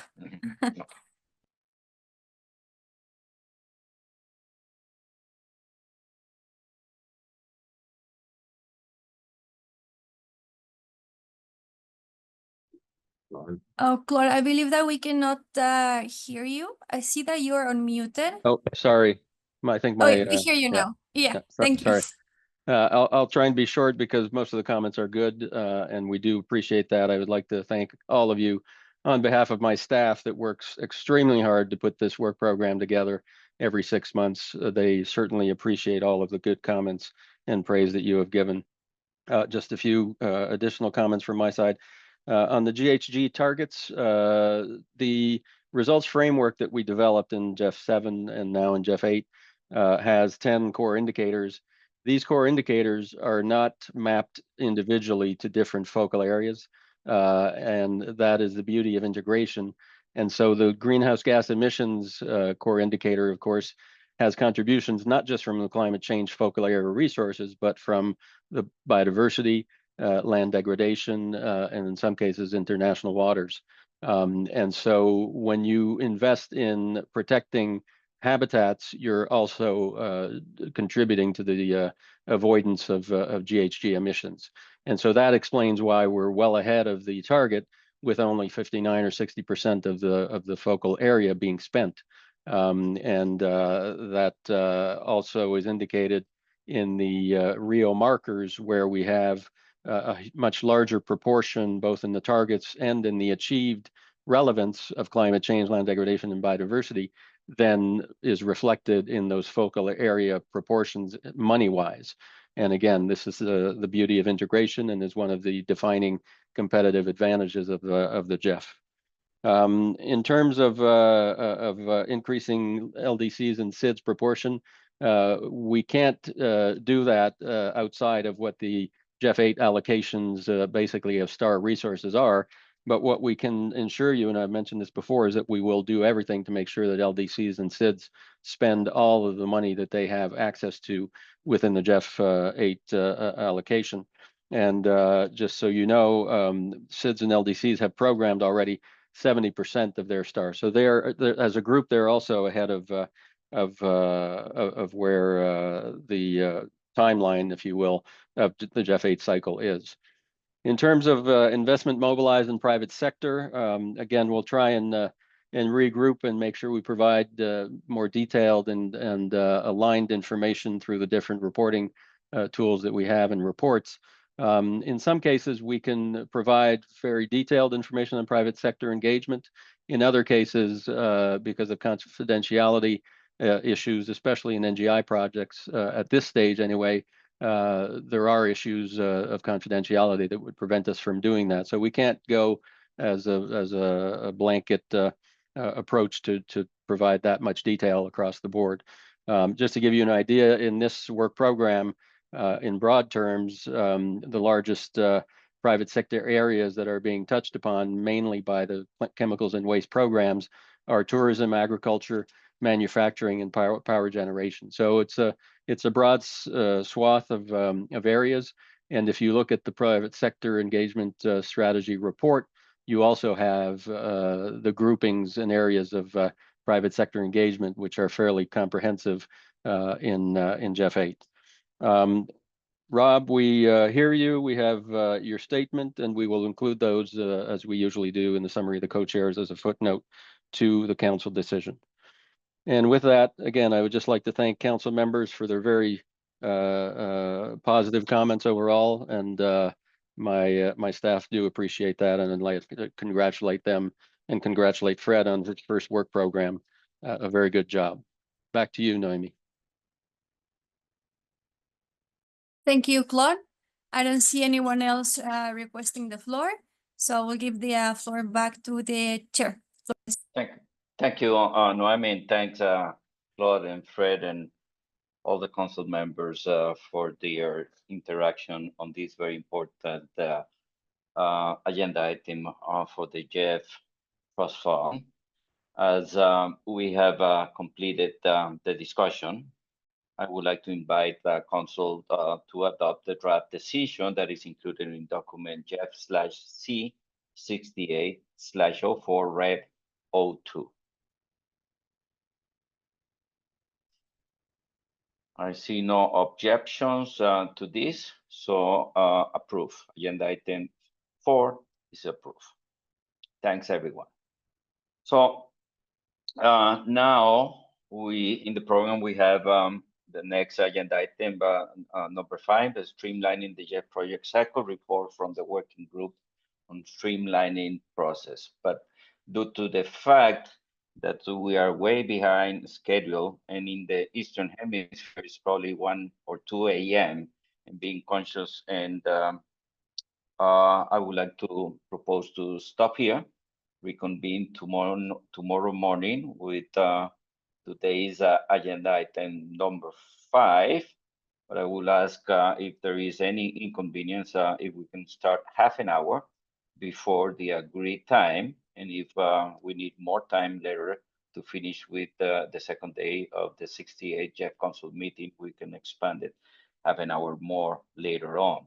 So I would like to propose to move today's agenda item 05 to tomorrow morning, and I hope that we can reconvene half an hour before what we have agreed. Any inconvenience from any council members or constituencies? Okay, I see. Thanks for your flexibility and your support with this. I will stop for today, the first day of the 68 GEF Council meeting. I don't know, Noemi, any housekeeping announcements besides this one on your side? Otherwise, we can conclude the session. Nothing additional except that the link will be open 1 hour prior. So 5:30, we will open the Zoom link to start 6:30 DC time with agenda item 5. Thank you so much. Have a good day, evening, and good night to every single one. And thanks for a very successful, smooth, straightforward first session of the 68th GEF Council meeting. See you all tomorrow. Thank you. Thank you very much. Muchas gracias. Thank you very much. Thank you. Bye. Thank you so much. Thank you. Bye-bye. Bye-bye. Thank you. Bye-bye.